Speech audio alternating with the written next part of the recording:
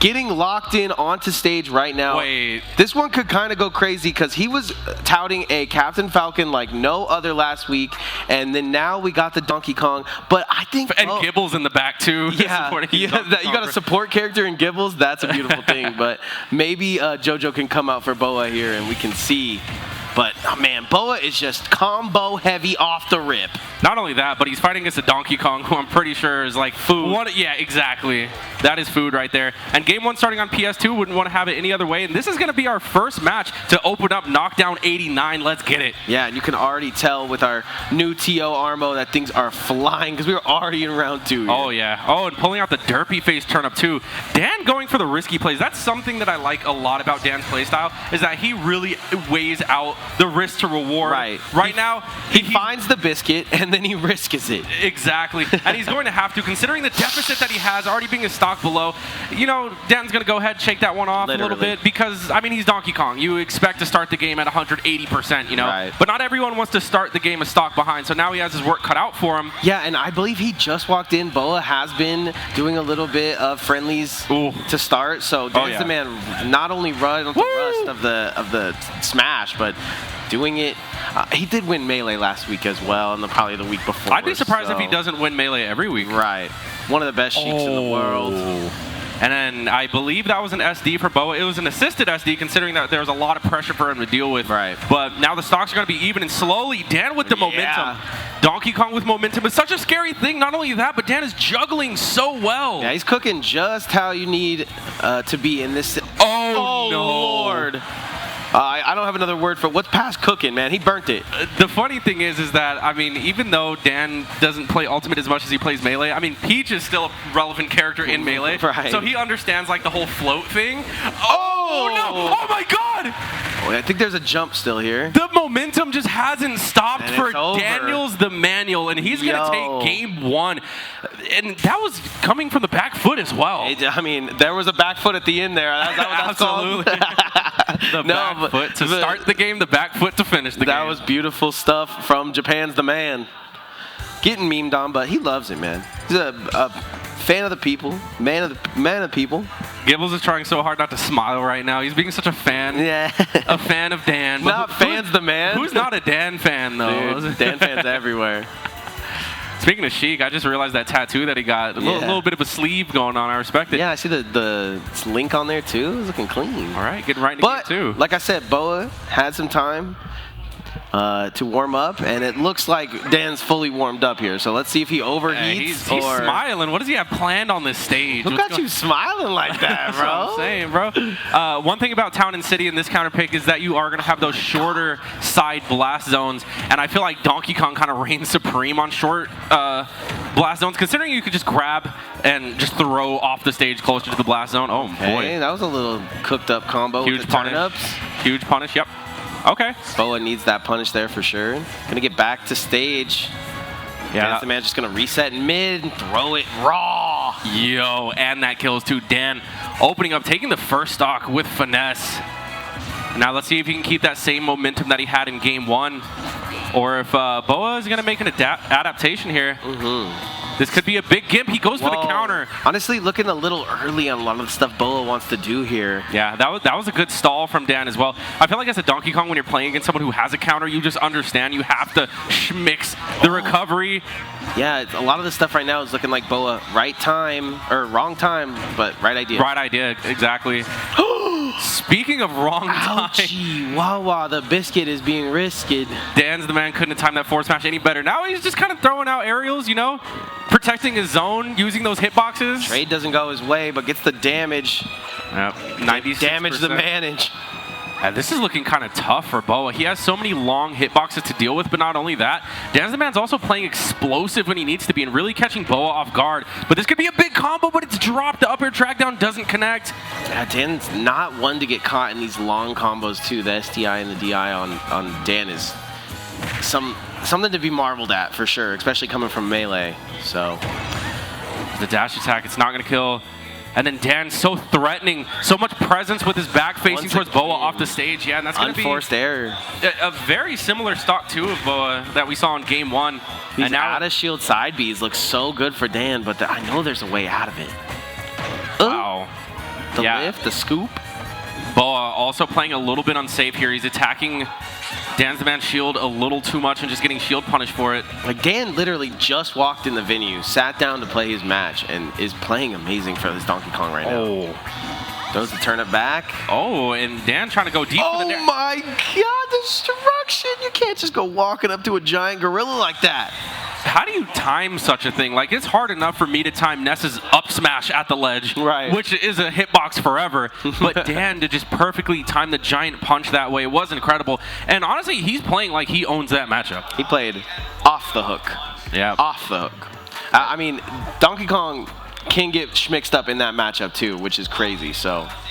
Yeah, no, absolutely. I definitely feel like that could have gone any way, but just the way that Dan was playing, he had so much freedom to kind of control the pace of the game whenever he wanted. And we could actually see from the highlights that we're going to be pulling up that Dan just played incredible. Yeah, I mean, stock one, not even anywhere close to what happened for the rest of the game. So it's unfortunate we don't see it there. It was not indicative of the remainder of the set, you know? That was... Like we said from the beginning. Look at this. He just risks it all for that punch, but it had very good coverage and very good spacing from dansdaman, and he's going to move on. Boa, though, very scary snake to be in the lower bracket right now. Not only that, but like Dan was just playing with a ton of confidence as well. And that's something that is kind of rare to see in your first and second rounds. Usually the confidence builds as the bracket goes on. But earlier on in the day, to be playing with that he always has kind of played with that too. I know back in the precision and timing. Just everything was doing so good. And Boa's no slouch. Exactly. I've known Boa since I was like 15 years old. That's and that dude's always been like cream of the crop. You know what I'm saying? But, you know, against Dan this time around, I guess Dan just had his number. You know, the that Donkey was not Kong the was matchup. too much. I don't. Probably maybe Boa was playing somebody that was a little bit lighter in friendlies, and then you get into that big ring with that giant gorilla, and then it's very possible. And I also feel like Boa playing grounded, a little bit more grounded before exploding in the air would have been a little bit more beneficial in that matchup specifically, because then you have to deal with Donkey Kong's back air. No one wants to do that. Well, now he's grounded to that lower bracket, so we'll see what comes of the day. But right now, dansdaman's looking strong with that Donkey Kong. And yeah, there is a lot more to see here at Knockdown number 89, because there is pros in the building. But one pro we don't talk about enough, maybe we talk about him just enough, is Foe, man. Is there a player that you played recently that maybe got your number a little bit? Or that I played recently? Yeah. I'll be honest with you, I've been more into commentating. I really, like... I saw the Star match, though, and that one got me thinking. The Star was the last person I played, and the funny thing is, he's actually on the stage right now, and I'm very excited to see him in another potential DK matchup. Okay, a lot of DK matchups today. As you mentioned, like, from what I played against Star and what you can see from him and expect from him is just a really technical, underutilized in the meta currently character, which is that Lucas. His combo confirms, his percent confirms, he just understands the character so well, and his kill conversions, his safety, his poking, everything is just so fly. I agree. When it comes to Gibbles, though, Gibbles, we talked about Dan being confident. Right. That dude on stage is fearless. And he will grab you, and he will throw you, and you're not coming back. So someone like Star, who has a lot of ways back to the stage and has a couple things that he can do, and like you're saying, technical in the aspect of it, I mean, this is going to be a banger if this is a match we're going to watch here. They're on the seats, right? Yes. We got back-to-back Donkey Kong, ladies and gentlemen. Get ready for this one. Wait, hold on. Gibbles is doing some hand gestures right now doing this. There might be some technical stuff. Maybe a change of adapter, we'll see. Or he just wants to do the Donkey Kong. Yeah, that's the Donkey Kong. He's like, yes, I am going Donkey Kong. But, yeah, that's definitely a matchup that I'm excited to see. And I'm sure a lot of people are excited to see that as well, because I know that Star has his boys here. He usually has his entourage. You know what I'm saying? Saw him in the crew battle. They were popping off in the crew battle. That was fun to watch. They got did you have a favorite team on the crew battle that you watched? No, I just whoever's in there. Yeah. As long as it's close, as long as it's not a blowout in one direction. That's so true. You know? But yeah, as we're getting things squared away on stage, it looks like Dan might have actually gone straight to melee, because he's not here to watch Gibbles' game and cheer him on. Right. Gibbles is a lone wolf on this game. Looking good, though. He's looking ready for it, though. Looking good in the Knockdown merch as well. Go ahead and come down to HyperX Arena anytime and grab that Knockdown I haven't seen too many like out and about, but can you imagine? Couple knockdowns from now, just got people rocking the knockdown merch.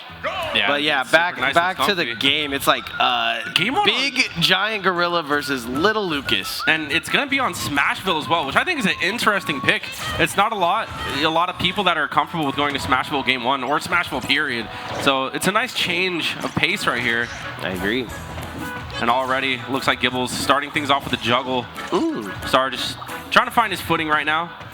Yeah. Almost a mix-up from Gibbles. It looked like he wanted to do a jab grab there. Little interrupting hits. This is a great stage for Gibbles, in my opinion, just because you can see he, like LeBron James, he just almost can dunk without even jumping, you know? Yeah. He ding-dongs a little too early, though. But the rope snake's not going to grab the ledge. He has the tech, but you have to wait a little bit there, right? Or that's a tough one. Yes, you do have to wait, but also I just don't think he had the momentum to bounce far enough away from the stage. The direction. Yeah, so that was just a misplay from Star right there. Starting up a little slow. Oh my gosh, got that from Dan. I know that. That spacing was incredible. Rope snake versus giant punch. Rope snake gonna win that one out. Yeah, that didn't make too much sense. But cartoon game, here we go. Yeah, this is on point. Star doing a great job of in the air-to-air game, but I'm going right through that fire. Yeah, Gibbles is taking great advantage of his armor. Oh, gonna make it back still. Oh, that's re-grab. You can't do that. Can't re-grab a re-grab. And again, a misplay from Gibbles, too. Now he might get comboed, but no, immediately up B's out of that. Great reaction. Sitting at 109% here. Can Star kind of tack up some damage? Oh, nice. Hold on. He's going for it. There's that technical aspect you were talking about, and look how easily he gets back to the stage and back into his combo game. Wow.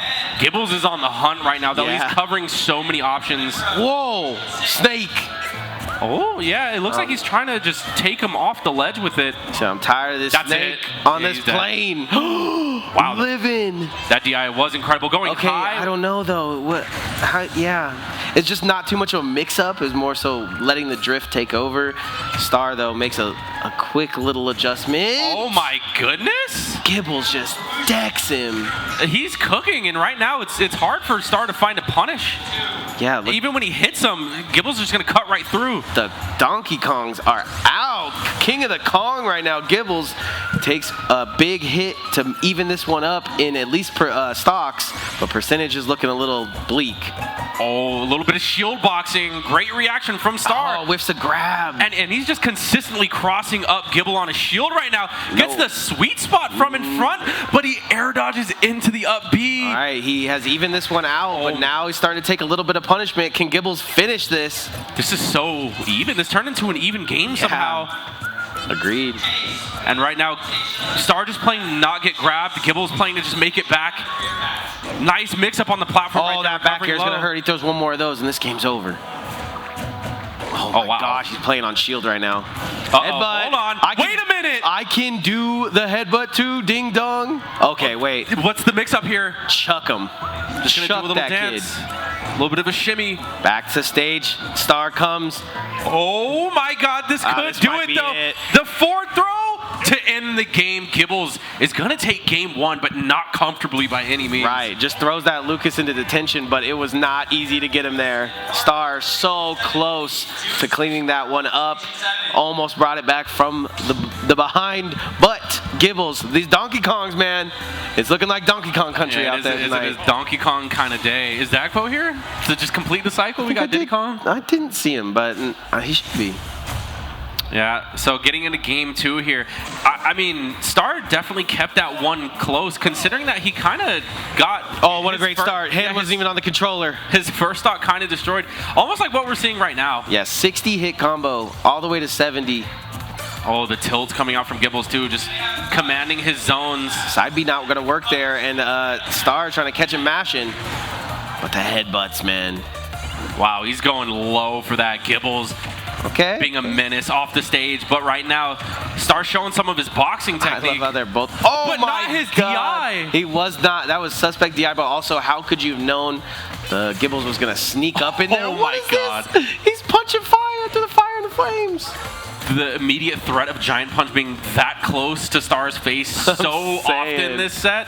He has these little punishes and he's getting like little jabs off of him though. I think he needs to try to get something a little That's the combo. bigger. That was beautiful. Up throw, gonna kill. 3-hit nair to down tilt grab is the kill confirm. Nasty. And right now, I mean, Star managing to keep things even. And honestly, Gibbles has been playing great too because I believe he hasn't gotten a single stock off of Ding Dong, which is Donkey Kong's main gimmick. He's just been kind of winning a lot of neutral exchanges and killing when it matters. Yeah, and he's throwing him when he's on the perfect side of the stage. Okay. Oh, he's out of there. Footstool. I'm leaving. Oh, he doesn't go to the ground. Perfect. Here's Star. the Thunder to harass Gibbles, and this is something we did not see any of in Game 1. True. Star adapting, realizing that I could just throw out this PK Thunder for free. Yeah. That isn't a tool to be abused in this matchup. You're going to have to monkey copter your way back. Yeah, and Star Look taking at the lead. trade. What's the mix-up? See, he just goes for these little baby hits when he knows he's got these big confirms. So. Yeah, he's going for what's optimal, like the big combos. Wow. Now he makes a mistake. And that might come back to bite him because Gibbles is not at any crazy percentage here. Nah, he's Donkey Kong. Even being at 100 is not a crazy percentage. Hey, back air, double back air. Love to see it. Gibbles fighting back. Oh, the shield break. He's going to go punch the... That's going to do it. 50%. That's the set. Gibbles playing so solidly. That is insane to see the back-to-back Donkey Kong destruction. Straight Congos. That's all I got to say. Honestly, I mean, you said it was DK country out there, and you couldn't have been more right. So far, we're 2 for 2 on DKs that are progressing in the bracket right now. But how deep into the jungle do we go? Let's check out the highlights. Let's see how deep into the highlights we can go. And that's kind of what started it all right there. It's unfortunate because that's not the only time that a similar SD like that happened from Star. True. Just a little bit of shakiness on the sticks to start things up. And like I said, Gibbles is fearless. Yeah, he gets a little bit more extra credit on that last stock, and we don't see that situation, but this is the... You don't even see the shield come out. That's Dude, his whole hands were Lucas. Yeah. It was the whole thing. Yeah, Crazy. no, and 50% is where that ends. So I definitely expect Star to continue to do well. I just feel like that wasn't his game, just starting things off maybe a little shaky. Playing against an opponent like Gibbles, like I said, that dude is fearless. There wasn't a single time where it looked like he was out of options or didn't have a response or didn't know what to do. He just always comes out swinging. It was two different types of fearless too, because it's Gibbles and it's dansdaman who like just is throwing the whole barn at you. So yeah. I like what I'm seeing from both of these Donkey Kongs. Will they make it later into the bracket? I don't know, but both of the people that they did beat are killers. So to have them, to have Boa and to have Star in the lower bracket, I almost can't believe it. Yeah, starting off this early too. So I mean, that's how we start off Knockdown 89. Like I said, and I expect a lot more battles to be coming in close and more upsets to happen too. We have a very top-heavy, dense bracket ahead of us. I agree. Like I said, some out of state. I mean, I don't consider MVD or Capitancito out of state at this point, but you know, Chase. That's someone who, if he's prepared, he could really bring it. You spoke about seeing MVD back-to-back tournaments here. Do you think he's kind of shooting for PR, looking for somewhere in the top 5? Because I think he's 2 right now in my eyes. If I know MVD, he just got picked up by a sponsor, so he's out there trying to perform. You know what I mean? Right. He's like, you know what? I want to make a good impression. I don't want to just stay at home and stream all day. Let me go and get some dubs. Speaking of which, he's looking like he's going up against someone we may not have seen in the past, maybe a passerby. Perhaps. I mean, I'm not familiar with MVD's opponent right now, but that's what I'm saying. I mean, it looks like he got a nice little drink next to him right now, so that's the vibe, you know? HyperX Arena is the vibe in general. We got these Omen PCs with 240 hertz monitors, man. It's just an amazing place to come, get you a bite to eat, get you something to drink over at the bar. Ain't a better place to do it. And MVD frequents the bar. They love him over there. Dude, the crazy thing is when Marissa was telling me about the stats of the Omen PC, so those machines down there that you guys are using has a Intel i9 13900KF, and the graphics card is an RTX 4090. 49. Where do you find those? Those are just on the floor for you guys to play. Those You're are welcome. Those are supercomputers. Those are quantum computers. Those are capable of making AI. Speaking of quantum computer, we got Samus here ready to go. Samus in the building. But yeah, these computers are computing down there. Straight warriors ready to take battle at the moment, though. Yep, and so game 1 is going to be on PS2. So MVD versus scarysapo, I believe is how the name pronounced, like you said, Nick. This is someone that we're putting more damage on than I think MVD would let somebody that we haven't seen in the past. So I mean, he could be from out of state. Like you said, it could be just a new face overall. But, you know, I'm excited to see how this matchup progresses here. We don't have a lot of Samus rep in state as is. So, I mean, this is going to be exciting. There you go. Patented MVD is going to clean one up, though, early. Yep, first stock going to MVD. And that's the up tilt. Like you said, we're going to be seeing that a lot. You're going to have to be playing that so careful in those higher percent scenarios. If I had to guess, MVD probably didn't have to play his round 1. We got a little buy into round 2. Right, yeah. This is his matchup here, so. I mean, Scary's pushing some buttons, though, I will say. Not looking scrubby. Yeah, well, Scary's definitely playing reactive as well. That screw attack was lightning fast. And honestly, he's traversing through the obstacle course of bombs. And he almost got a kill on MVD. Oh, he's going to have to watch out, though. That's a C4 to a grenade. That's a lot of percent coming up. And again, another up tilt. Yeah, you just can't land on MVD. He is not a helicopter port. But Scary, just in the namesake, takes one stock off the board. Yep, every great comeback starts with that first stock. True. And, you know, all things considered, as I was saying before, besides that C4 to bomb combo, he has been traversing the grenades pretty well. But right now, he is kind of getting lit up. 64% on his last stock. Yeah, he's pressing more. Uh-oh, don't get up attack, please. Moment of silence for that rocket. Okay. I like that. Wait, what? Re-grabbing the ledge? It's so unorthodox, but it's giving me new ideas. He was kind of misspaced, but yeah, MVD. Rolling, neutral, get up attack, like so many options were covered right there that I think re-grabbing the ledge was actually 1,000 IQ play. I will say, Scary did better than me with a beer in my hand versus MVD, so I'll give it to him. Wow, that's insane, yeah. So definitely, I mean, bringing in the Samus, seeing some new technology coming out here. True, technologic. You know, it's exciting, but, you know, MVD still looking unshaken. Immovable. Not to harp on the bar too much, but you know David got a Samus. I think it's put on the wayside right now. But David, I got to do shot matches with him, bro. Yo, true. Samus dittos. By the 15th, you're like, I might drop a stock. All right, game 2. It's going to be on small battlefield. Already starting things off. Back throw to dash attack. It's crazy the conversion that Snake gets at like 0 to low %. Did he switch Samuses? I think he did, right? This is Dark Samus, yeah. Okay, so trying to go into evil mode, like that. Straight phase on. He goes, I'm just gonna hit this little quick dodge into my move. I like that. Walk up dodge. All right, so we get the grab. Get the Nikita out. But I like that Scary going high, but now he's really going high after that up tilt. Yeah. Getting hunted down by the Nikita. MVD off to another explosive start. Even higher for that one. And the wall of grenades, they're coming up. The C4 as well, quick 30%. Don't warm up MVD. Man, now that you think about it, man, you got Chase in the building. You got MVD in the building. Yo. Capitancito in the building. Who is going to take this one today? Chase and Capitancito are definitely studying this match right now. I mean, if I were them, I would be studying it. Yeah. I mean, because who knows? Maybe they're just chilling right now, not really concerned. But MVD is looking he's looking like he's going to lose his first. That was your first for sure confirmed caster curse. I was trying to build him up so much right there, and he's like, no, stop it. I'll build myself up. But I like that from Scary. He just goes for the little unattackable. Unattackable. Hits that thing going $150. And we are one stock away. Is there any way Scary brings us back? What does he got to do? I think it's crazy. Like, the reason I think that MVD is like just out here not to... Say his name again. It's like Beetlejuice. You say his name 2 times and all of a sudden something crazy happens. Beautiful stuff from MVD. Absolutely destroying the competition at every turn.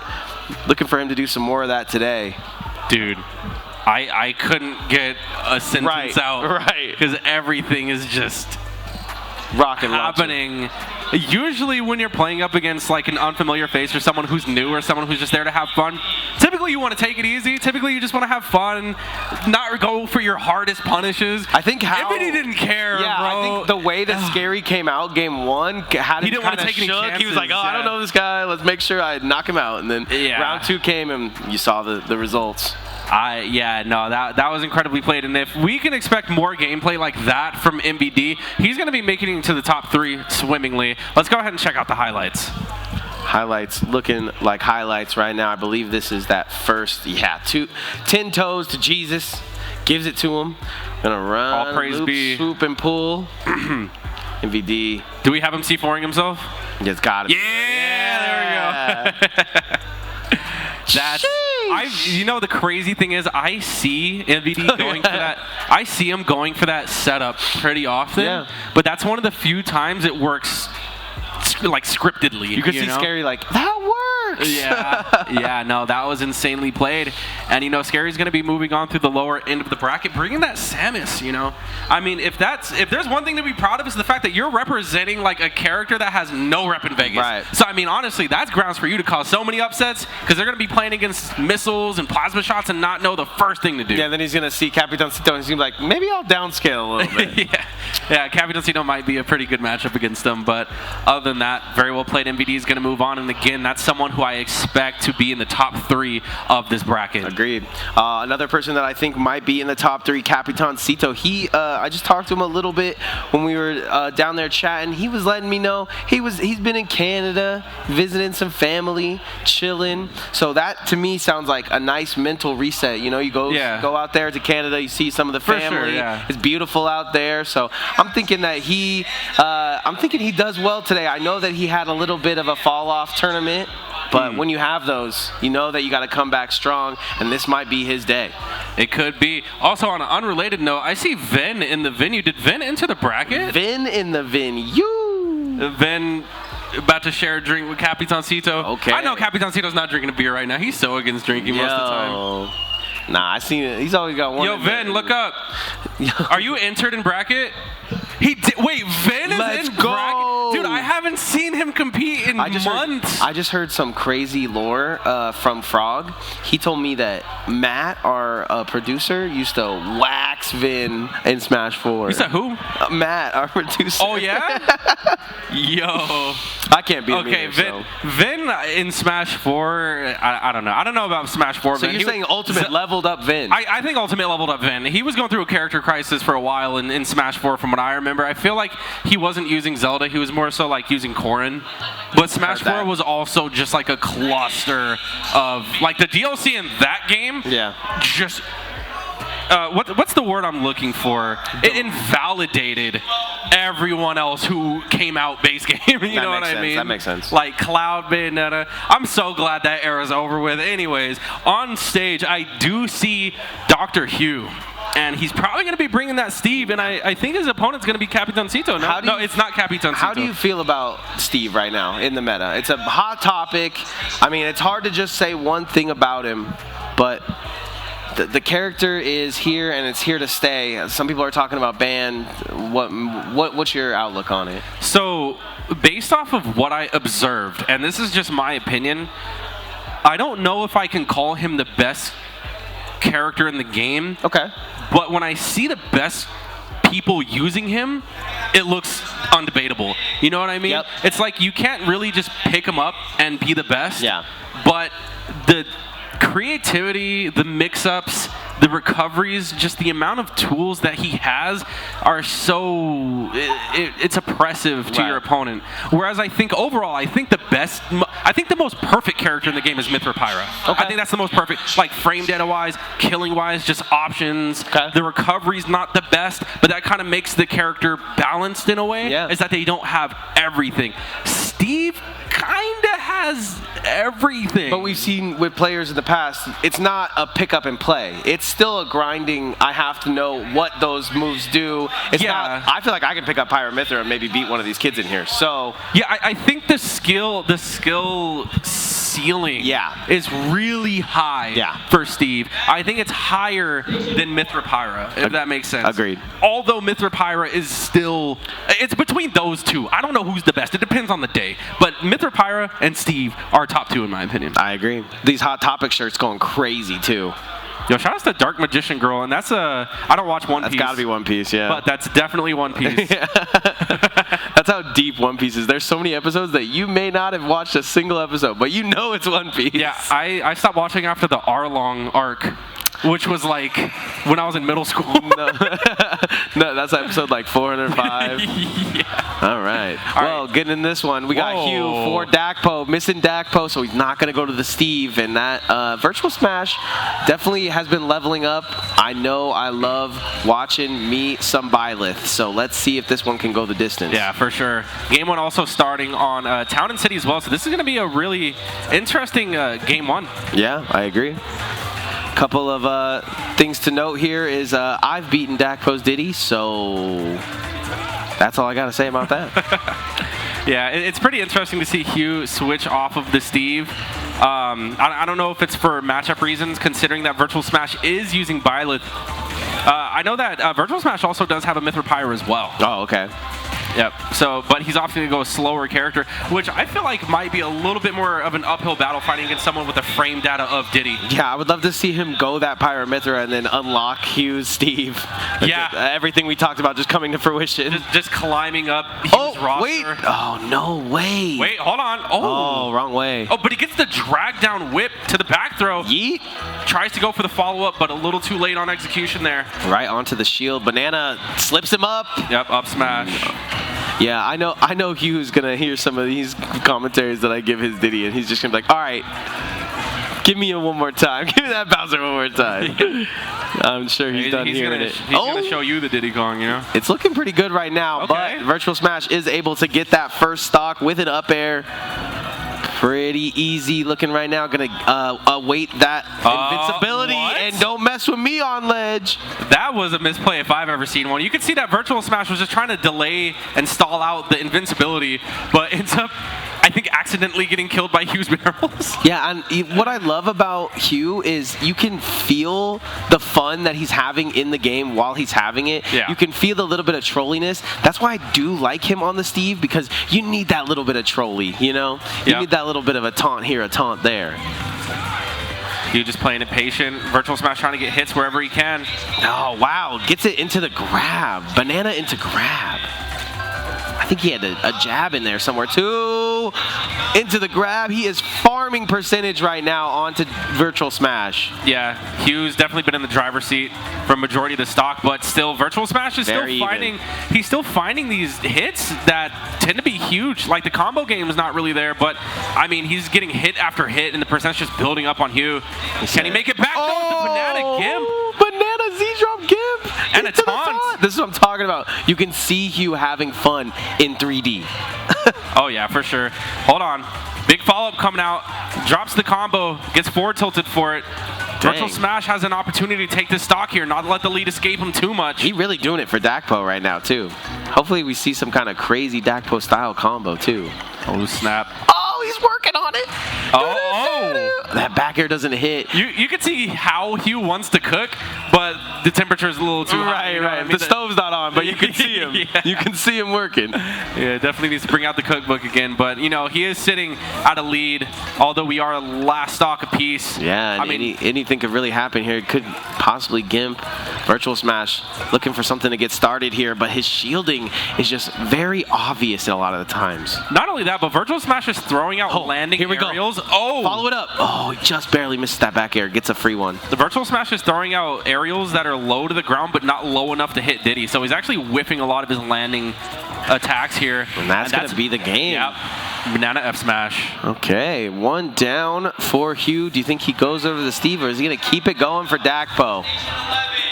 Let me read his face right now. Yeah, right now he's saying, I forgot to turn on the stove. Yeah. I think he's going to stick with the Diddy. I don't see any other reason that he'd want to switch to the Steve unless it's just I want to warm up my Steve for the rest of the bracket. Yeah, they are picking stage right now too, which tells me he is locked into the Diddy Kong. Yeah, because other than that, I think Hugh's Diddy Kong is fine. If anything, I would expect a switch from Virtual Smash, maybe a character that can compete with the speed, maybe someone that has better landing options, because he was not getting much from landing there. Whoa, please do that. Nah, he's trolling. That was one of the characters that I felt like was going to be unstoppable, and it somehow just faded out of existence. But we got Hugh's Kazuya live. We also have Tekken in the building. If you want to play that as well, you can join the tournament. Starts out with a little laser. Already. Into the grab. Oh, what's the combos like? Thunder? What's the combos like? Oh! Thunder! Okay, but we back. Yeah, Virtual Smash making it back, but he has to do some damage here. Yeah. Right now, Hugh just has 113% for him unanswered. Yeah, off the rip, too. It doesn't even look like Virtual Smash got his controller logged in. Wow. And Hugh bangs out one. Easy. Already in the first 30 seconds, Hugh off to a dominant start right now. Again, Virtual Smash just really struggling to find these hits. I mean, there comes a point where, Virtual Smash is just 1-2 cherry-picking hit game isn't going to be enough. That's so true. It does look like, he's not going crazy on shield, but he just is picking him apart. Hugh, who is finding his landing. Yo. This boy is trying to 1-2-step out space. He just caught an arrow midair. Just said, yummy, I eat those. Okay, nice low profile there from Virtual Smash. He's got him at the ledge where he wants him, but he isn't able to finish it. Yes, he is. Wow, and I actually didn't know that Hugh had lost his jump there, but Virtual Smash bringing the stocks back. He's dead. He's dead. All right, Hugh up a full stock after a giant forward smash. Okay. And now it's a grab. What can he get off this? Yep, he keeps going. 74 uses the armor of the forward smash that could do it. Hugh is not going to be called carried. He is going to play every character in his box today. Virtual Smash just has to get something going right now. Here's the start. But the iframes, he's got to remember those iframes. There's no way. Wait him out. He just hit him with a Toria X3. Toria!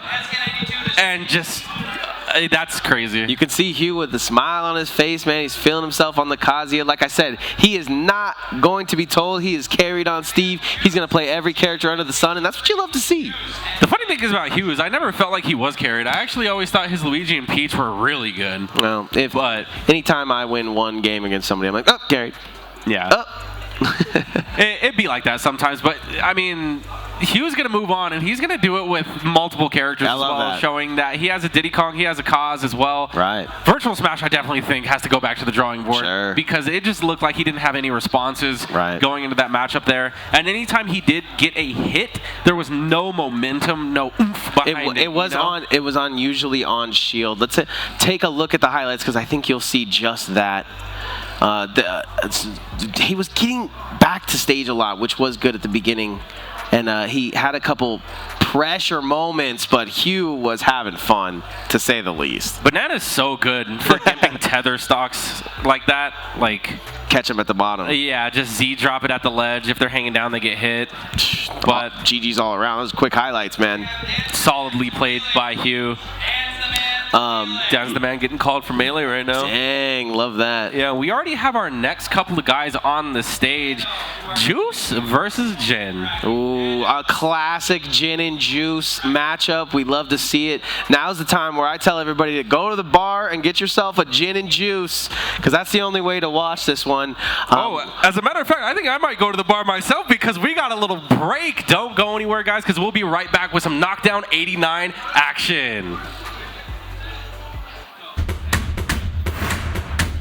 Oh, no. 30 seconds. Bar time. I want coffee.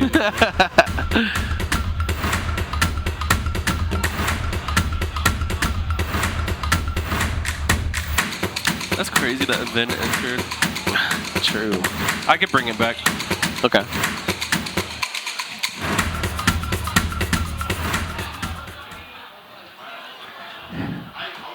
Needless to say, I didn't have enough time to run down to the bar, but that was quick. We do have enough time to bring you some more Knockdown 89 action again. I'm Fo, joined by Nick, and up next on stream, we do have Juice versus Jin. Yeah, I mean, these two definitely have a classic, not just the name, but they really do go at it. I think Juice is up in the series, but honestly, anything could happen today. We've seen two Donkey Kongs slam their way into the later bracket, so we'll see what goes on in this one. You know, I'm really, as you said, I definitely do think that Juice has the upper end as far as the set count goes. However, I really want to see Jin locked in today. Yeah. The last few performances he had on this stage was nothing stellar. And usually, from what I've seen from him, you kind of expect someone like Jin to pop off. It's just crazy because these two guys are the kind of opposite, right? Jin is a pretty good player, talks his talk. Juice kind of keeps it quiet, plays amazing. Yeah. So, game one, PS2. Starts off with the cross slash. Cloud. This actually might not be so bad for Jin. Maybe he's done his homework a little bit. I mean, playing against a brawler like Wario, Cloud might be good, but right now Jin just doing what he does best. The juggles. Yeah. Jin has to find a landing, and he's playing someone safe already, just down airing directly on the shield. I was going to say, but how is he going to use this limit? He just kind of lets it go, too. Thinks he could find a punish, but that's no. Yeah, now Juice making sure of it. Off to an explosive start, taking the first stock in the first 30 seconds off of Jin. That can be a very scary combo to hit, too. Just that down air off stage. You never know how far you're going to drill. So, good job by Juice there. And it looks like he's got himself a little sponsor, too, the Swelly Boys. Yeah, Jin, he's getting a little ahead of himself on these... he hit the back tire. On these neutral exchanges here. Oh, the regrab. Wow. His limit is out, though. I like that up there. He has to use it. Keeping the ledge safe, but that bite is going to cover the get up. That didn't seem fair at all. He just walked right into my mouth. Yeah, Jin is feeling a lot of pressure at this ledge. He just has to get out, reset neutral. Playing from the corner, does the cross slash okay? We got a little bit of momentum, but again... That was sick. The boot to the shoulder check, man. That's a classic. Drop that little boot and then get enough little space there to dash attack in. That is a Wario classic. Jin has to be careful not to get lazy here in the neutral. He's pushing a little too much. Every single stock has opened up with him getting neutral aired by Juice, and that is the Wario bread and butter that you're supposed to look out for. Okay, I love that. Okay, these guys are scrapping. That's going to hurt. Oh, my God. Oh, he's still alive. He's got limit. This is sick. What is happening? That's not fair. Juice has like the answer to all these questions, but Jin just has a rebuttal to the answer. I mean, yeah, they're definitely having a conversation, but Juice is definitely the louder voice between the two, but Jin finally taking a stock, and he deserves that. He has his work cut out for him now. Yeah, he definitely deserves that stock, though. He worked for that. He could have just gave up a couple of times there on ledge, but he techs out, gets limit, makes it back, gets a stock, and this is kind of what we were talking about. Juice, great player, doesn't really lets the game do the talking for him. Jin again, having to pipe up. He's just being a little too aggressive on the shield. Juice is just playing too defensive. You know, he expects Jin to come in. All he's doing is shielding his stuff and getting his punishes. Doing a great job on Cloud, by the way, at getting back to the stage. Sometimes can be a hard thing. Oh boy, he's back. Forward throw. Like I said, Juice, one of the first people that I saw coming in tonight to get his practice on, and it shows. That was except for the first stock, I feel like was an even battle. Especially off ledge, somewhere you don't want to fight Juice a lot of the times. A lot of the times he was walking into the awaiting arms or mouth, if you will, of Juice. Yeah. Where he was just chomping him up. Yeah, no, Juice definitely had the ledge coverage on point, but overall Juice is just playing a lot more disciplined. He's playing a style, he's sticking to it, and it's working out. Jin has to play a lot more patient in the neutral. He's giving away too many opportunities. And that Roy's going to come out, so a little bit quicker, a little bit more devastating on a lot of these punishes. But will that just influence Jin to play more unsafe? We'll just have to see. Some things that we've seen shield break-wise on Roy as of recent that we might see here. Oh, he gets in. Yes. Nice juggle. Also, the counter pick to small battlefield. Maybe good having those a little bit smaller of a stage. Also the purple swag. Oh, he has these for it. I mean, that was flashy, but he died at 0. Right, Olay. Not worth, in my opinion, but he's going to keep on the gas. Unfortunately, he's versus the Gas Master. Ooh. Already. Juice, okay, to wait it out. Knows he lost the early stock, still has to make up the time. Oh, I love that from Jin. Outspaced the and he's Nair. not scared to go out there even after all this. Oh, he's dead. Oh, a roll. Misplay right there, but it's fine. I mean, he still has a ton of momentum. He's keeping Juice at the corner, and he's playing this one a lot better. Does a little get up attack to get back onto ledge. He has to be sure not to get nared by Juice. Boomerang kick comes on back. Great spacing by Juice. Absolutely. But Jin looks ready to end this. What's the option here? Also, shout outs to the Street Fighter song. Oh, God. Makes it so much more epic. Throws it up. Bike is out. But he misses the dash attack, and he gets punished for it. Jin not showing any concern for the ledge options of Juice here. And still a lot of pressure being put on, and that's the jab to up air. Perfect. Yep. Jin looks great on this Roy. And Juice is on his last stock now, too. Not a huge deficit, but still, I mean, this is looking way different from game one. I love the movement that we've been seeing from Jin thus far. Huge improvement over the Cloud game. Also managing to make some extra credit. The grab, he's doing it so smooth. It's like a combo given, but it's not easy to hit. That was slick, but Juice just I like how he's fighting through the bike, using it as kind of a shield. Can't really jab or anything next to it because you'll pick it up or hit it. Yeah. So, wow, but he might be dead here. Got to use Waft. Oh no. Yep, man saves his jump. Speaking of Waft, it is online. So, I mean, Juice still does have a lifeline in this match here, but he has to take this stock first. Yeah, and that's going to hurt. He gets the grab. That's the hard part. Follow-up. Oh, another corkscrew. It's not going to kill. But, I mean, this does put Jin at the ledge. He's sitting at 99 problems, and they're all Jin right now. Oh, this is a big punish. No, it's not. Juice, we're last stock apiece. A Waft fully online for Juice right now. One neutral air can turn the tide of this set. And this is what you have to do if you're Wario, right? Oh, no. Clap it up. He waits Back as well. air. He's looking for one combo around 60% to get this. That's going to hurt though. Tracks him down, and that is how you do it. And we got the classic Jin and Juice. We're back. Excellently played. I mean, Jin just not showing any fear throughout that whole last exchange right there. Understanding, like, yeah, I know you have fart, but you have to set up into it. As long as I don't break my footing in neutral right here, I'll be completely fine. He gets the tech chase. He gets the forward tilt. Now he gets the game 3. He said, I saw what you ate for dinner, but you're not putting that lasagna on me. Jin takes us to a game 3, and now Juice thinking little small battlefield. Where does he take it? Does he take some time to run around? Where does he go? I know Juice loves dual plats, so it could maybe be the PS2. Yeah, there it goes.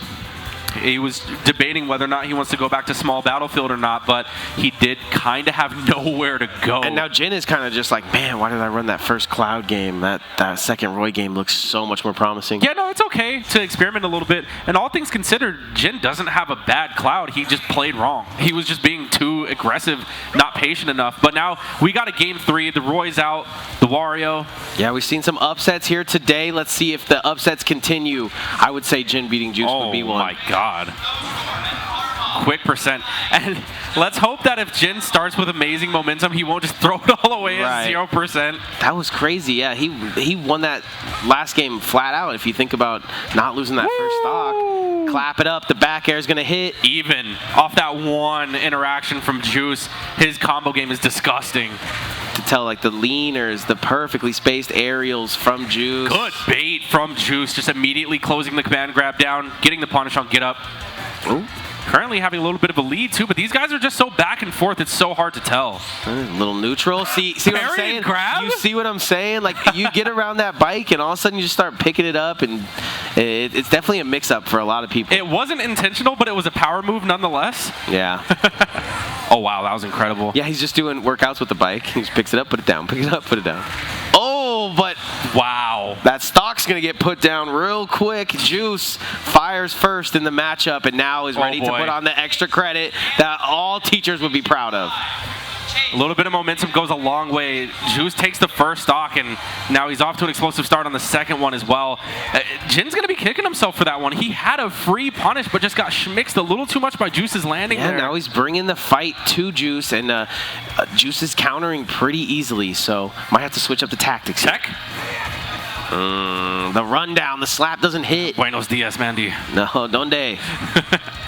Gets the command grab, and now Oh, wow. Unfortunate for Jin. What's crazy is Jin really could bring this back. Yes, it's 3 stocks. Yes, it's a... There you go. It doesn't feel as bad as it looks. Exactly. And I feel like he has been in control.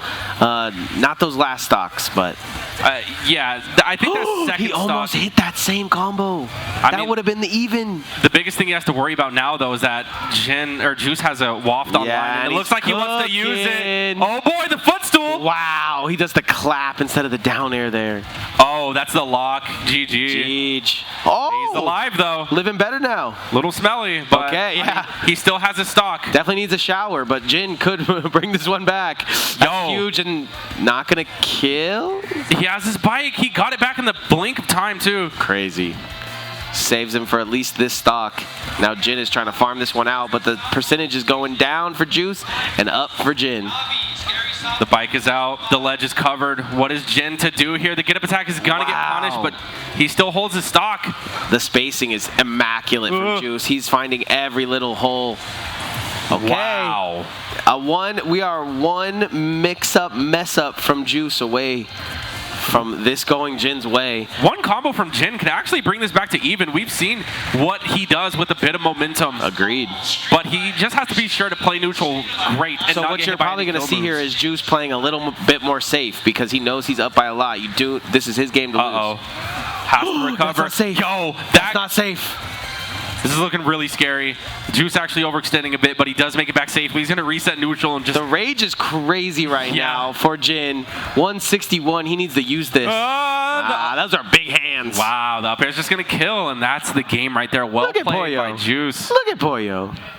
Got some Pollo juice. Man, Juice cooking to say the least. Round 2, the Roy speed up, damage up, kind of threw him off a little bit, but handled it perfectly in the third game, and we saw it. We saw it. Yeah, I definitely liked what I saw from Juice, like after that game 2 there. But, or did I say Juice? Because I meant Jin. Yeah, I liked what I saw from Jin after that first game. Game 2 Jin was different. Yeah, absolutely, and we can see it through the highlights here.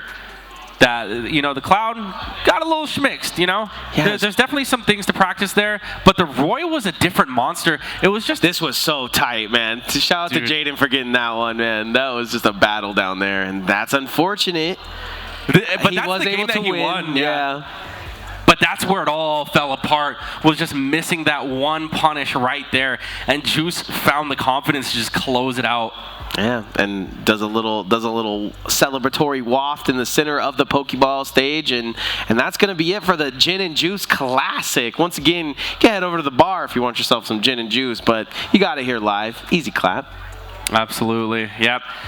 Juice is going to be moving on, and that's someone that you kind of expect to see dabbling within the top 4 in most cases. It's usually an easy clap, just like Wario does. I would say not as consistent as the likes of like Vin or Frawg, but definitely right there. He's definitely PR in my opinion, and always. Oh, he's been PR for a while. That's now. what I'm saying. Like he's always going to be on that PR list. Always been climbing for sure. I like definitely put your stonks into Juice, man. I've been saying that for a while, but that's one of the players that he's got a new sponsor, he's got a reason to play, he's got a lot going for him, and he doesn't do a lot of this. He lets the game play it. So exactly. I agree. Speaking of it, I'm actually excited to see him play. True. He said he entered, but I have not seen him play a single match. I'm excited to see Capitancito. I'm excited to see Vin. But right now, we're just going to get Frawg. We must have had a good 50 people in the tournament right now because we are only in winners like 3. And we're getting tons of players. Yeah, both these guys look like they play Bayonetta. Getting the heavy hitters out there. Okay. Oh, man. Yeah, this is going to be insane. Let's see. Let's slay. I was right. Yeah, I'm nuts at this. I have a job. That's the Tan Man can, bro. It's the Tan Man, the Man Tan. Okay, so this is actually a great Vegas matchup. You have Frawg, who does not give up, and then you have the winner of Arcadian, the Tan Man can. So the Tan Man Can is a big Frawg fan. So right now he gets to fight his celebrity pick.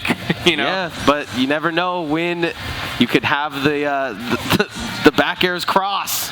I think this is so sick, by the way, is that they're both using contrasting Bayonetta colors. True. So you have the red witch twist versus the blue. And the hairstyle, too, is different. This is like some Death Note, man. Yeah. L versus Light Yagami. Okay, goes So into the sick. bats within. Makes it really easy to tell who you're watching as well. True. But yeah, game 1 is going to be here on PS2. Once again, Frawg rocking that win. Shout out to him having two of the best commentators at his event as well. Yeah. You gotta love it. Yeah, Tanman can... he's really good. Yeah, Like, he I've can. seen him play before. He's definitely the type to if win. you win an Arcadian, should you be able to go back to another Arcadian? Well, I guess technically, just because it just depends on your overall like power ranking. Right. He's not ranked, but like he has so much talent, and I know that if he entered more tournaments, he can go far. I agree. But like his biggest thing was just like the fear of people knowing the Bayonetta matchup and whatnot. But like the amount of talent that the Tanman Can has, you know, he's putting up a good fight against Frawg. True, which is one of our to 100. best. Unfortunately, Frawg does send him to the wayside with a nice little back air, I believe. So something that Frawg is, you were talking about, he knows the Bayonetta matchup. Frawg knows the Bayonetta matchup. Yeah. Frawg is Bayonetta. Yeah. Like at this point, he's been using the character for so long that he has like that witch blood, you know what I mean? True. Witchblood sounds delicious. Oh, but right now, he's definitely getting the upper hand in the matchup, which is to be expected. I mean, the Tanman Can just having a pretty hard time closing this one out. Frawg, his offense is honestly his best defense in most cases. Yeah. Gets the up tilt to back air. Upper hand on the Tanman Can. Little dansdaman. Dansdaman Tan Can. Oh, yeah. Whoa, Black Bitty. But yeah, I mean, it does seem like Frog's got a hand in the matchup. Tanman, like you said, a big fan man. Yep. Oh, he tries to destroy him Yeah, at Tanman. 12. He just has to take this first stock, though. But the way that Frog's playing, I mean... It's literally like Tanman does a little thing, and then Frog's like, no, like this. We do it like this. Yeah. Oh, Tanman trying to get a little schmixy there with the witch time, but it's going to get punished really big, too. Oh. The death drop as well from Frawg. So much momentum. This is looking like it could potentially be a 3-stock. Yeah, and Frawg ready to go down there to battle, too. So just the confidence alone stealing Frawg this game. What a read. Frawg going low for it, though. This could be Tanman's chance to kind of flip this match on its face. Oh, they flipping. Oh! Oh! Tries to steal his soul straight from hell. All right, down throw's not going to kill. Frog still surviving, 172. Cover the landing with some shots. He Still is on the ledge for a while here. Gonna back throw? Yep. Now the reversal, Tanman Can off stage right now. That hurts him though. I thought he was gonna go down there and get that witch time. Oh boy. I am the time master. 3-0. The Tanman cannot. Dude, I feel like Tanman is like smiling right now, but just impressed. He's like, damn, my character can do that? Right. Like, I can't wait until I'm at this level, you know? Yeah, I feel that. Because I want to be like that. Yeah, like you were saying, the fan man. But Frawg is looking pissed. Yeah. He's like, bro. Tag, win. Game. Don't even play Bayonetta versus He's not smiling. He's not socializing. Not like, oh, that was a good game. He's just locked in. I talked to him today, and he was seeming pretty high spirits. But right now, it is game time. No, he wants to win. He wants to win the whole thing. Game face. He deserves to win the whole thing every time. But you got crazy competitors in the building today, so starting off is going to be all game face from Frawg, and I like that from him. On Town and City as well. Lots of space here. Lots of landing mix-ups too. Lots of platforms, and right now Frawg just opening things up. Quick 60%, still growing too. Got some growing pains for Tanman right now. Yeah, but no, they're just fighting on the top platform. We don't need the rest of the stage. Yeah, they are good. I would think in this matchup that they would fiend in the sky, and that's what we're seeing. Whoa! Great recovery from the Tanman Can. Oh man, he is throwing smash attacks. Yeah, Frawg feeling extremally confident, just trying to swat the fly. Nice but right now the Tanman Can is in the air. Yeah, back in the air. Can't mash out of that. The wall of back airs is coming out. How is the Tanman Can going to respond? Neither of them really doing. I only see. Whoa! Oh yeah. Hey! That's like what is it, Rule 1 or whatever in Rocket League? Like if you're stuck, you just gotta keep going. Yeah, that's the first time I've seen Frawg smile today. So he's in there. Like I said, talked to him earlier. Was seeming like high spirits, but I like when the game time's on, game face comes out, and that back air is looking strong against himself. You know, right. He's really fighting a younger version of himself. Let's see what the Tan Man can do here. That was a little unsafe with the death drop. I mean, Frawg is just playing way too fast right now. Yeah, he's got his number. Ooh, punish? Whiffs the grab, bats within.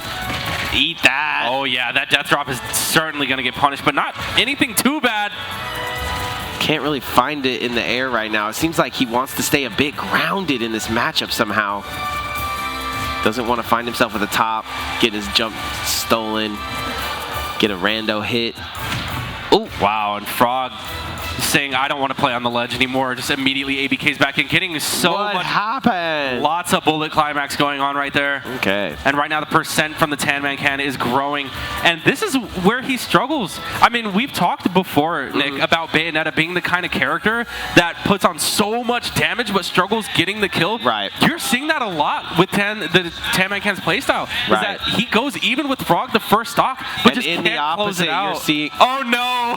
Oh no! The one thing about Bayonetta mains, man, they will commit. They are committed. Woo! There we go. Tan Man gets one. He doesn't lose the game 6-0. That's very important for your mental. And now he can kind of cook him a little bit. And he's going for it too. Keep it going. Nice dodge there, but he needed to keep on the offense. Hold on. The offense helping out Tan Man. I think the respect from the beginning given was too much. And if Tan Man just plays with a little less respect here, he might have a better situation. Frawg, he's doing such a great job baiting out those witch times. Baiting everything. I mean, he, like we talked about, he knows the character. Everything's going to be a bait. Oh, nice. Tan Man losing the respect. Yo, no way. Hold on. And it kills. This could go to Tan Man's side, and that will really shake up Frawg. One stock apiece, although the Tan Man can is at a deficit. Oh, that's going to do it.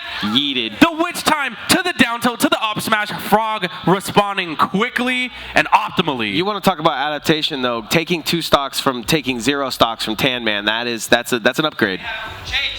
Honestly, he was definitely going in there, but he fell victim to the Bayonetta. I'm going to do a lot of damage, but killing's going to be the problem. That's something that Frawg figured out. Right. It's like, I can do a lot of damage and kill. Right. Although against certain people, it's hard playing from behind. I feel like Tan Man's next in line to figure that out. He can do a lot of damage, but the moment he can really unlock the ability to close out stocks once the percent's high, that's PR material. Yeah, and that's PR material. It's that's hard scary. to do against. Let's check out the highlights real quick. But it is hard to do against someone like Frawg, who will just walk you down with confidence. And he gave him a little bit too much respect at the beginning. That's how you end up in the 0-3. Go game 2 though. Got a bit of a difference. Got a bit of a closer game, as you can see. That was a fun one. This is hilarious as well. This is the... Yeah, he goes for the big read right there against Frawg. You gotta let it go. Frawg doesn't roll, nor was he really conditioned to roll right there anyways, but I respect the fighting spirit. That was like a mirror match. Like, I feel like if there was anyone to really show the Tan Man can his faults as Bayonetta, it would be Frawg. Yeah, he can learn a lot from that matchup and just learn a couple of things that he can do to his opponent as well. Lots of mix-ups, yeah. But also, there was really good combo game from the Tan Man can as well. Yeah, like, I'd say Tan Man is... I'm not going to say a year. That sounds long. He ladder comboed to death. Yeah, I was going to say, on Frawg. Yeah. Who knows where to DI. It was crazy. Insane stuff. Yeah, I hate to say a year because that sounds far away, but I say you give Tan Man a year and he is crushing with the rest of them at the top of the list. Speaking of crushing with the rest of them, on the sticks right now, I do see Tux and Chase. Man, I want to get back out there. Yeah, so I mean, this is going to be an interesting one to say the least. I mean, Chase, the youngest guns. I believe the last tournament that Chase was at, I think he did end up winning the last knockdown. Sounds about right. It was a while ago, but I think the last one he entered, he did end up winning. Now Tux. Yeah, I think he beat NVD or something like that. He's gonna have to defend house right here. This is SoCal versus Vegas. SoCal's finest versus Vegas's underdog. Right? Still is able to clutch out a lot of these games. Is still the golden boy, right? Love to see him pop off. He's capable. But I'll definitely say that, but for sure. I mean, everyone who goes against Chase right now is pretty much an underdog. Right. I mean, he's really solidified himself as some of the best, in the country. Pyra Mythra to start here. Tux could definitely do it, but it's going to take a whole village. Going to have Vegas behind him. Starting on FD as well. Let's see what Tux brings to the table in this matchup here. We actually don't have a lot of Aegis That's a good start. Either. Go, drops a combo. Yep, but he's still right back at it. Yes. And when I was talking to Tux a little bit before the tournament started, he was just saying, listen, man, I will have fun with a lot of these people. I'll freestyle my combos and whatnot. When it's one of these top players, when it's Capitancito and I get that grab, I need to make sure that it is everything that it needs to be. Yeah, that's what separates the good players from the great players, is that whenever they do something, it just has immediate impact. Every grab could be a stock, and you have to respect it. True. Tux playing amazing right now. That back air through the side B of Pyra. That blonde Pyra into pink hair Mythra. Here it goes. Okay. Oh, interesting. But again, even though he's still following up, yeah. These are the custom combos he was kind of talking about, alluding to. Now the Pyra is here. Lots of range, lots of damage. And Chase's Pyra is nothing to scoff at. The ledge is going to be covered here. Rolls past him. Ends up finding the stage. Wow. And a lot of respect being showed from Chase, honestly. Oh, boy. Two of those. Going to save that jump. Back at it again with another Luigi video. All right, the rolls may be getting a little too predictable at the ledge here. Chase catching onto it. In the wall. That's going to be the punish. Unfortunate. Did he get the misfire? Is that why he That wasn't even a misfire. That was just a little too close to the wall. Crazy. But Tux does the damage that he needs to do. Just one more of those combos here. Can be hard in this particular percentage, though. 79, 80 range to get what you want as Luigi. It's not 0. 0 is where Tux thrives, and that is a huge spacing diff for Chase. Wow. Stalls a little bit. Tux with a great recovery, but right now, Chase just hunting him down, keeping Tux at the ledge. Chase is like remembering who he is. He's like, oh, wait, wait, I'm Chase. Yeah, and especially when he uses the Pyra, he's getting a lot more impact from it than the Mythra, who's kind of been a punching bag, but Tux is having a lot less answers for this Pyra here. So true. I think Pyra was the first one he was able to get the stock on, but great. The double footstool, Chase is cooking. Getting a little too schmixy though and falls out of the combo. Now we find ourselves even. Dash attack is gonna hit and Tux is looking to get this stock that has been his from the start. Leans back like Fat Joe and gets it. That was a great up smash, very reactive. And now it looks like Chase is 100% committed to the Pyra. He wants to take the stock, and he does just that. The down air. We don't know how to counterplay that these days. Like the down air is like down air into up. The first bread and butter ever made for that character. Yeah, down air into up smash is crazy too. Well, that was the up air follow up too this time. Even sicker. Ooh. But the Pyra's back in play, being that early percent demon. This is just so crazy because of how the game started, but Tux does have him at the percentage that he's looking for. He is starting to cook. He doesn't get the grab, though. Yeah, Mythra's down dash speed a little too much. He's going to roll past. Wait, hold on. Is this the up B? No. Okay. He hasn't been throwing the up B because I think he tried it one time, and Chase was able to SDI out of it, so... Saves jump, is going to get back to ledge, but feels a little bit pressured here. Yeah, and this is where you hate to see Tux if you're a Tux fan. I mean, just back against the wall on the corner. I mean, he's stayed even with Chase throughout this whole thing. Until he gets on the ledge, really. And look at the patience from Chase as well. Dash attack going to put him right where he wants it. It was risky, but it worked out. Biscuit. Who wants the biscuit? The quickest back air in the West, too. You can see. He's going for it. That's it. The Cyclone covering so many options. Die. 131. I'm running back to this. All right, Tux just needs to not get down aired or side beat. Yeah, I mean, there's a lot of things that can kill Tux, but he's finding his way out of a lot of it. That could be back on ledge. So smart from Chase. The respect. Thought he might just walk up. He was going to have that covered. There's the side This B. is not good. Breaking the neutral again. Putting that he just SD'd from that. No, he's back. Yo, he's back. Tux is so good at getting back. Oh my God! The back airs. They're coming out the aerials. The dash attack. Tux hurt, but it's on the wrong side of the stage. He's not going to have a lot of time. Wow. He's in midair. Yo, that hits. That's crazy. That reaches. Tux did everything right there, and he wasn't able to shake that one out against Chase. And Chase is, Chase is one of those players that even though he wins, he's like, that's not my best performance. He'd throw it away. Yeah. No, everything was going good for Tux until he unshielded the blazing end right there. Yep. Other than that, I do feel like he had more of the momentum in those tense situations. I was going to say, there was no worry about Tux that whole game. He looked like he was locked in, and then just that last moment, inches on that sword to take him out of the game at like 100 or something like that. Yeah. Oh, we're starting this one off already. Off to a quick start for Tux. Unanswered 52%. There we go. There's something. There to forward smash. Interesting. Yeah, these games have been starting a little slow for Chase, but we find ourselves in winner's quarters. So, winner of this. I mean, I can't believe we're in winner's quarters. I feel like we haven't seen anybody play. But people are sneaking through the wayside. I still have yet to see Vin, but this is probably going to be the part of the bracket where he does make an appearance. Vin, Capitancito. At least we got to see Chase Tux here in our first winner's quarter. Yeah, Tux is going to have to not get down aired, bro.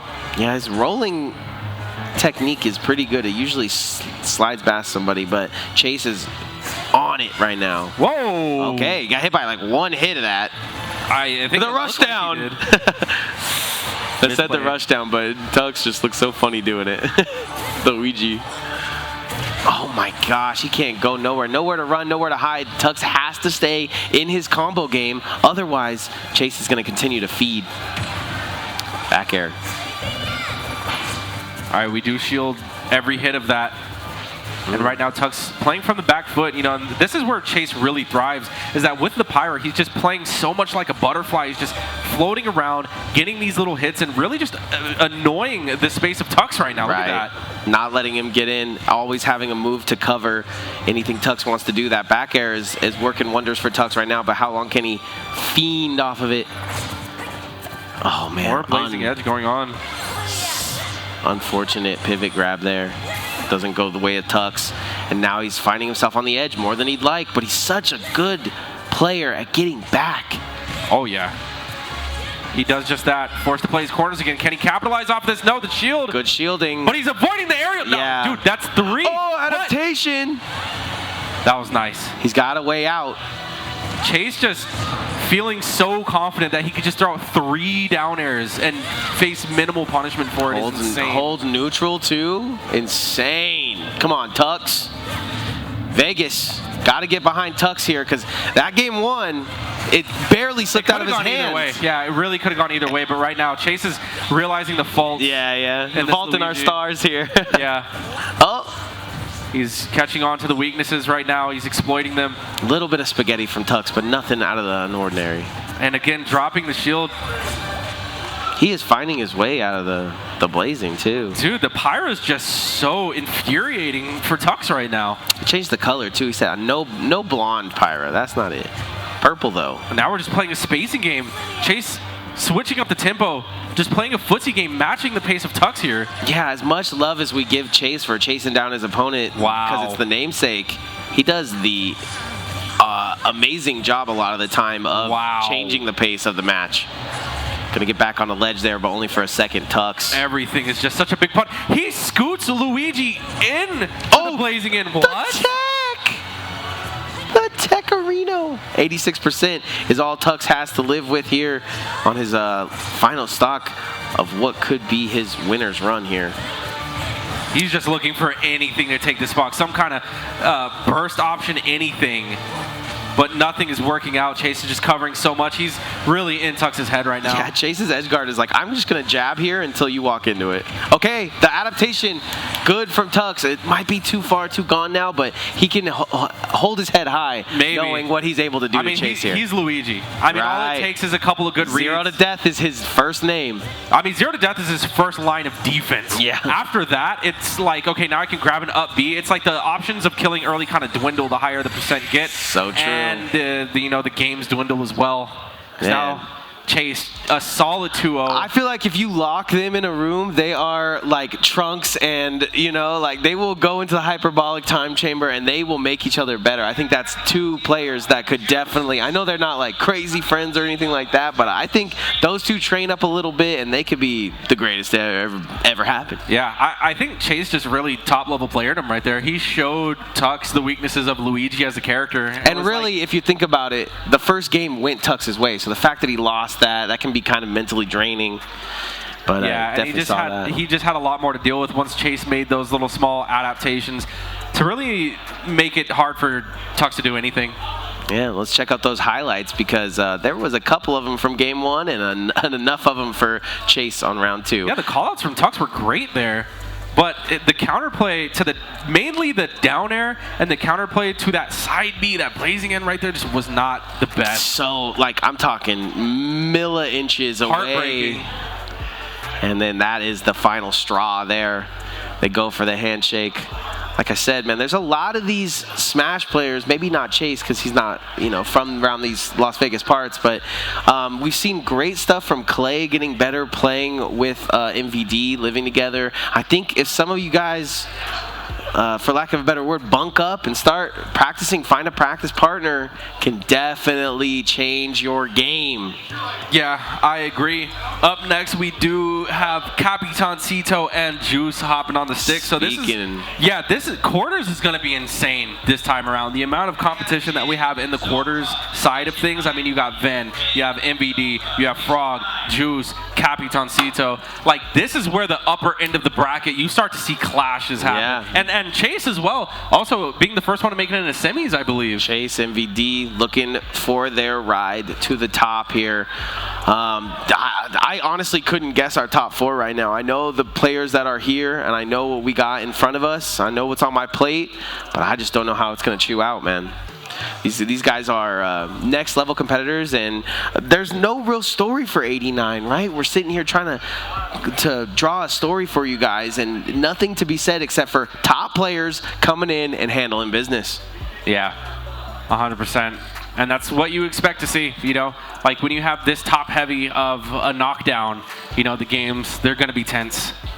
Nice to see everybody showing out, man. That's all I can say. No Dakpo, but I think that's kind of the only person that's omitted here. Also, guys, remember that if you're trying to buy PC time, that those Omen PCs down you want to come try it out before you buy it out? Come down to the HyperX Arena, get yourself some slick time with that Omen PC. Yeah, honestly, just the specs of this are absolutely crazy. I mean, I gave you guys the CPU and the GPU, but the HyperX Fury 64 gigabytes of RAM as you know well, what I'm saying? Like, that's insane. You can just see those Omen monitors, too, that we have. 240 hertz. We're not necessarily utilizing that, but 1080p, 240 hertz. When you shoot your gun... I mean, we have it. That's the luxury, you know what I'm saying? We have an excess amount of hertz just in case, you know? And speaking of two guys that put the hertz on you, it's Capitancito and Juice. Oh, man. Capitancito and Juice. Once again, this is top players doing their thing. Capitancito coming off a tournament where he didn't really like his placing, I'm sure. But coming off of straight vacay, I have to think he's gunning for first in this tournament. No Sonics, you gotta think he's gunning for first. I mean, even with Sonics, Capitancito is probably the best matchup. Still gunning for first. He's even more gunning for first if Sonics is here. True. Because that's the reason that he moved here, was to beat Sonics. That's like one of the most hype Dragon Ball moments, right. You know what I mean? It's like Beerus shows up like, man, what are you doing? You're the best? Yeah, well, it's like a Goku mentality, but his favorite character is Yamcha. True. Yeah, we talked about it in the past. Shoutouts to Juice representing the Vans shirt. You know, gotta love Vans. Gotta do it off the wall, man. Not sponsored, by the way. Yo, Vans, hit us up. Yo, so true. Imagine we're just laced. We're just the two laced commentators. All right, getting this one started. Juice with that new sponsorship, looking to go against Capitancito, who will win a tournament in his sleep. Yeah, both these guys are actually starting off really fast-paced as well. New armor for LaQuisha, something he's talked about in the past. Might have been a bit of a John. Huh. You're right. He is looking a little different on this stage. Speaking of stage, we do have PS2. The dual plats is something that Juice loves, and you can see him really running away with that combo there. But Capitancito lands and dishes out damage of his own. Dishes out the dash attack. Dishes out the stock, too. Dishes out the dash attack into the full charged laser. I believe this is the... he doesn't have to worry about Sonics that we talked about in the past, so he doesn't have to run that little cheeky laser. He can go back to charge laser, which is a strong asset for him, as you can see. One stock down for Juice. The up smash awkwardly gets its hits, but it gets its hits nonetheless. Yeah, but it was, I think it was so it wouldn't hit the bike, not to extendo the bike. Just goes hitboxes into the sky. Not going to walk right into a dash attack, still not going to kill. Man, Capitancito is a different beast, man. You are not going to kill him at 140. You are not going to kill him at 180. I believe we saw this matchup at Knockdown 88 last week as well, where we saw that Juice can actually eat the missiles for a little bit of fart charge and health. But once Capitancito realized that, he started baiting out the bite a lot more and getting in like a lot of hits. I see. So let's see if he's going to be doing a similar thing here. I mean, just the walk-up grab, you can see the confidence exuding from his body. Exuding from his LaQuisha. Oh! Gonna throw this bike, not gonna get it. Bomb on the ledge. Look at the setup. That's so scary. Look at the setup. I don't want to go up because there's a bomb there. I can't stand here for long though. What do? Probably try to go down and evade, but timing was just off there. That's where Capitancito shines, is at the ledge. I mean, he's so oppressive. He really limits your options. True, but I think, still, I said he's not going to die at 160. He's not going to die at 180.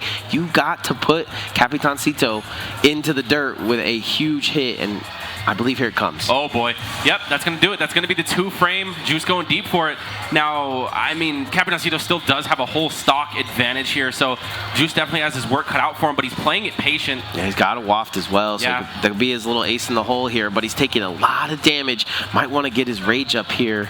Yeah, this is where the pace of the game slows down. You can see that Capitancito is just trying to avoid any type of setup. You said slow, but I'm seeing motors, and I'm seeing bikes, and I'm seeing wheels. Oh, for sure. Definitely who wants to slow down is Capitancito. This is waft percent. Yeah, I think he's trying to get a sneak one out here. Capitancito trying his hardest not to press a panic button in the form of air dodge. Right. He's just trying to be out of there now. He's covering the ledge. Yeah, if you could get that spacing on that bomb. Wow. That is off the wall. Speaking of Vans, that is off the wall. Yeah. Capitancito puts one on the board for himself. I mean, that's tough overall because, I mean, not only was Juice stuck at the ledge, he didn't have a bike to fall back on either. So just recovery options were limited. Maybe he had a waft, but clearly he wanted to save that for some sort of comeback. But I mean, the way that Capitancito was playing, man, his keep-away game's too strong. He's not going to get hit by any waft setups. Right. Yeah, exactly. Like, you know what is coming your way. You know that he's looking for it. But I think Juice legit wants to save those for the last stock. I mean, he didn't have too many options there, but in his head, I don't think he wants to run that. And they're both all smiles, too, which is great things. Great things that you want to see from your top players. I did see Juice kind of labbing this Diddy Kong a little bit, so let's see. Yep, so this Kalos is going to be Juice's counter pick, and also the switch to the Diddy Kong as well. Double back air. Everyone doing it for Dakpo today. Like I said, it's Donkey Kong country, bro. Donkey Kong country. Donkey Kong country 2, now that we got Diddy Kong. Back in the jungle. Killers in the jungle. And so far, it's kind of working out, too. I mean, Juice is off to an early lead here, but the thing is that once Capitancito adapts, I mean, Juice has to kill him before that could happen. Well, they both laughed off this Diddy Kong pick, too, so Juice is probably feeling real strong. Yeah, he might be laughing to the bank.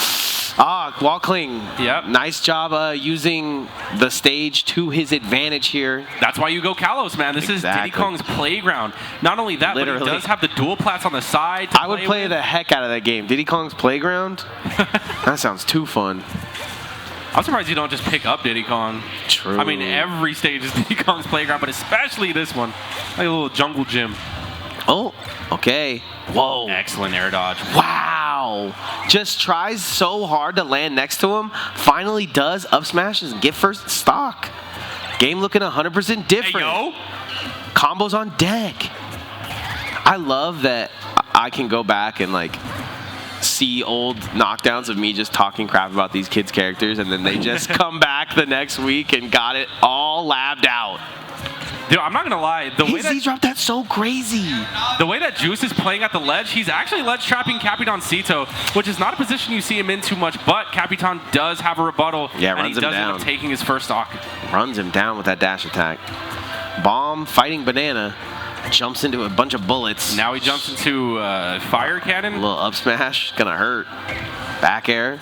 Re-grabs the banana. But still, sit down. Capitancito. Oh! Juice is still playing with so much confidence. Yeah, spot dodge, man. Ready to go whenever he needs it. There it is. Down tilt, the grabs. Bye, LaQuisha. I'm really liking the switch here, especially since he's using the disjoint of the forward air to really put pressure in from the front. Yeah, he's mixing it up. He's got the peanut gallery. Let's see what the mix-up is here. The banana Z drop, it does hit, but it's not going to kill. Yeah, it almost resets the up B. Now, can Juice close this one out before Capitancito starts to even things? Oh, that's so unfortunate. Oh my God! He gets the lip of that platform and isn't able to get it through, but tied up at even. And one stock apiece. Regardless, I feel like Capitancito is going to give some love to this Diddy, because I mean, you got to give props. Yeah. I mean, he's making him work for it. That back air looking clean and clear, though. Still, wow. That's going to hurt. He gets hit by a huge charge shot. 100%. And the banana still is in the hand of Capitancito. Juice is going to have to rely on his aerials here. Oh, okay. Monkey flip not going to work. Straight into it. Yeah, he's going to get punished for that. Yeah, grab, too. And now he is pressing all the buttons. Oh, yeah. Diddy Kong, Juice's responses to ledge pressure is a lot better. He grabs banana, Z drops banana. It's just... The ledge options are more plentiful with a character like Diddy Kong. You know, you have that monkey flip. Bunch of good aerials to help you get back on. I like this from Juice, too. Maybe he doesn't go this game 3, but for game 2 being on this map, he feels strong playing off ledge. We talked about how good he is at the ledge. Feels so good about... Oh, my gosh. Oh, and the sniped right on that platform. Juice, so close to making that Diddy look viable.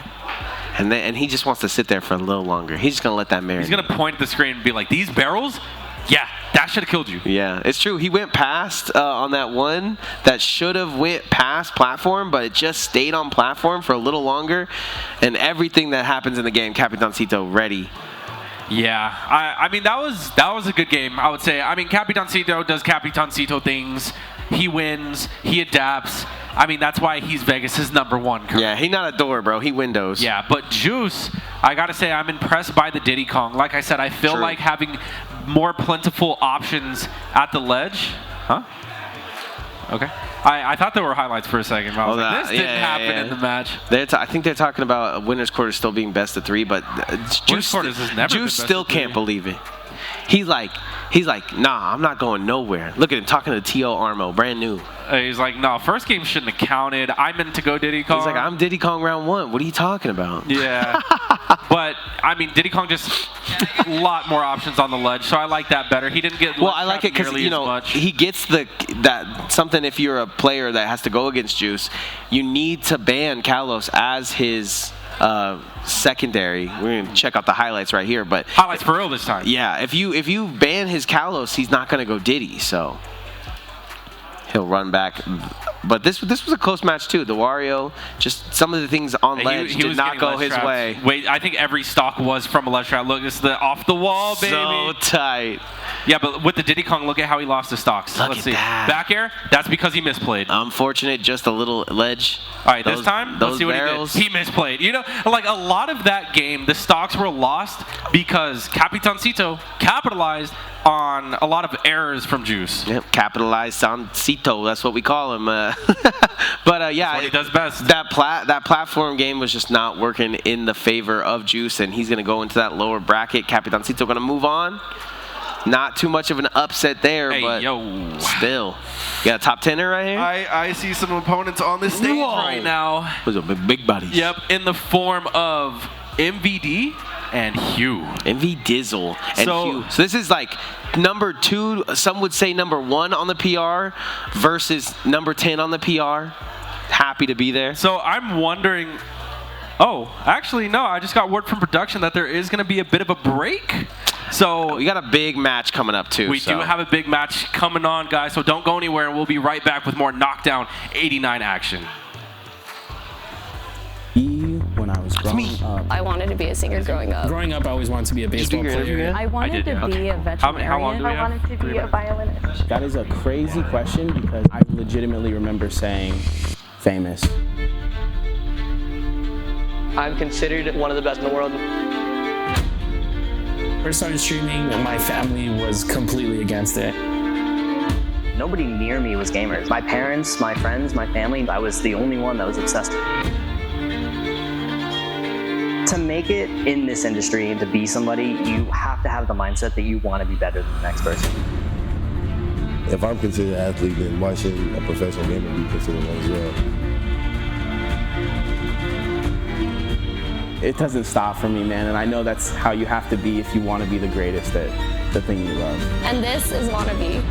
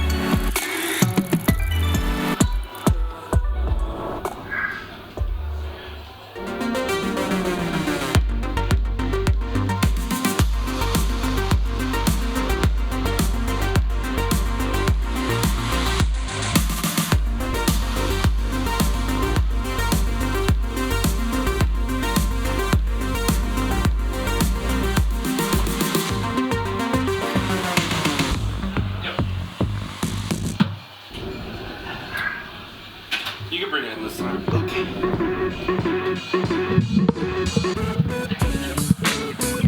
What'd she say? Whisper it again. 30 seconds.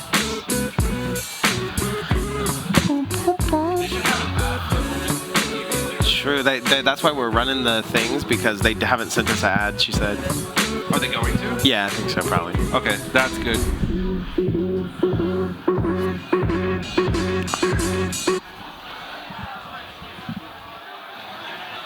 Vegas, Vegas. We're back, ladies and gentlemen. Las Vegas, Nevada, here at the HyperX Arena.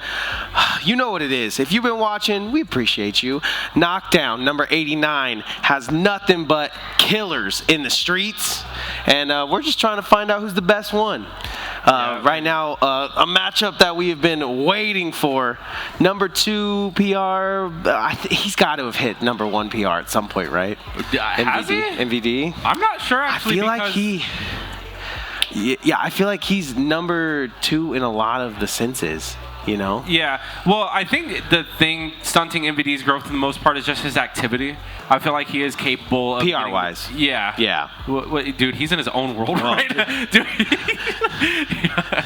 he was like, hey, bro. He was trying to show him a meme. And Yeah. He's like, look, this is a meme about you beating me. Oh, wait. Oh, we get to see it? That actually is something. What is that? Oh, this is the meme? Hey, show it to the camera, Hugh. What is that? Oh, he's going to build on him. Oh, he's ready. Oh, he's ready to hit him with the TNT, build up again. Oh, so he's going hit Steve. Yeah. Oh, so now we know what's to come here. And MVD don't want nothing. He said that meme is ZZZZZ meme. He said, I mean, that's cool that you could build that, but I have grenades. I'm going to blow that up.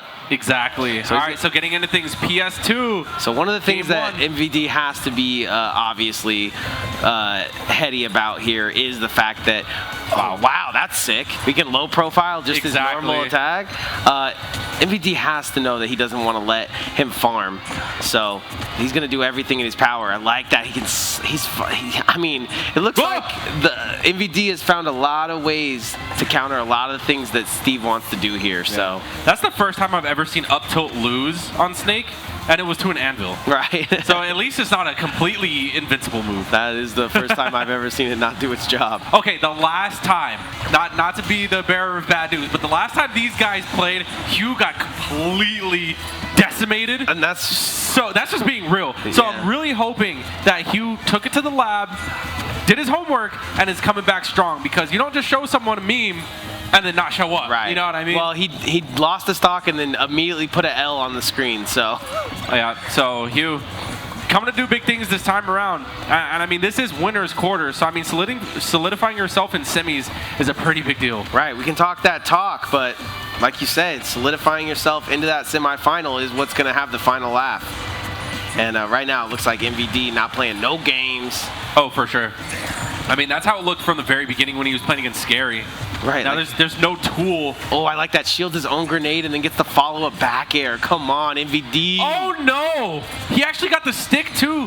MVD reading the trajectory. He got a thing on his shirt, but I think he air dodged it. Yeah, that was a great air dodge. It's really hard to tell what animation's happening with Steve. That's fair enough, man. Fair enough. And right now, MVD with a 2-stock lead. Okay, let's see if you can get one on the board, though, because MVD loves a good 3-stock. He's a vet. All vets love a good 3-stock. That's what I learned about you guys. It's classic.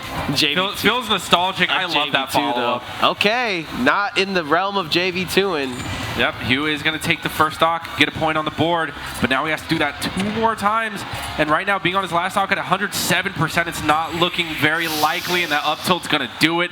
MVD, man. Yeah, just a different beast. He either just knows the Steve matchup very well, or you could see there was certain things that Steve's like to do. They like to put the wall up. He was breaking it so early. He was sliding in the DMs of Hugh plenty of times. So I think you are right to say that. And I wonder if we're going to see a switch to Diddy. I did think of that because of the character switch and the stage switch is a possibility here. Because, I mean, he was kind of, showing his roster against Virtual Smash, but let's see, who he has in the back pocket for this. Remember the Kazuya? It could be the Kaz. Yeah, but he's going to need changing a tag. Yeah. Oh, no.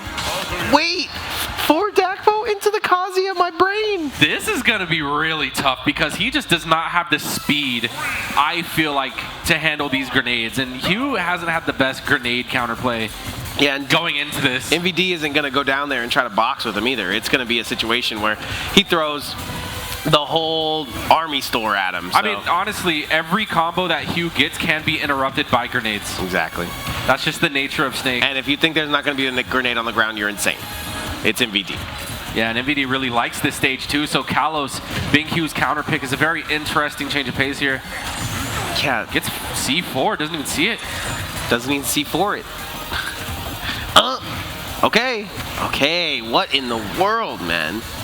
MVD definitely playing to his strengths right now, not even trying to pull up to Hugh. Not as smart to go after a Rage Kazuya. Wow. 10 boots. What a setup. 2 boots to the sky. We find ourselves 1 stock down on the Kazuya side. Wow, just hops over the C4. All things considered, I mean, he was doing quite well. MVD is definitely showing respect when he needs to. He's not going for any extravagant combos. If he was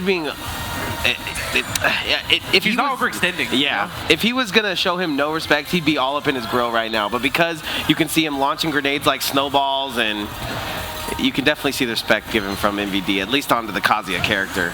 For sure.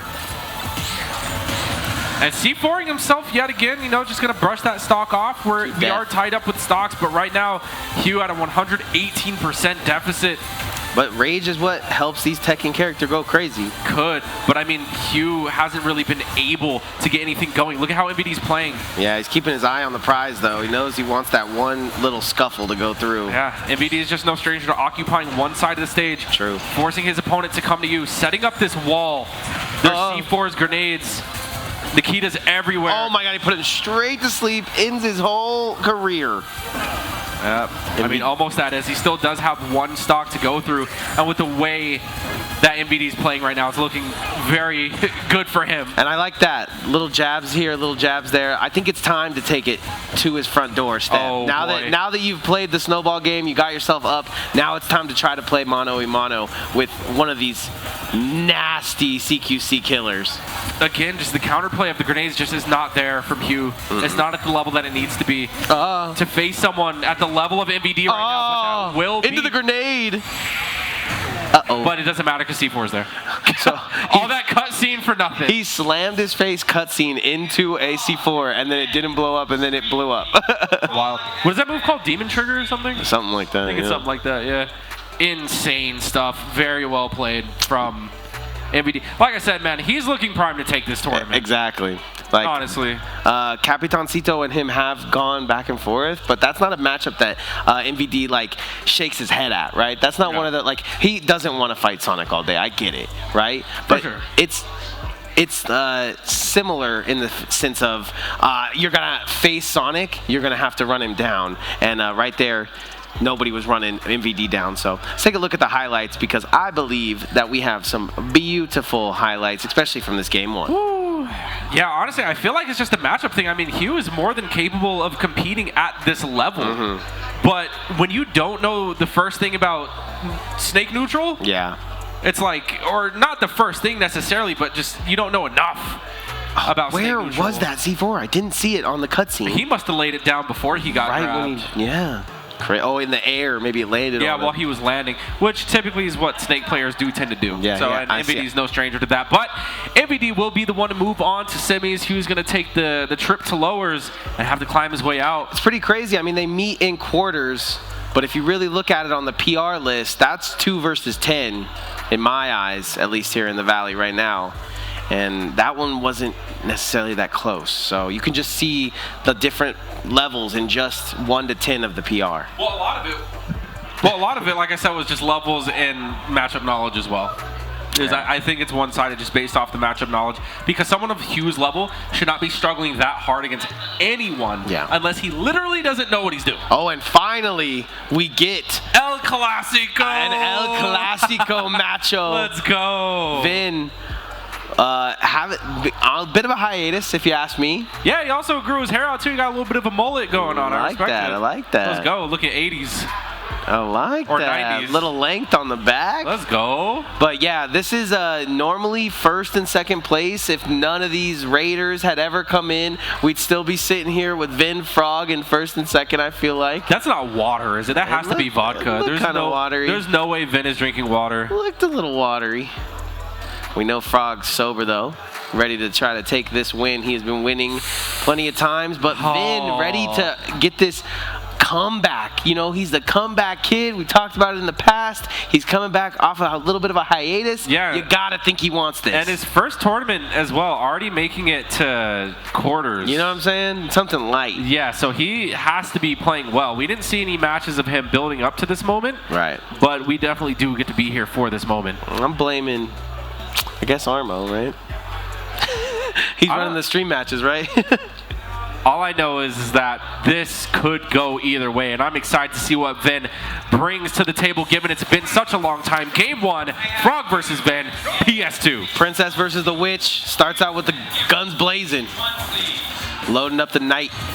Man, I miss Vin, but I more so miss his play style, man. The way he is able to lace Knight in with grabs and get those flames going. Yeah, the way he also shuts down a lot of Vegas with this Zelda as well. Right. I mean, it's good to see it again.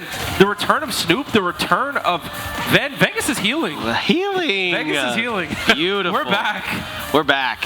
Now all we need is Theed and Grandmaster. Yeah, we need and that's some. Like, and me, if I enter the tournament as well, we can. You're where you come back and we're finally like, okay, we're back. Like, let's get a little bit Z faux first, second place. I'll do anything. That'd be crazy. I'm fiending. Feeling a little nostalgic, but on the screen right now, This is the El Clasico we need, though. Yeah, for sure.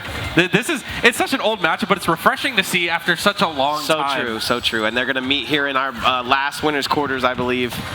I'm actually really excited to see how much Frawg has leveled up. Right. Yeah. Because right now they're looking even. I was talking to him before, and he was telling me how like he'll go out of state and get these big wins, but he'll come back to like in-state and lose to locals and be like, did I really improve? Right. Like, did I really, what's going on? And I'm like, dude, you guys have been playing for years. It's not even a character matchup at this point. It's a player versus player thing. Whoever has the better reads on the player on the day win. too. Exactly. On the day. The day matters as well. And these guys, they go back and forth. They're trading blows, and right now Ven off to a really good start. Yeah, they were pretty even, and I have to think that frawg is going to clean this one up. But yeah, Ven coming down off that platform straight into up air. All tied up again. 2 stocks apiece. 0%. El Clasico. All right, starts out with the boost. Yep. Lands on platform, nothing. Straight shielding from Ven. Oh, yeah. Ven. Stock 1 was looking even, almost like Ven was like not trying to flex too much. He was like, do I still got it? Got to go up against the great here in frawg. Yeah, since Ven's been gone, he grew out his hair a little bit. Frog's got his own tournament, Yeah. Some different things that are going on around here. Sure, the conversations were. I like that grab attempt. Oh, little risky. I mean, for the most part, this whole stock Ven has just been getting put in the blender a lot. I do like how now he's starting to slow it down, but again, another risk that frawg calls out, down tilting the dash grab. Continuing to neutral his way to victory. frawg is playing this one so well, but Ven looking for a rebuttal. Excellent lightning kick. And this is where the scam that I like to call it comes into play. You get lightning kicked at 60, you end up dying. Like, stuff like that is just like, bruh, you lose one exchange. But I mean, that's just, Zelda's a powerful character. She doesn't have a whole lot in her kit to really help her with ledge pressure and things like that, but she does have a powerful foot. Yeah, she got one slipper that just killed. It just does everything. Speaking of slippers that kill, that back air looks like it's going to hurt. Snipe not going to hit. Ven's going to make it back. I faced this online Zelda, and I didn't think it was Ven, but just continuously, like, I'm in Elite Smash, and I'm getting kicked. Yeah. So I was like, Ven, that's you. Oh, little knight. Death drop. Ven actually did a great job bringing the percents back to even. True, he could probably even this one out. Yeah, frawg caught him off guard, and right now Ven playing from his last stock. Oh, this could be big. He calls out the double jump. Oh, here comes a huge juggle. Tries to go all the way up. frawg has a habit of just wanting to end games. He doesn't go for the combo that's going to work. He tries to go for the kill right there, and he misses some percent. I mean, it's Ven's going to take that personal, if I have to guess. And that ABK actually beats Zelda's up smash right there. Ven had the correct read. Nice low profile to get out of the guns. Oh, Vincent shield. Back shield, up throw, only 50. This one is almost even if he can hit a combo here. Yeah, Ven's patience pays dividends right there. So true. I like that Nehru's love. Just going to go ahead and get frawg out of his combo starter. Yeah, going to stay in the air while countering anything that comes his way. Ven, respectful shielding to say the least, but let's go of it just the wrong time there into the neutral. Percent. Oh my god, they're evening up, and Ven is being a hound below this ledge. Ain't nothing but a hound. Or below the platform. Okay, but the bait is continuing to come out from frawg. He has that ledge bait. 2 things dodged. Ven working on his comeback. Yeah. You want a comeback story to be into full fruition right now. This Ven is the Ice King, bro. Like I said, he always starts off cold. Right. But you can see that he's also, he has that clutch gene in him. In this game, it seemed more like he was just making sure he still had it, so it started pretty even, and now this one's re-evening out. That's the bullet climax. Sniped wow. after the Nehru's love, just seconds after frawg leveling up like we've seen in the past. That was amazing from frawg as well. He actually delayed the bullet climax until after the Nehru's love, so great awareness from frawg right there. And Ven, I mean, that was a normal game for Ven. Usually he loses the first stock, he brings it back, yada yada. Let's see how things are going to go this game. I believe we're not switching. I don't know, I wasn't looking at the screen. Let's see. Yeah, no, we're not sticking. We're sticking with Zelda. We're not going to Sora. Yeah, and we're staying on the same stage too. Going back to PS2. Run it all the way back. Exactly. Gonna start things with the bullet climax quick percent. Just stopping the knight causes Ven to miss input, and now he's getting punished. Yeah, Nehru's love being the bane of frawg's existence at the moment. He's going to continue to try to stop all the ongoing pressure with that. slices with the knight, but it doesn't do its job. Yeah, no, it doesn't hit Frawg. Frawg's still doing a ton of damage. And this is kind of like how you expect the matchup to go, right? You expect Frawg to get off to explosive starts, get a lot of percent. That's just the nature of Bayonetta. You expect Vin to hit 2 kicks and be right back exactly. even. Vin's going to even it up, so don't let the percents fool you. He's going to have to put an E in the beginning of his name if he doesn't, if he's just going to stay this even. Yeah, even. We got to get him an E sponsor. Oh, and he's dead. Woo! Sheesh. Wow. Great punish from Vin. And that's something that Vin's always been good at. One of the best punishers in Vegas in general. But you really have to be with a character like Zelda, someone who's rewarded for landing just one solid hit. You know what I mean? Where someone like Tux is looking for this crazy combo. Oh my gosh. Jabs to death. Insanity. And again, even, as we were talking about. Even Steven. Like this one so far.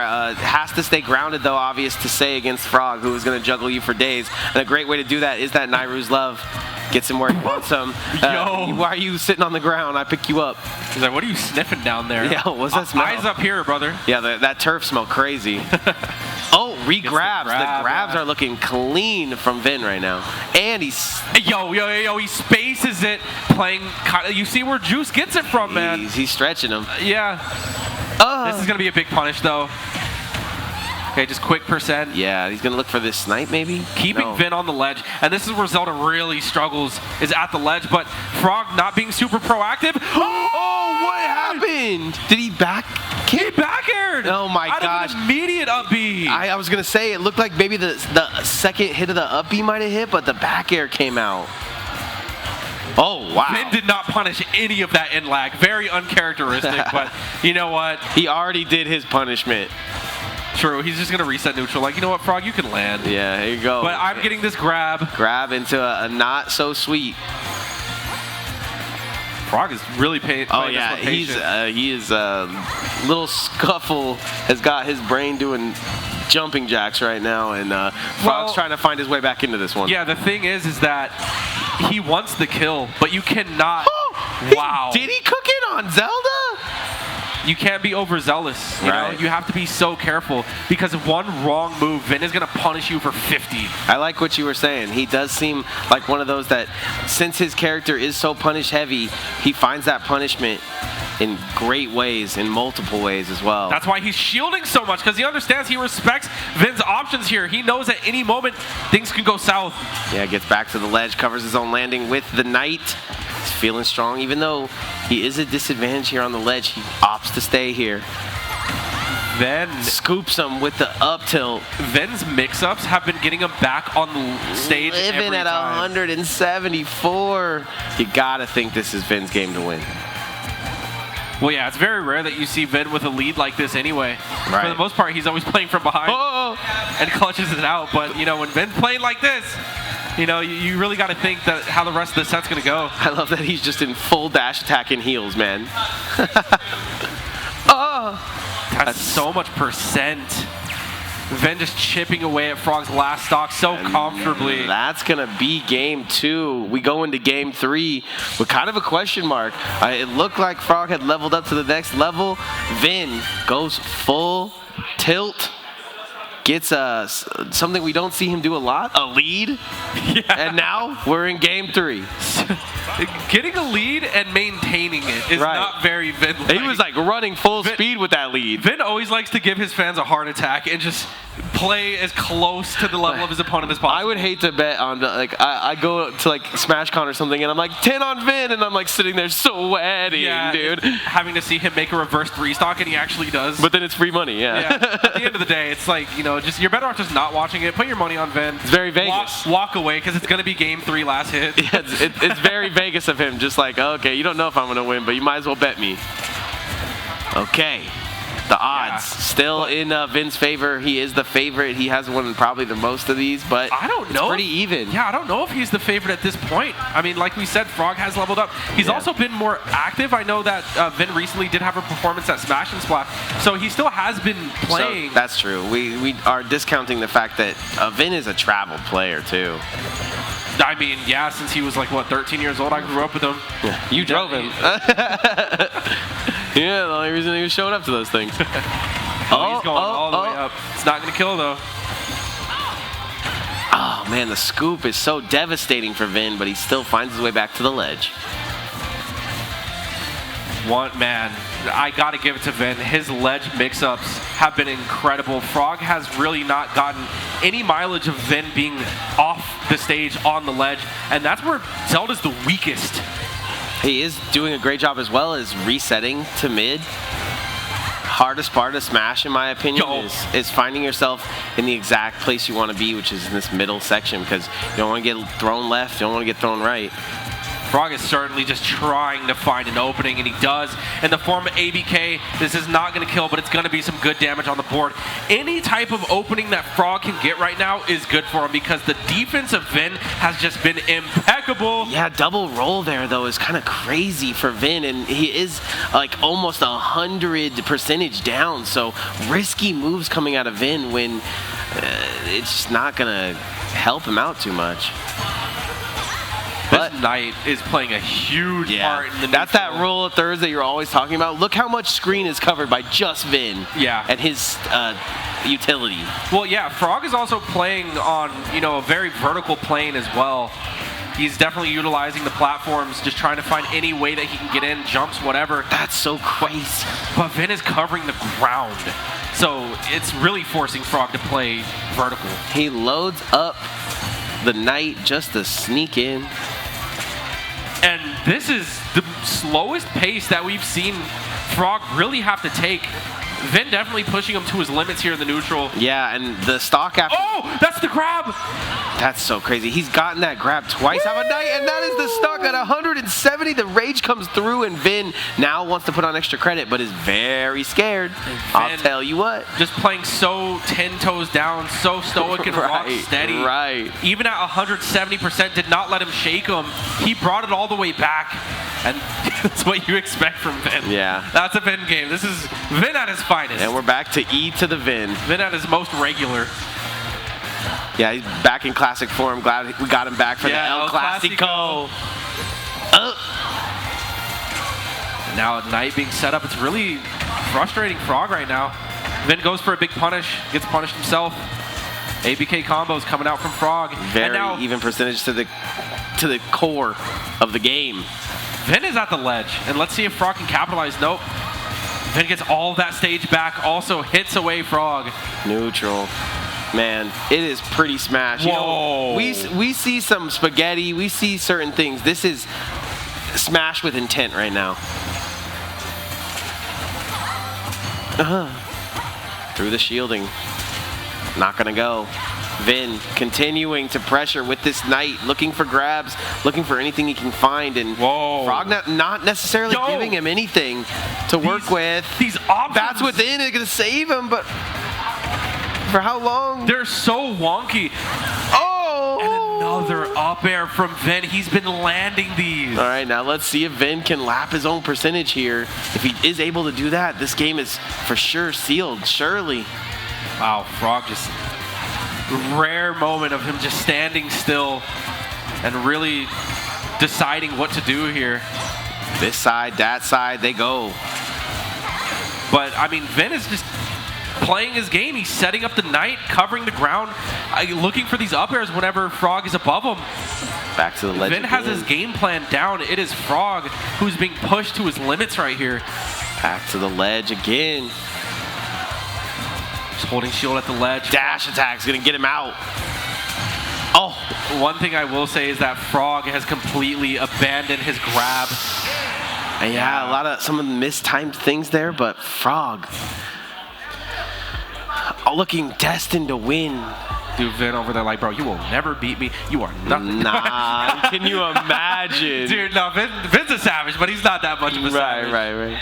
I just liked it. He literally told him something like, something. He was in the sense of, you had me, but didn't do this. You gave up on this. Well, the thing is that just from a perspective, my perspective, from a commentator, up here. Yeah, from the top view. I think that Frawg wanted to play Frawg's game. You can't. You're fighting a Zelda, and we can see based off the highlights here that once that Knight's set up, you just don't have as much freedom. Yeah. And this is his game one, and you can see him taking advantage. Exactly. He was able to play like Frawg usually does, but you can see that he kind of struggled to adapt and mix things up. And then again, the biggest thing was he completely forgot about his grab being an option. He just lost faith in grabbing, which when I play against Ven's always going to be annoying to play against. It's just the nature of Zelda. But Ven will shield a lot when pressured. Yeah, and it looked like grabbing is the #1 answer to shield, but I just felt like Frawg did not have the confidence to keep at it and keep that up close pressure. I agree. Not that game. If you're watching at home, shield beats grab. No, grab beats shield. If shield beat grabbed, I quit. Shield just beats attacks, it beats grabs. Doesn't break anymore, you know, it just plays the game for you. But no, there's definitely a lot of things to be learned from that. And one thing that I learned is that Vin didn't go anywhere, bro. He's still back. Dude, back like he never He might be back.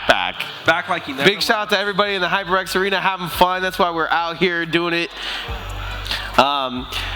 You know, we got a lot of people in the building today, Fo. Yeah. What I'm loving about it is the fact that they at any point could sit down and play on an Omen PC with a 4090. I can't even count the 4090, you can't bro. even buy those anywhere. That's what I'm saying. Like, and the actual supercomputers. and the i9, I asked Osti, like, hey, well, how do we get i9s? Blah blah blah. There they are. Guess how we get i9s? You can't.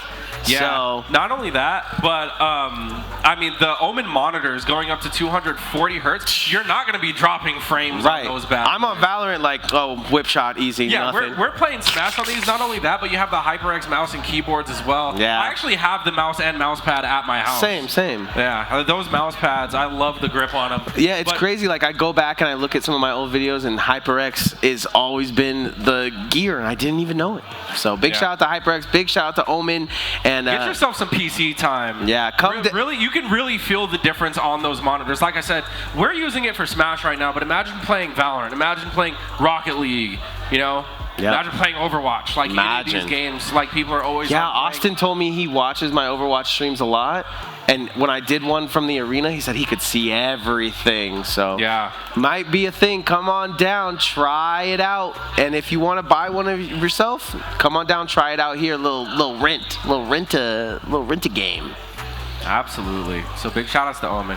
And also big shout outs to, you know, the HyperX Arena, you know, hosting this Smash event. You know, guys, don't hesitate to follow the channel, you know, show that love and support. And also, this is a weekly tournament called Knockdown. This is Knockdown 89. We had 89 of these things. You missed 89. 90 is going to be here next week, guys. So remember, if you're in the Vegas area, which a lot of people come down, they're either tourists, you know, just adults that are like, yo, what's this? You know, they grab a drink, want to compete a little bit. Or if you're a seasoned competitor who, you know, has something to prove, come down here. Yeah. It's a $500 prize pool in your backyard. Back here.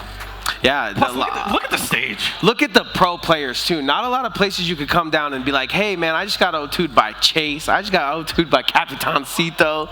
So definitely come down here and get these pointers, man. But, yeah, I mean, Knockdown 89 has just been a blast. I can't say too much about how nice it is to have all the pro players back in their seats. And seeing Vin return to form is a beautiful thing. I just got to keep in my head, keep wondering, who is going to take this thing? Yeah, speaking of pro players being back in their seats, I did just see Capitancito and MVD sit down. That is another just back-to-back El Clasicos for you here today. These two are both going to be trying to throw grenades, shoot bullets, get into the whole army to just find themselves one stock. And I believe Capitancito has won this matchup, but not the last time. I think the last 2 times, actually, MVD, I'm pretty sure took it.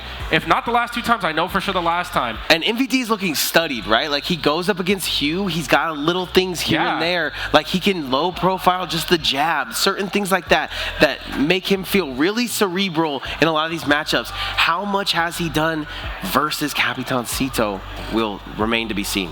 Yeah, and we're getting right into it. MVD, Capitancito, game 1, PS2. Capitancito pulls the phone out and drops 49, 55 damage off the rip.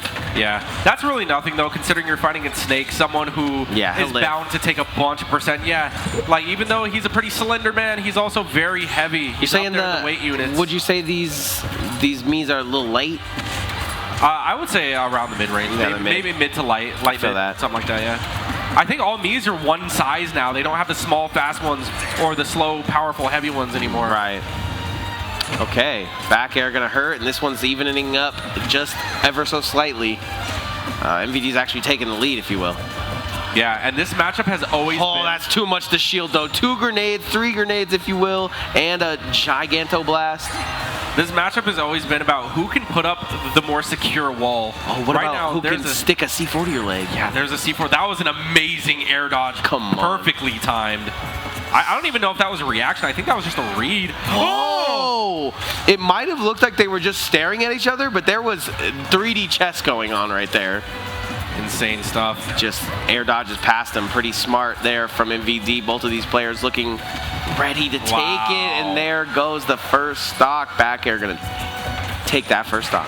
Yeah, so like I said, with Capitancito, I mean, the matchup didn't go too well for him last time with MVD taking it. In fact, just to hype up the storyline a little bit, yeah, MVD's our returning champion. Okay. He's the winner of last week's Knockdown. Okay. You missed one knockdown, and MVD's #1. Yeah, so let's see if Capitancito does have an adaptation. Oh, that was no sick. grab armor on the back throw. The mortar's going to come through and yeah, take he that might have wanted to wait a little longer, but he got a little rushy with that or back. got a different throw. Wow. Yeah, down throw maybe, something. Yeah, I guess back throw just doesn't have armor, but it doesn't matter because Capitancito is off to an explosive start, already a full stock ahead here on this game 1. Yeah, explosive is the word that comes to mind when watching when you watch this match. Sure. Yeah.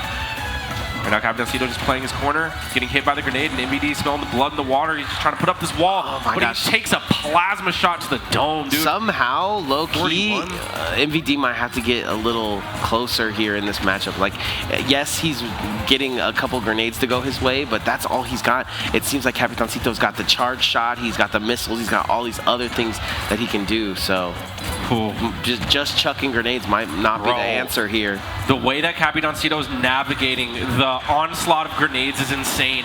Not only that, but he's also able to charge his plasma shot too. All he has to do is just cover this landing, and that's the game. MVD does land though. Oh my gosh, that was chinny. Oh, you could hit him right in the chinny chin chin. Absolutely. And Capitancito playing that one masterfully. He's gonna take game 1. Yeah, like I think MVD actually wins in a little bit of the CQC sections, right? Oh, yeah, he's got these tilts, he's got these things, but Capitancito was just not letting him pull up to the crib, so. I mean, you would think Snake does win at CQC. Yeah. Like, his boxing tools are really good, but Capitancito in a lot of those up-close scrambles was getting the upper hand. A lot of the times with tilts, back airs, even up smash. MVD did a great job of keeping that even, to say the least, but just got away from there at the end. Let's see if he can turn it up a notch. Now, game 2 is going to be MVD's counter pick here on small battlefield. Just going bomb for bomb every time he can. Really? But look at the bombs. Makes you wonder what the bans were. Maybe if Battlefield was in contention to be banned there, just not having that top platform. I like this little battlefield though, because you take away some of the space that was giving Capitancito some help. Yeah. Oh. But also MVD with the dual plat setup has a lot of time to really put his bombs on there and get his own setup going. True. Look at him finessing. Yep. There starting to play keep away just fine, but when Capitancito turns it up a notch, that's when you got to get scared. Yeah. And also, I believe this is our first match of semis. Yep. No? Yep. Yeah. So this is actually going to be a best of 5 set. Capitancito with the misplay running into the up tilt. I believe that's the first up tilt kill we've seen from MVD this set so far. Yeah, what a game to get best of 5 of, man. 2 of the best. I would say. Literally, yeah. Yeah, like #1 and #2 in town. And would I say that? Okay, yeah, I would agree with you. I feel like MVD's been #2 PR, and Capitancito recently is the #1 PR. Yeah, so. These are the 2 best locals, I would say. So if there's no like out-of-state Chase competition, is here, yeah. Yeah, the fact that Chase is here kind of throws a what's his wannabe? I'm touted as one of the best players ever. So, I mean, he's not wrong. And yeah, he does have a chance to take this as well, but also Vin is in the conversation as well because, I mean, that's another wild card in the bracket. Yeah, just tons of wild cards here out in Vegas, but plenty in the HyperX Arena as well. Just too many explosions to cover the news. Oh, wow. Hold on. Huge juggle opportunity coming out from Capitancito right here. Good SDI to the right, though. Gets the grab. 2 MVD's in trouble. He just needs to find a solid covers ground. his landing with the bomb, sends the bomb back into Capitancito's face. That's knowledge that MVD can take to the later rounds. Oh, and MVD went for a mix-up on the shield right there. Oh my god, there's he actually layered his offense right there. He went for an attack on the shield that if it got punished, it was fine because he had his grenade to blow him up. But if he did get the nair, it was going to combo into up tilt. So man, that Nikita could have came down fierce, but just misses him. Wrong place, wrong time. Erases the stock. Dude, there. Capitancito's positioning was unreal. He knew exactly where MVD was going to land. And where he wanted to go as well to get that hit off. Yeah, but that's one stock for MVD right now. Okay, he's going to put him to sleep. What's the move here? Oh, very, very close. And then just goes and chomps him alligator style. Still living, though. That's going to do it. Yeah. All right, one stock piece perfectly tied up here. Talking about El Clasico, back to even 0-0. We're playing with one stock. You ever play an Elite Smash and someone just cheeses you with the one stock? You don't notice? Yeah. Oh, my God. Yo, Capitancito's being a menace right now. Yeah, Can he keep it up, though? He's got to stay, MVD has to stay off the ledge, right? That is where Capitancito strives. Jesus. Okay. So, it's evening up. Yo, Capitancito's so okay with taking these grenade trades. Yeah, the trades are... Because he's hitting them twice as hard as those grenades are. Yeah, MVD's doing... Oh, my God. Catches him in just the tip of the top, and MVD goes down 0-2. So insane. That felt like MVD's game. He just couldn't get out of the air at the end there. That's actually insane stuff. Whatever type of homework that... Capitancito did after Knockdown between 88. This last, yeah, between their. Because when did he get knocked out? When did he get knocked out in the last? It was around this point. Right. And he actually, I believe, he got third. Yeah, I think he got lost to Grandmaster? might have been worse than that. I think he lost to Grandmaster. Third or fourth? Sounds about right. Fourth sounds like a bad placement for him, which is just hilarious, right? It sounds out of character for Capitancito. He's our most consistent player. We're happy even when Sonics is here, which is top 5 best in the world, he'll still place first even when Sonics is around, you know? Yeah, that's what's cool about Smash, man. You can just have these demons. You can have these bracket demons, or you can have these people that you like playing, or whatever it may be. Oh, back throw into the bomb. Nasty combo. Tries to go for the plasma shot right there, but it's not going to land. Trying to hit the combination. No jump for Capitancito, but he makes it back. Get up attacks too. MVD spacing just a bit off. He almost gets the stock. No jump, no cipher, and no first stock. Capitancito. Nasty, to say the least. Yeah. I gotta look in a dictionary right now because he's doing destructive things. Look up disgusting in the dictionary. Look at who you see. I need a thesaurus. The thesaurus is what we need right here for Capitancito. He didn't land that plasma shot, but imagine. Did you see the setup? Oh, the Nikita comes out though and evens this one out. He tried to go missile for missile with MVD, and MVD says, wait, the D stands for destruction. Oh. I mean, I just don't feel like MVD is able to get in on Capitancito at all here. And this is MVD's counter pick too. Right. So the fact that Capitancito is just maintaining so much control throughout this set, I mean, it could be a solid 3-0. Puts him in the ground, wakes him up, like that jab, very patient, like that from MVD here. With all the bombs and everything going on, it's nice to see a little patience here from the vet.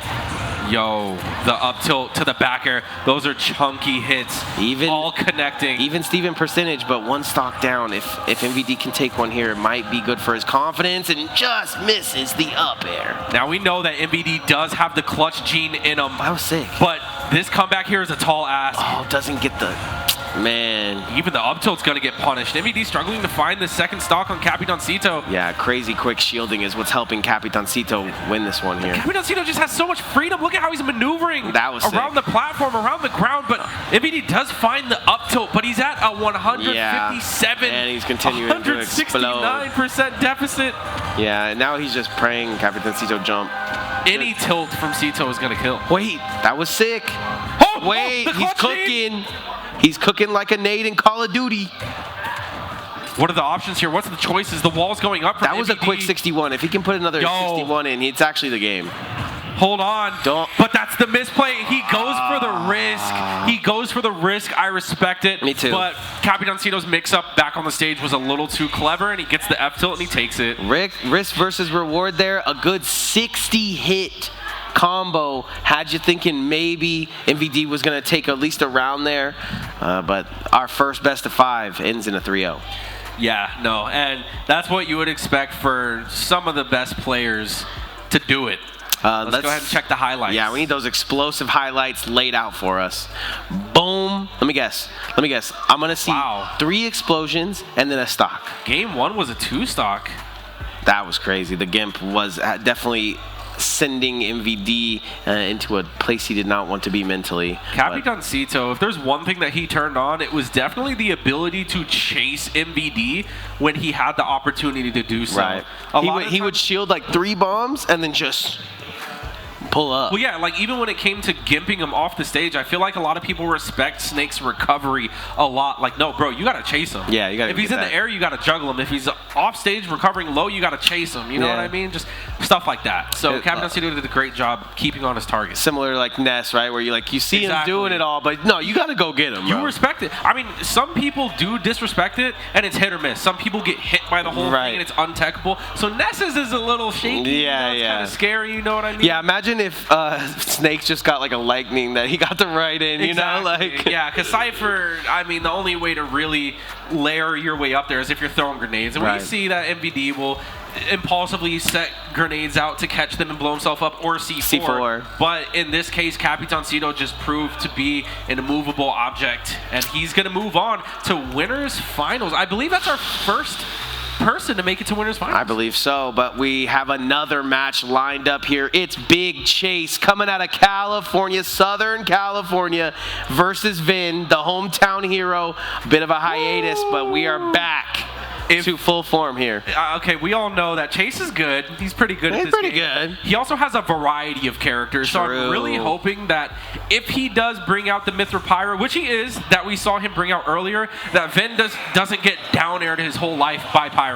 Yeah, and everyone just refuses to counterplay down air, and it's so annoying to watch. There's a possibility that we see a Palutena here too, because guess what? It's Chase, and sometimes top tiers only is where you want to go with it. Yeah. But that's his X handle. Yeah. Oh, did he change it? No, it's literally. X. I forgot. It's been top tier. No, it sounds weird now saying like his X. Like no, I thought you were saying his old name. Oh, like you see, yeah. I hate that name. Yeah, we hate. Why is it called X? We hate you, Elon Musk. X can mean so many things. Anyways, I'm just gonna say Twitter, bro. Yeah, me too, bro.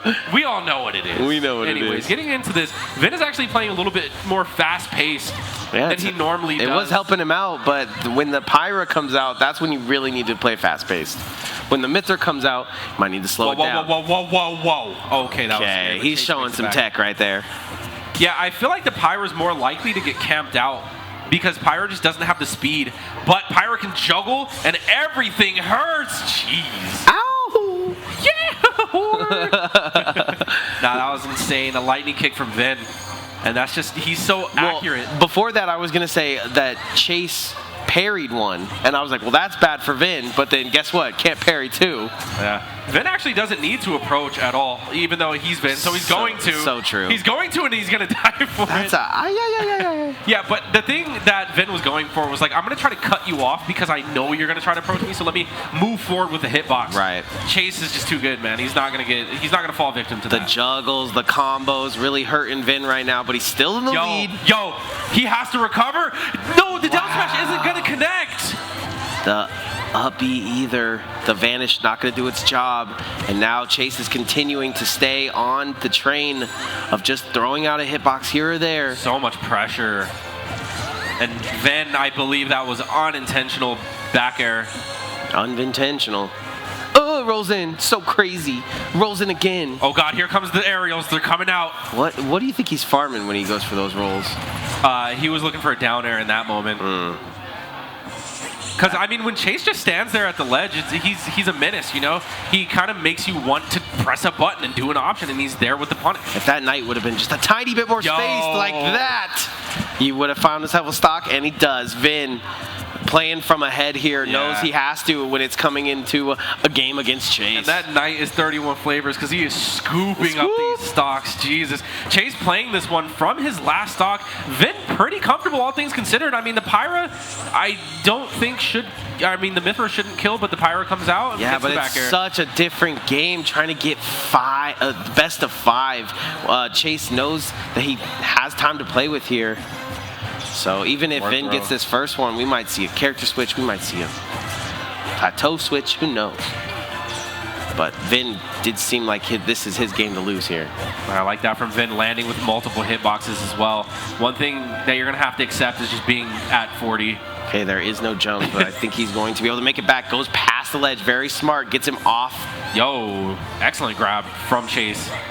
Back to the ledge, not going to change it up. And again, Vin is just so tricky. Past him. That could have been so much worse for Chase, but he still lives. True, and now the little bit of spaghetti comes out for Vin. He resets though, lines up a knight. Lines it up again. Yeah, that sword just has a little bit more range, buddy. Give me the scoop. What's the option here? Yo, the down smash, lightning fast. Vin. Speaking of lightning fast, I see Chase lightning fast run it back fingers as well. So gonna see a run back from Chase. Like what I saw from Vin, but like we said in the past, we don't normally see him play so aggressive to where he's up in the game. He usually likes to hit the comeback. So knows he has to face off against Chase, feels strong about that first game, and Chase. He's committed to the Aegis right here. Yeah, but as you said, this is a direct run back, and Vin played extremely solidly. So true. Like, even though it was a close game, there wasn't really a moment where I was like, oh, Vin's in danger. Right. Like, he really played well. Even the one that you did call out was like, okay, he's already in the lead, so he doesn't have to press. Exactly. Especially when the Pyra's out, you know, her ground speed, it's really hard for her to get in. But you said it earlier, where do you want to put Vin? You want to put him at disadvantage on the ledge, and Chase is doing a great job of chasing him down, putting him on ledge repeatedly. Yeah, and even at the ledge, Vin has just been kind of getting up. Like I said, his mix-ups have been so clean. True.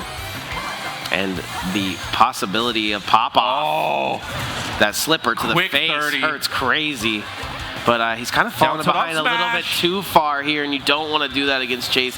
The way that he stayed even with him is what made him so crazy. Whoa! Oh my god! Okay, if that kick hits, we might actually be seeing the stock there. Bro, this PS2 platform is causing so much chaos. So true. Like, so many nice extensions happening off of them. Not kill the eye from Chase. It's a lot of damage, though. Oh, that's gonna get Lord! to the chin. What is Did you happening? see that? Ooh. What is happening? You think that he's down, but he's not out. You got this top It's the clutch layer. gene down throw. Waits for it. Doesn't get the reset. Chase kind of fighting his way back, though. But all these tilts, it's kind of like getting hit by Sheik. It's annoying, but it doesn't hurt that bad.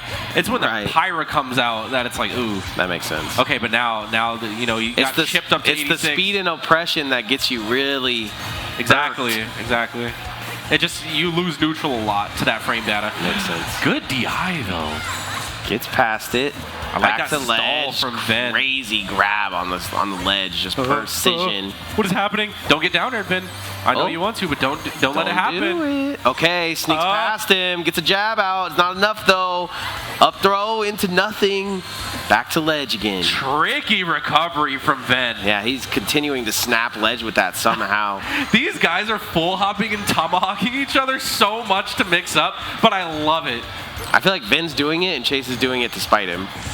Oh! Well, okay, Chase, lived that before. Chase doesn't want to press a button because he doesn't want to get lightning kicked at the ledge. Right. That should be the stock. Whoa! Okay, well, now there's some contravesty. Okay, clean it up. Dude, Vin just tried to parry right there, but his timing was a little off. That was insane. That was a travesty for Chase. Becomes a stock for Vin somehow. Oh, and the dash attack, and we're evened up. Foe. I can't do this Vin stuff anymore, man. Dude, I'm telling you, it's a heart wrencher. I don't know if that's the word. Can you heart? No, we're wrenching over here. All right, we're wrenching hearts. We're wrenching for sure. Last stock apiece. Okay. And that could be the game. If Vin were able to capitalize on that, but he's Zelda. He just can't do it. He just can't do it. Nairu's did its job there, but that's about it. Yeah, he did what he could. Back to ledge again. He's doing so good at vanishing to ledge. It's so hard to do a lot of the time. Oh, the stall. He has no jump. He just has to make it back, and you know, Chase is just gonna charge up the most intimidating smash attack. Oh, he's chasing him. All right. Yeah, all right. Well, he got away from him. He has lost all the first stocks here.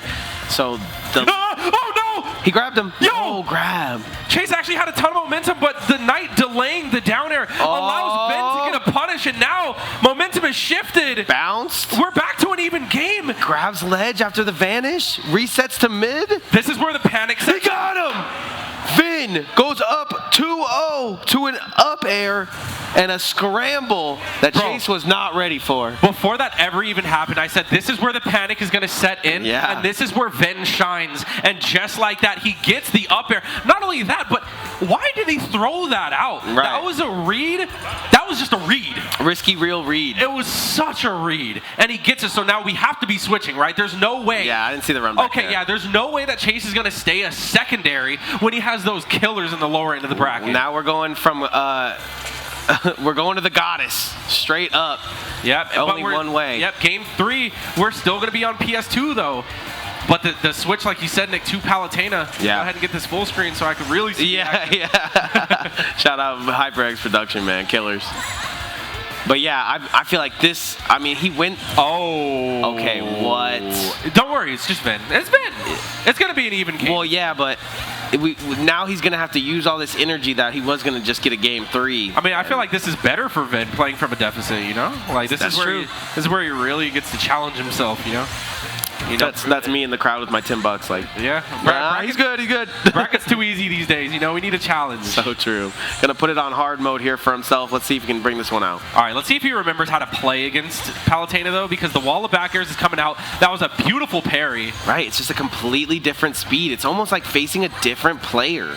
You're locked in on this Pyra Mythra. Oh my God. You finally find him out, and then Chase brings a whole different top tier aspect to this character. Auto reticle. Gonna control a little bit of space, but not for long. Now the back airs, the aerials are coming out. This man is auto-canceling everything. Back to the ledge. Yep, tries to cut him off. He's doing such a good job of getting there first. There's no way Vin is getting this read. He's reading. Oh, he's reading all right. He's reading the 12-page book.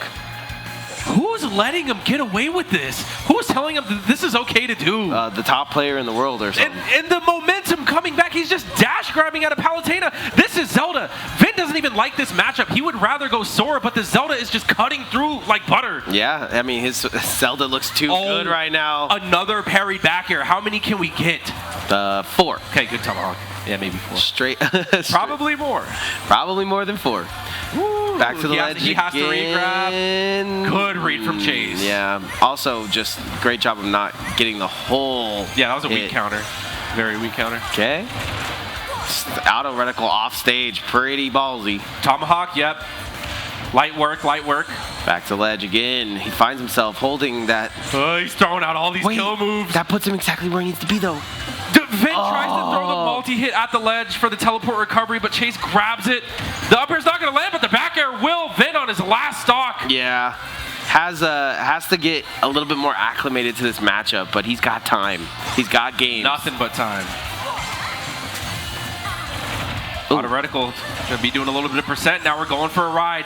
This is what Chase wants, winning that one neutral exchange at this percent. I'm going to take you for a ride. Yep. Look at the momentum. The juggle is not stopping. Vin is going to go ahead and do the top player thing and just reset to the ledge. Smart. He's been amazing at getting back to ledge. One mistake isn't capitalized, and that one just changed Foe's whole brain. I forgot how to speak for a second. Just start doing turkey noises. I feel like that's what was going on in Vin's head when he was like, what do I do? What do I do? I agree. It's great commentary right there, because that is exactly how I felt. Oh my God, the movement from Chase right now. He's being so oppressive at the ledge, really keeping Vin trapped in a certain zone. Only a couple of things are able to kill Chase here, though, in this matchup, too. So things that Vin needs to look out for, that he can't stale. Back on the ledge. Now this is so oppressive. Now this... He's going to go find him, too. Palutena is the kind of character who can really keep Zelda at the ledge. And you're kind of seeing that right now, but... Dash attack. I'm getting out. Dude. I don't want to be here anymore. I'm dashing out. Vin is insane. Yeah, he scoops him the wrong way, though. That's going to hurt. And Vin is one of the few people I see not get cheesed by Explosive Flame. Also... That kills everyone. Also, a crazy person here just kind of gives up this stock, but Vin is going to fight this one out, even though he knows. He knows he has the clutch gene, bro. And he knows, like, Chase is capable of maybe dropping the ball on this one. If he doesn't close this one out soon, I feel like if Vin can bring this to 50% on Chase's last stock, he's not going to do it. Okay, Chase played it right. He played it right. He had to win right there, or else face a comeback from Vin. Right. And nobody wants that. Because Vin had to fight that whole second stock knowing he was down the whole time, I think that's what really kept it. But you couldn't tell. Mentally, you could not see it in his gameplay. And now we go into a game 4, Chase pressed. I mean, Chase is still feeling good. Still feeling himself. By all means, he's feeling good. He had to switch characters, though, right? Yeah, he probably did have to switch characters. Yeah, of course. You're not going to get away with secondaries with Ven. It's just not going to happen. Shoot, you might not even get away with your main with Ven. Princess versus the goddess. Right. Game 4. I think they're both goddesses. That makes sense. I think Zelda's a goddess, too. You're true.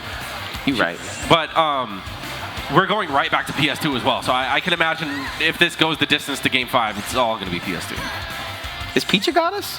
Gotta be. I don't think so. She gets kidnapped way too much. No goddess is getting kidnapped by a turtle. Oh, that's a reverse on what happened Game 1 as well, or Game 3 as well. So this one might go to even 5s, and that's not a good look for Vin. Yeah. So like we know that Vin said, "Oh, I'm up in the set. Let me change that."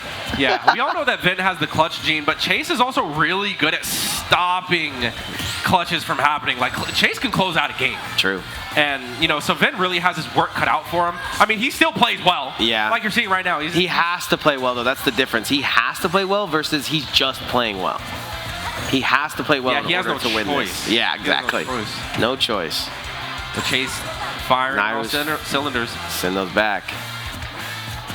Fire is in immense here. We got Din's flame. We got all the flame. Oh. And Vin is looking for these hard punishes. Oh my gosh, but Chase is going to chase you down and get that bank account.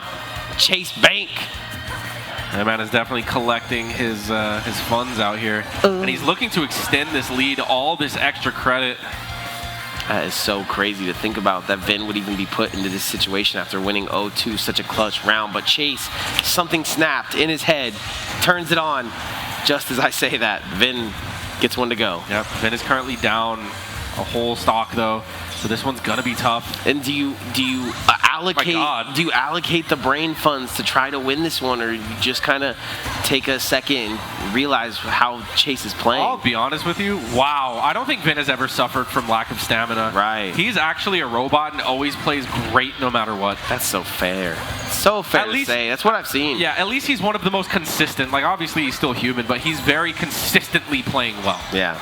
Even in a Game 5, he played just as good as the Game 1. That could have been the stock. I hope you know, if that dash grab got lightning kicked, that was the stock from Chase. Chase knows now to not mess around at this ledge because that was too close for comfort. That back air buckler going to hurt, though. When he's back to ledge, I love how he's going over the ledge. Oh, that was so cool. What? That was so cool. It just expanded like a little bit farther, but the way he jumped over it was so confident. Dude, I think the forward air is what got Vin killed. He was like out of the range of the explosive flame, and he like leaned back. But yeah, his body contorted just animation-wise into the hitbox. That's unfortunate. But it is an expanding hitbox. But we know where we had to be. Yeah. We're in semis, ladies and gentlemen. This way. Knockdown 89. We had to be pressed to our fullest. Palutena in Chase, Zelda in Vin. Oh, and actually a change of scenery here to Hollow Bastion as well. This is really why I lost Game 2. Game 5, Palutena, Zelda, Vin, Chase. Vin looked so good in the first 2 games, and Chase kind of ran away with this one after the Palutena switch. Are we going to see a similar? He's having a hard time staying grounded, which is what made the first game so strong in his favor, and now he's taking a hard 64. There's actually question marks revolving around Vin's character pick here. I'm actually surprised that he didn't want to go with the Sora, which is, he favors Sora in this matchup, but I guess the Zelda is just so on point that he wants to stick with it. Now, oh yeah, for sure. For sure. Chase has consistently been going out there with his back. How do you get that vanish off screen? You can't even see the ledge. Come on, man.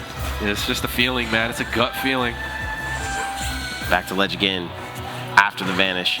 He calls out that tomahawk so hard. Vin firing firing back now. Oh, he gets... Forces him to air dodge, charges the Knight too. Still no jump for Chase. You see how grounded he's playing and how strong he looks.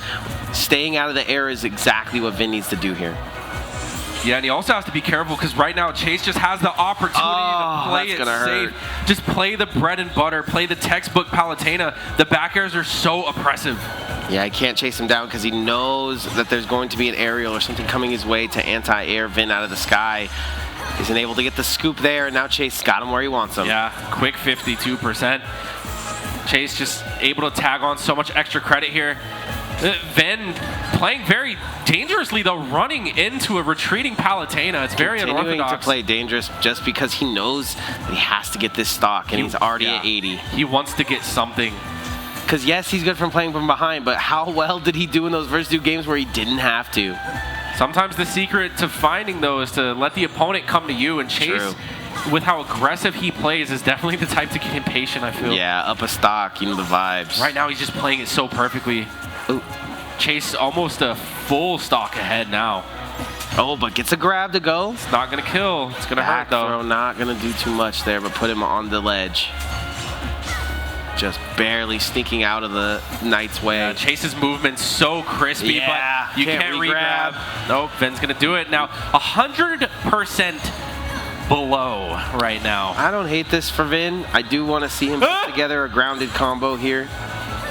Nice answers, but he SDs. He's been so good at getting back to ledge there. Yeah, he actually didn't need to SD right there. It's not like he was forced to die. He actually just, that was a misplay. Yeah, just and something about the Din's flames that were being put out by Chase. Chase is definitely going to laugh to the bank with that one.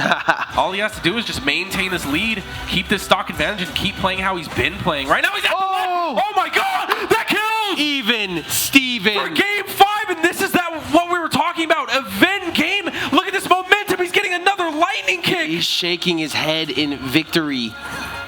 Oh my gosh. The nerves can start to get to Chase right now. You don't want to get hit by Zelda's sweet spots this much. Right, and everything is being traded on the side of Vin, so that's great for him. Vin SD then turned to a monster. What is this? Continues to keep monstrous hits here and there, but it's only 77. He knows he can get this kill, though. Dude, hold on. Having Chase at the ledge. Dude, he's at lightning kick percent. Yo, chill. This is not where Chase wants to be. Oh, he hurt him.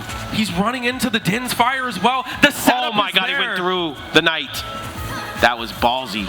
Chase just trying to find some type of footing here in the neutral. He's jumping around, trying to look for back airs, but it is layered. The offense is layered, and he doesn't have to approach, but I know he wants the game. Oh my god! He doesn't parry! He low profile! What the hell? Vin had the right read, but the low profile from Chase makes him avoid a forward tilt. I can't do it anymore. Charges it up. I thought he had that one. Chase has That's another huge parry. Chase has escaped near death too many times. Yeah. I don't know if he's going to have that Guardian Angel around him for much longer. Or is it plot armor? We'll find out. They both reset to their equal sides, back to the... Yo! The respect being shown from Chase right now is actually insane. He knows he had this game. Dude, Chase is almost at grab percent. No, it's not. Oh my gosh, He tried to mix up the DI. No punish. A forward smash. Vin, you madman. Psycho. Fire versus fire. And the Knight protecting Vin. Oh my god. This is great. This is content. I'm having a great time. Knockdown, number 89. Who do you guys want to see in the chair? Dude, there's 2 minutes left on the clock, too. So this one's not even going to time. No way. These guys have to play this one out. One grab, one aerial. Chase is dead. Vin has a little bit of leeway to play with here percent-wise. He's SD'd, though. He's made some mistakes. He just wants to keep it. That's it. There it is. There it is. Defending House, taking down SoCal. This is the first knockdown that boy has been at for a long time now. And he comes back and makes a statement. Welcome back. Vin brings the welcome mat out for the Southern Californian. The red carpet, if you will. Woo! That's insane. The red carpet, hey, but it's just blood. Hey, bro. Hey, Vin fans out there. Yeah, They eat. I needed 10. I said 10. You heard that, right? You heard the 10. Dude, that's what I'm saying. Like, we even give me the highlights. Give me the highlights. I need those now. Five 5 games of love is what we got there. 2-0 off the rip, and then we said, Vin can't just win a game. He's got to go down 0-2 in order to feel something, and he does. That SD woke him up. That's what I'm saying, bro. He's like, all right, I did my final SD. Time to clutch up. Time to play this game. Like I said, put your money on Vin. Go walk away, because watching his game is a heart attack waiting to happen. Just check the bracket after and see how many rounds you won.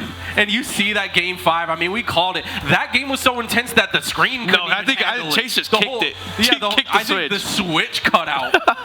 Jesus, but that's insane, and that's what you like to see. Holy moly. Vin coming back from Smash and Splash, coming back from not being at the HyperX Arena for months, it feels like. Yeah, we'd see Capitancito, no Vin. We'd see no Capitancito, no Vin. It's like... Comes back with a performance like that. This could be Vin's tournament. I mean, he has... My heart is pounding. He has to fight against Capitancito in Winners Finals now. And they are good buddies. And those are good buddies. They're like neighbors, Special too. buddies. I mean, this is just another day. They're just like, yo, what's up? But that can hurt. That can hurt Vin, right? We talked about it. He needs to be pressed. He needs that Goku. He needs to be pressed to his strengths in order to get himself there. But we'll see. This has been a one for the books, and definitely an upset there, taking out Chase. But I have no doubt that Chase is going to find his way back into the later brackets. Yeah, definitely. I mean, it's far from over, and if anything, that's just going to motivate Chase even more to, keep moving forward. Exactly. I wouldn't be surprised if he wins this whole thing, but he's going to have to do it from the lower bracket because Vin takes the win. Yeah, and I have no idea where our next competitors are. They're just chilling. So now I'm just going to stare at the camera. I'm hoping... Oh, you're kind of cute, actually. Thank you. I think we're matching today with the hair. You know what I'm saying? I don't have the beanie. I do have my hat, but I don't even know why I brought it because I'm not even... Nah, your hair looks good, I'm man. not even wearing it. Hair's looking good. Appreciate it. What was the... I'm curls, and he's curls, and we are the game curls. Hey, I'm curls. I'm not so curls. I'm not so curls. Yeah, but maybe they're getting water. Maybe they're maybe I think Vin just needs a breather. But yeah, I need a breather too, man. Go for it. Yeah. So with that being said, as we're waiting for things to get squared away, we're going to toss it to a quick break. So don't go anywhere because I believe when we come back, we got Winners Finals. Stay locked. From the original Mega Man game that I always tell myself, basically Mega Man telling himself that he needs to keep going throughout his troubles and tribulations. He himself is fighting for everlasting peace. I want to do the same thing. I want to fight for my own everlasting peace.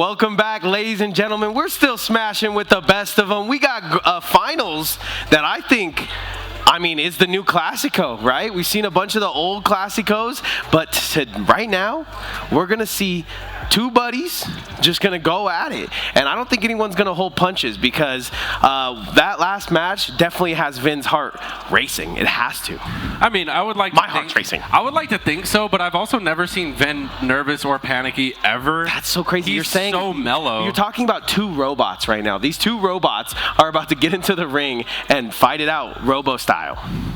Yeah, this is going to be insane because, like you said, these are homies down there, and they're duking it out 3 out of 5 for winners finals to see who moves on to grand finals and who has to go into the lower bracket. You had to fight Z a lot, I'm sure, in a lot of winners finals. What's your mentality? I just got to get this, or he's going to hold this over my head for the rest of my life if I don't win it, right? The mentality is always just like, for me, it's you have to be disciplined, Like, when you understand a matchup, you have to be sure not to break what works and what doesn't, you know what I mean? So I don't know the first thing about Mii Gunner, so I wouldn't know what to tell you, but when I'm playing against Vin, I always have to tell myself, don't get lightning kicked. That's literally the main thing. At low percent, don't get grabbed.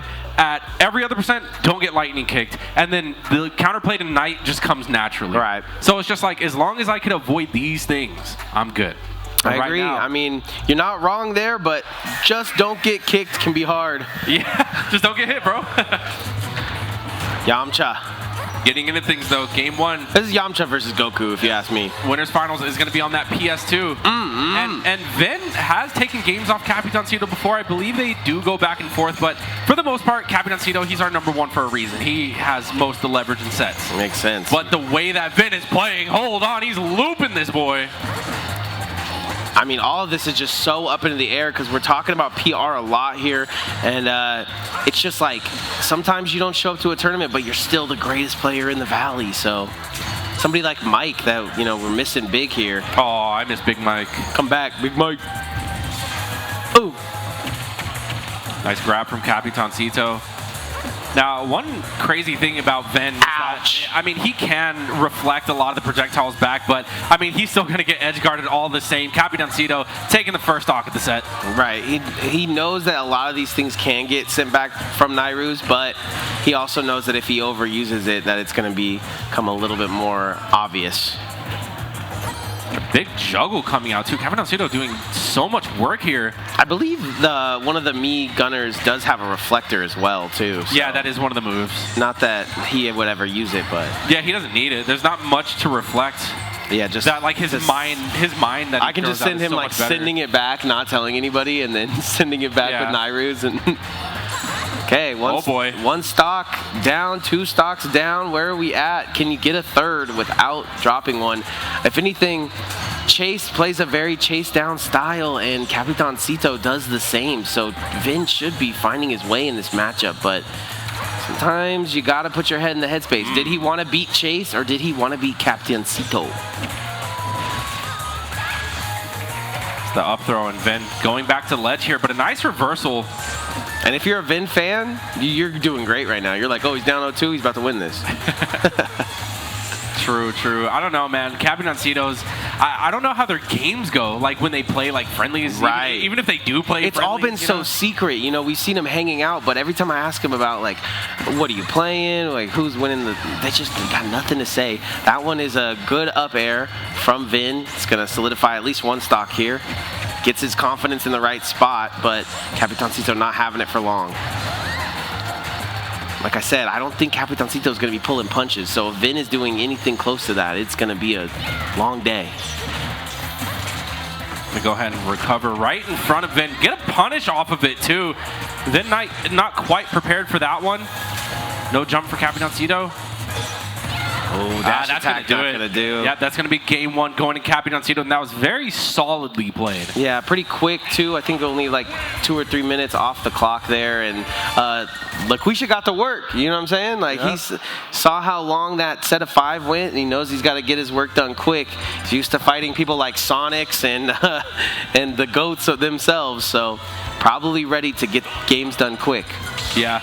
Vin is going to have to adapt here because he was just getting pressured at the ledge and juggled like crazy. That was AGDQ. It sucks, though, because it's like when you're getting juggled, you want to forfeit to the ledge. But when you go to the ledge, that's where Capitancito wants you, you know? That's where he gets most of his leverage from. Yeah, most of the people that have taken Vin to ledge here, it's been like, okay, well, guess what? I'm just going to get back. But Capitancito's got 6 layers of burrito lying full of bombs at the ledge for you. Taco Bell. Yeah.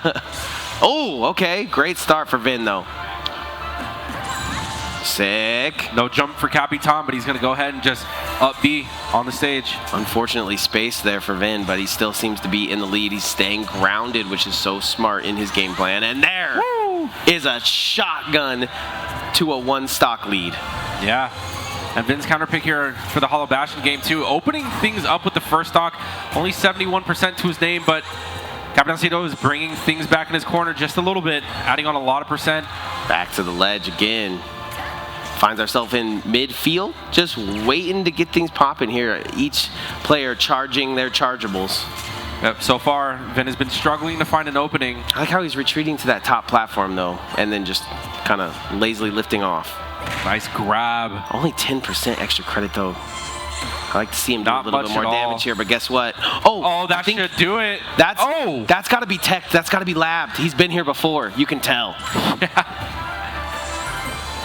He needs to get off this ledge, though. He tries to He's got plenty of ways. It's so cool to see. What on earth? You can't go... oh, man. This is... if Checkers was... Oh, he's sending the bombs back, dude. Didn't tech that one. That was... you could tell, though, that Vin has been in that situation a lot with Capitancito, and he was a little bit comfortable.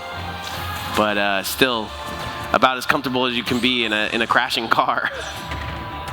Yeah, Capitancito played that one stunningly. Look at the spacing. And Vin trying everything he can, like deep recoveries, stalls with the Nehru's I like that. Roll past. Sick. But Capitancito's just so ready to cover it. But now Vin getting a bit of momentum on his side. And an excellent landing from Capitancito. Yeah, it tucked and rolled. That is just how you want to do it. Parkour. Oh, back on the ledge we go. Vin trying not to mess with that, but he gets anti-aired for jumping off ledge. Makes a little bit of a mistake, though. Misspaced Capitancito. And we find ourselves back in the neutral. Oh, another whiff. Vin really cutting off some of the stage for Capitancito right now. True. Making him uncomfortable, getting in his space But here. you can see where Capitancito wants to be. He wants to be on this top plat or right in the middle. He's finding his way there very easily. Yeah, the move. Nairu's love, not going to hurt him. The punishes are nice, and Vin floating back on stage, but gets up tilt that actually kills, Dang, he's not happy about that one. Yeah, dude.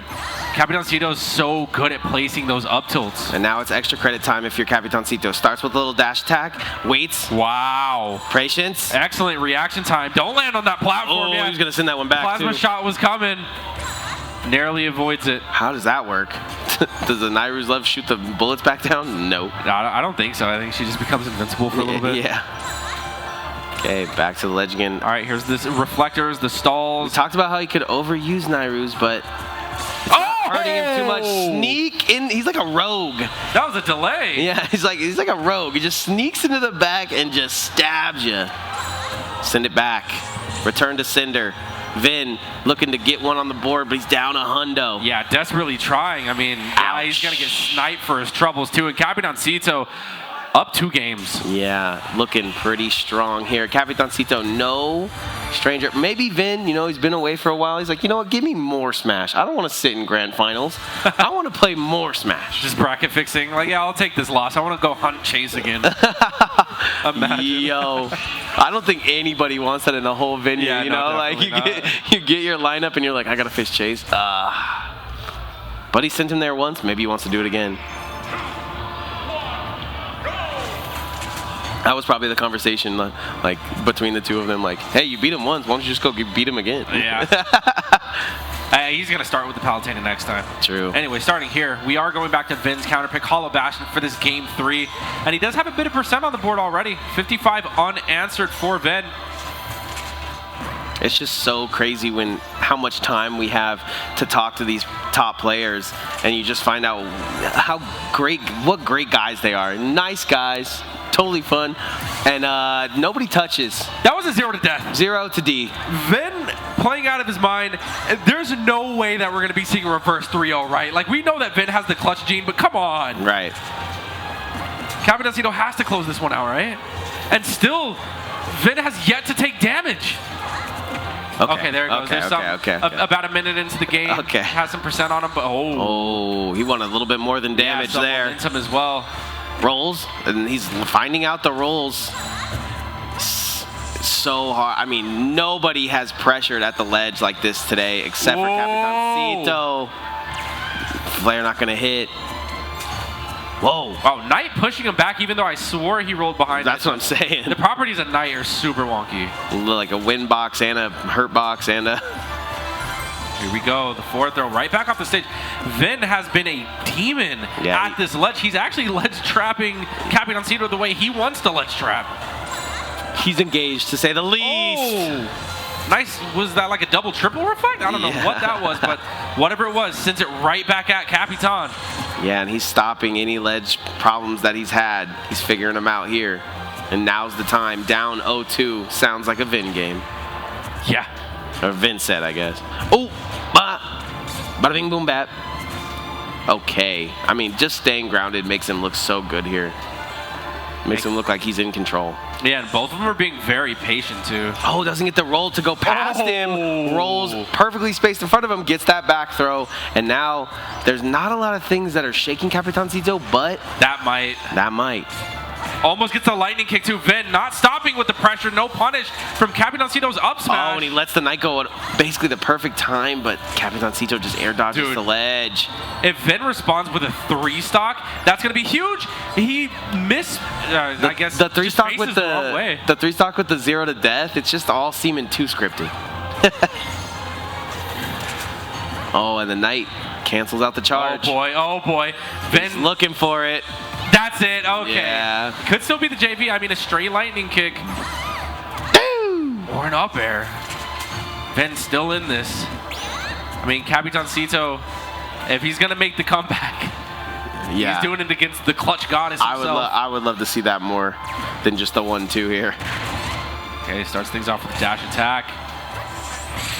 That's it. That should do it, yeah. Whew. Vin played that one solidly. Vin Bucks still on the table. Possible another game 5 for Vin here, like you said. Hopefully you were being honest, because if he's a robot and he can take these long stamina games, this is what you're going to need to get through people like Chase, like Capitancito. If he takes out Chase and Capitancito, this is new Vin. Dude, Chase, MVD, and Capitancito in loser's bracket would be the grossest timelines. Where are we? Where that is the case. I could not have guessed this coming into the game. Looking at the bracket, I could not have drawn this one up. But everyone is playing at their height of their ability, and they're continuing to go at it. I've seen a nice little convo from Tux and MVD there. Is Paul not here? Because he just sent me a message. I did not see him. Oh, shout outs to Paul. Yeah. Okay. Yeah, getting into this game 4, we are going to PS2. What'd he say? He said Mike's hot. Meaning we're loud. Maybe he is here then. He's here in spirit. But yeah, getting into this game 4 here, I actually like this counter pick for Capitancito. It's a lot of space. I don't think he has too much to worry about the Knight covering the top platform as much. You know, so the Knight's not as oppressive here. But, I mean, the way that Vin played that game 3, or that last game, I feel like the top platform is the least of Capitan's worries. Like, Vin just took it up a notch. Yeah, just kicking it up a notch ever so slightly. The flame has been ignited in Vin's heart. He is down, but not out, as always. Yeah, and right now they're keeping this one extremely even. The grabs from Capitancito have just been supreme, though. So crazy to see Vin come back from a little. I mean, this is just a shout out to all these gamers, man. Maybe take a break. Look what a break can do for you. What a call out from Capitancito, reading the jump, getting the back air, and taking the first stock here of game 4. I mean, Capitancito looks locked. Looks locked in. Looks kind of healthy, too. 82% is not bad. Right. Especially when he's able to tag on extra credit like this. He is making a mistake here and there, though, which is something we don't usually see from him, and gets the leastest, sweetest. He jumps into the knight? No, he got hit by a nade, I think. He hit the nade back at him. That was tight. Did he actually? That was tight. Interesting. Okay, now we're back to even. 2 stocks apiece here. Capitancito with a bit more momentum on his side, having Ven at the ledge. This can be gross. Amazing grab, catching the neutral get up. Is he still Sugoi Factory, Vin? They dropped that sponsorship. He's not sponsored by anyone else as far as I know. Wow, last Send it minute back. news, love. You got to. Oh, a little over aggressive from Ven right there. Extending just a little bit too much on his welcome. Oh, I like the last. He's really putting in the precision to do it last second. Oh my God. And that's how you need to do it. You can't. Wow. He's not able to get back, though. And Capitancito putting up a wall at the ledge. And if I was Vin, I'd stay away from it. I mean, run as fast as you can, but that ledge is going to come for you one way or another. Right. And that's where Capitancito really shines. Currently up a stock here. My ledge. Here to do damage in the corner. Having Vin stuck once again. Vin's nice. Waits out the bomb timing, though, and misspaces it. Finds his way in. Dash attack. If Vin closes this out now, oh my God. Unfortunate. Huge reversal from Capitancito at the ledge there. Yeah, it finds him with the vanish, but just too far. The back throw sending Ven right back to the ledge. So much of this game 4 has been played at the ledge for Ven. It's not looking good, though, as he's lapped him in percentage, and that back air is going to kill him. Vin not too happy with the results, but Capitancito was making the games go fast. You know, you think you're in this situation where you can let it breathe. Nah, you cannot let it breathe. And that was so many back airs that ended up taking that stock for Capitancito as well. He was just reading the neutral get-ups. He was reading the jumps. He was just really in Ven's head that last game. Yeah, and he was in the first 2 games as well. Let's take a look at the highlights, because you can see throughout the first 2 games, there's not too many Ven ones. Yeah, it started off really bad for Ven, and it started to look a lot better. I mean, game 3 was just complete adaptation, download city. Right. But then Capitancito was like, nah, I'm going to do my own thing. I'm trying to think of what the difference between facing someone like Chase and facing someone like Capitancito is. Mii Gunner, that's the difference. You know what I mean? That's the main difference, is you have that Mii Gunner. That's just way more annoying. Yeah, you have Capitancito, who was just looking to end the game so quick, and he was doing that, and you would think Chase was doing the same, but he has a way of slowing things down, and the clutch gene got to him. But Capitancito gonna sit in our winners finals from now on. He hopefully gonna take a little break and get some warm up in as well. Yeah. But we have to go to that lower bracket and see who is his champion to find him. Capitancito is another one of those players that's really good at shutting down some of the clutch gods, you know? Because he just has a style that's hard to come back mentally from. too, I think. He's strong, yeah. It takes a lot for Vin to just kind of like get 2-0'd, get JV'd, whatever it may be, and he was able to do it. And it might have just been, I mean, I hate to say something like this, but it might have just been, you know, you're playing your buddy, you can't get that dog in your head, you know, you're playing your friend. Up next, we do have MVD versus Chase. So this is going to be quite a game. I believe the last time they met in bracket, Chase ended up winning, but the way that MVD's playing right now, it could go either way. True. I didn't like how MVD went out either, so to see him go down to Capitancito, I would like to get some put some respect back on his name right here in this game. For sure. I mean, I'm excited to see it, and knowing that there's a lot on the line here, right? This is losers semis. Yeah, I think it's for 4th. Meaning that the loser's going to be out. You don't get second chances. So I know that both these guys are going to be firing on all cylinders. Chase is going to immediately start with the Palutena, and then you have MVD going the usual snake. Does the Pyra Mythra do anything that might help it in this matchup, or do you really think he's going straight Palo? Not anything that Palutena can't already do. Palutena has really good juggles. You don't need to worry about switching between 2. He's got some send backs if you need it. Yeah, you don't got to worry about it. So it's definitely going to start as the Palutena. If it doesn't, I'll be very surprised and think that Chase doesn't really care. Makes sense to me. We'll see though. It's a long one, man. This is sounding like the tournament is over. No, we are just beginning, ladies and gentlemen. We are getting through what is. I hate to say it because it's the most recent, but one of the best knockdowns of all time, man. We got huge killers out here, and we're missing Grandmaster and Dakpo, but that's about it. Yep, missing Grandmaster, Dakpo. Again, I'll always miss Theed. I'm so sad that he moved away, but that was the Falco. Yeah. The Falco Ridley. I don't think anyone else in state uses Falco Ridley. I played his Ridley a little bit, and it had me thinking back in when we did, what was that tournament? Where everything was on the floor. I guess about the anniversary event? No. Right before that. I'm thinking just the first. I don't know. Why am I blanking? Beats me, bro. Not Knockdown. The other one. What else do we do here? What's the other? We do Edgeguard? Edgeguard. I think Edgeguard won. I believe I played Thediums. All right. Nonetheless, though, we're gonna get into this one. A long slog it may be. Another best of 5 Chase versus MVD. Yep. Game 1 here on Town and City. One of those interesting stages. I mean, it shouldn't be too big of a surprise considering that this is Palutena. Palutena players tend to really like their. Look at this start, though. Just trading blows. Mixes into trades. Absolutely. That's gonna hurt though. Gets a nice little 30 stock lead or 30% lead. Wow, and a whiffed grab. MVD taking the first stock of the set with an up tilt. Back throw, not gonna kill. 150 living, better now. Is he gonna cook that grenade and use it to recover? No, he's gonna use it to layer his offense at the ledge there. He gets back on and he's dodging everything. Another back throw, gonna send him right back where he was though. One step forward, 2 steps back. Oh boy, what's the option? Chase putting on so much pressure. MVD gonna blow himself up. Yeah, really Ejectocito cusses himself. So many explosions coming down from the top, and Chase is just taking a lot of chip damage. Oh my god, 200, almost.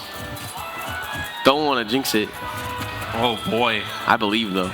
Chase shielded up, protecting himself, and 213 for MVD. At this point, his own grenades are going to start killing. Right, he did that last one for me. Is he going to get up attack? 54 though, the rage is raging. He could steal a quick little stock here if he just. Wow, what a trade. That's another trade. Everything is traded, and hands up in the air for Chase. You can't believe it. I like that more players are starting to catch on to Chase's tomahawks more. That's actually something that Grandmaster does. I believe it's just like a thing that Palutena players like doing in general because she's fast and her fast ball is really good. But he's not really getting much off of it right now. And the trade, I mean, the first 7 plays of this game was just trades from Chase. Yo, that's huge. Wait, flipped on its head. I blinked, and all of a sudden Chase is in the lead, and no more trades are going his way. Yep, that's a shift in momentum, dude. Getting bonked by that shield, you know, you just end up disappearing at a really early percent. Now MVD's going for a ride. Chase got the combo that he wants. Bonk. Gets that neutral air, but now he's at that up tilt percent. Chase has to be so careful, and so does MVD. He's getting a bit impatient here. Throw. Oh. What a read. Hurt and win box there. Okay. They both shield the nade. Gonna go to sleep. Oh boy. Oh no. DI? Yeah, well he changed his mind. He thought maybe he was going to sleep, so he might not have DI'd that one the right way. That was very interesting, but nonetheless, we're down to 1 stock apiece. He lived to 200 once, so he could do it again. Yeah, MVD has some work to do after getting blown up on that second stock. He definitely can't do the trades that he wants to do here, so he's got to find creative ways to get in. That's a pretty creative one, double bouncing off of the grenades. Runs him down, shields his own nade. Oh, MVD's playing different. Yeah, Chase MVD and the D is for different. Ooh, back on the ledge. No. Yo, that's not it, right? Yo, no. The simple. Just keep it clean, keep it simple. I'm about to pull up with my shield and bash. Yep, the back air. Chase is going to end up taking game 1 of the set.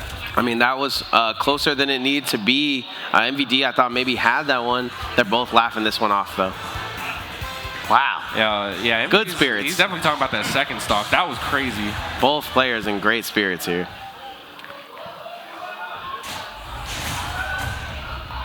Whew, has this been a tournament, man? My heart has been beating for every set. I got to get less invested, I think, here.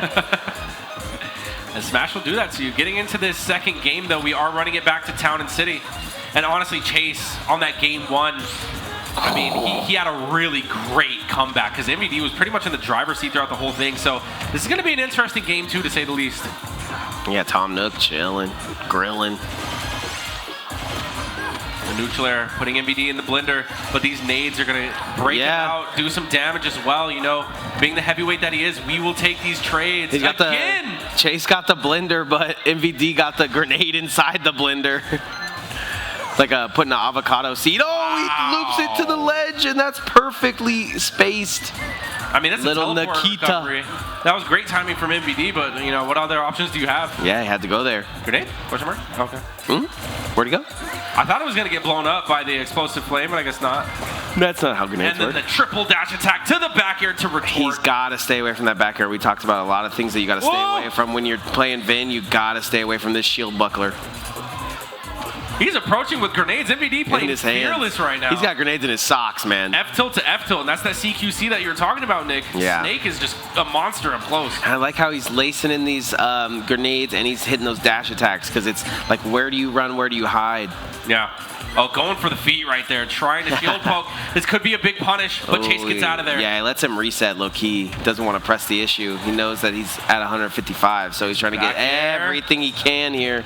No way. Beautiful tech from Chase, but MVD's still hunting him down. 87 and he low profile, tries to go for the MVD classic. Oh, he got him.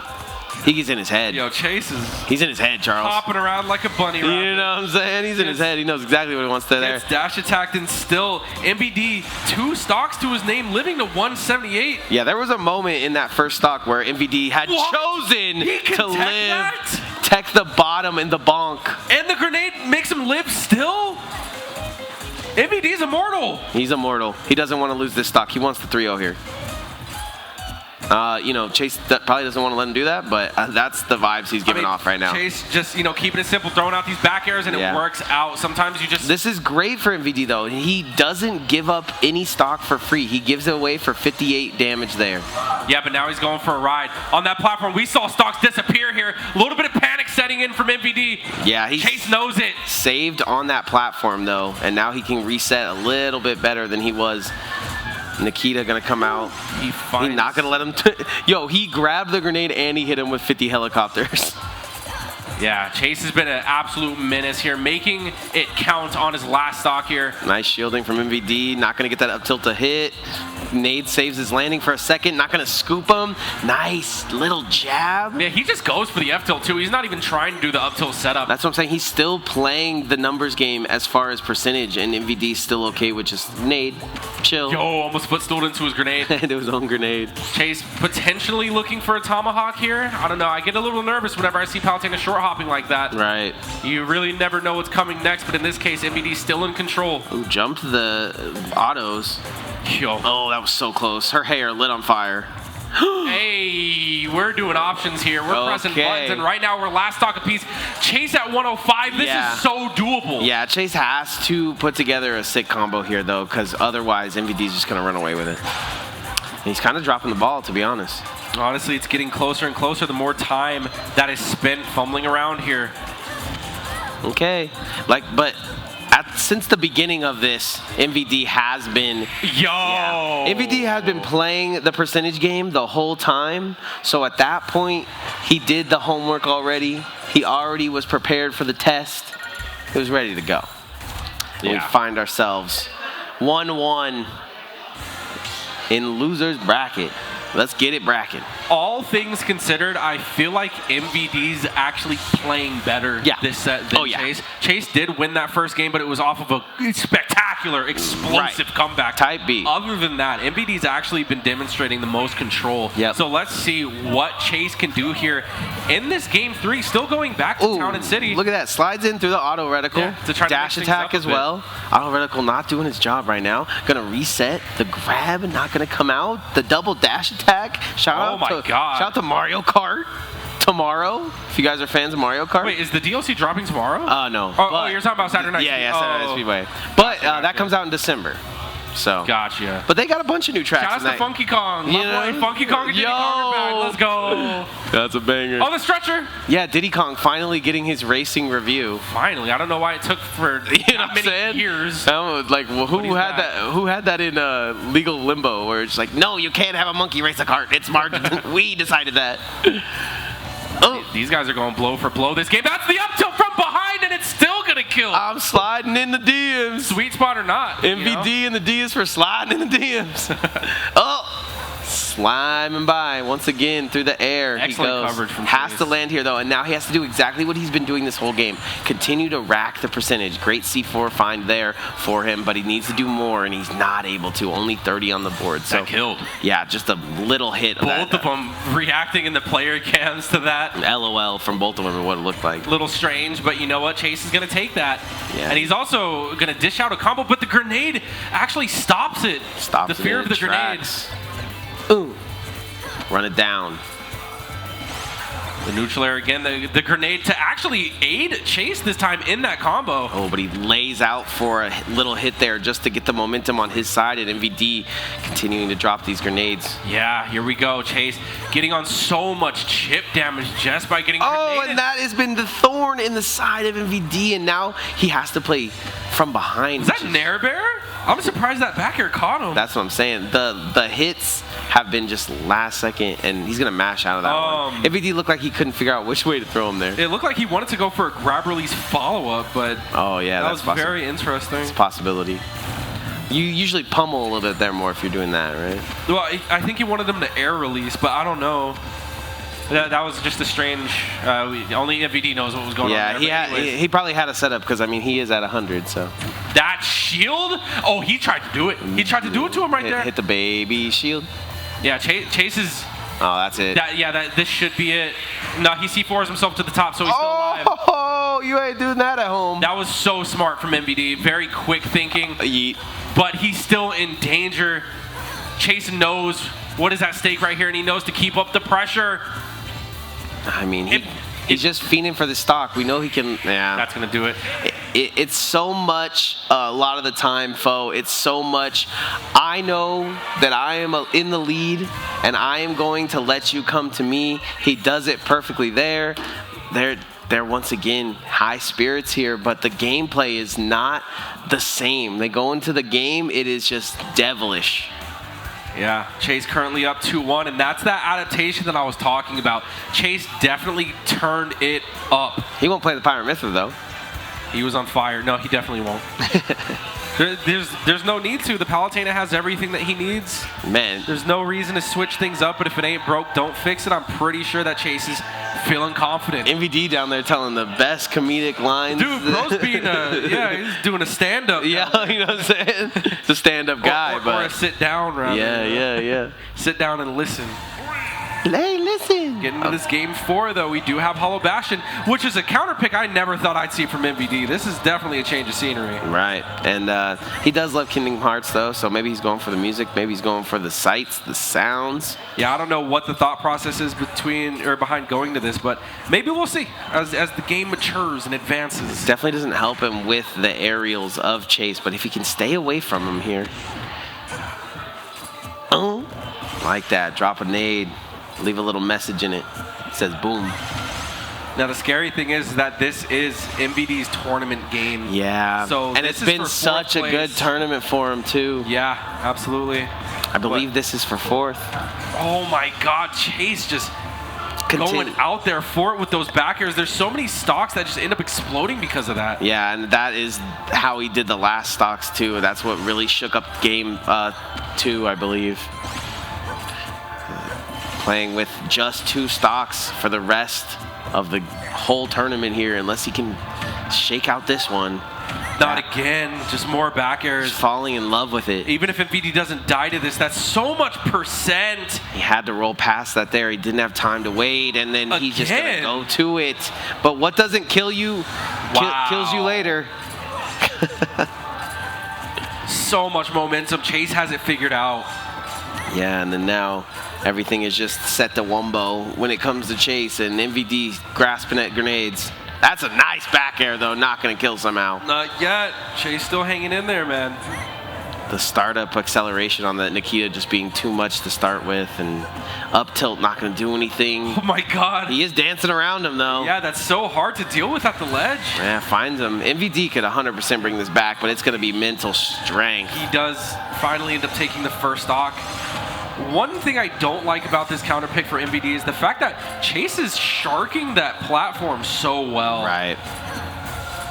a hard counter pick for MVD Look at that here. with Chase. And he puts him right back up there. It's like he's passing him to the homie and then finishing it off. Aerial Go to sleep. Aerial. That was a good read, but he doesn't get the re-grab. I don't know if the re-grab should have been the option. Nikita, they find themselves. He just lets it rip. Ends up attacking. Hold on. If MVD can take this stock soon, this could be very close. Almost tries to get teleport him. recovery. Yeah. That's it. He found him there so many times, that exact spot. Actually, yeah. Having a good chat, though, I must say. There's just so many situations where MVD ends up recovering to that mid-range where Chase is just able to go out there with his back facing him and back air him. Yeah. And like, there's a lot of times that I'm scared to kind of approach players after the big losses or even big wins, and they're looking high spirits down there. I'm gonna be honest. For sure. So still probably not approachable, but definitely looking. You know, MVD's not distraught. He looked like he came up there and had a good time. I love you so much, dude. That's so funny. So true. But it is going to be MVD taking that 4th place finish. And up next, it is Ven to step into the ring against Chase here. Yeah, let's look at those highlights before we get into that next match. But you're 100% right. I think the Ven Chase rematch is on its way. Looking at these ones, I felt like game 1, game 2, even though he didn't win it, game 1 was MVD's game, game 2 was MVD's game. I think that's what and somehow Chase just wins, and it's on the back of this. We saw that situation that MVD was put in so many times, but I really think that whole game flipped after that game 1. MVD was in such control, but the more the games progresses, Chase got more and more confident and ended up taking more and more control. Right, like MVD didn't even win game 1, but just the confidence he took into game 2 helped him win that one, and then it was downhill from there somehow. Absolutely, yep. So as I said before, now Chase is moving on. Now it's Ven's turn to step into the ring, trying to defend house. Again, this is going to be another Vegas versus SoCal matchup. Yeah, I mean, it's just a run back that I don't like. You're saying that he's mentally stamina strong, but the Palutena is going to start the game. So no 0-2 to some Pyra Mythra. Yeah. He's going to have to slog through this Palutena. Yeah, and I'm wondering if we're actually going to see the game 1 Sora from Ven as well, or if we're just filming the Zelda today. His Zelda looks too nasty to just give you a raw Sora, but you never know what could happen at Knockdown number 89. Yeah, sky's the limit between these two, and right now it looks like Chase might be taking a little bit of a breather. He's not currently at the setup, might be getting some water, but it's cool. He just played a really intense set with a lot on the line against a very great player. A lot of people don't take that into account. You know, you go through these long brackets, you need a baby rest, you need a water, you need to stay mentally strong. We've seen people like Sonics opt to go muscle milk, you know, something to get your brain off of the continuous strain that it's in. And the thing with muscle milk too is it's majority, protein. It's protein, and protein makes you stay full longer. So you don't really get that like hunger in tournament. Which when you're hungry in bracket, it sucks. Yo, muscle milk pho actually hits, bro. You should seek sponsorship. It's such a bad protein. It does the job and it's cheap, but it's definitely not the most nutritional. I still use it. Well, what would be your what would be the sponsorship that you would want the most? Out of anything. In general? Yeah. Omen?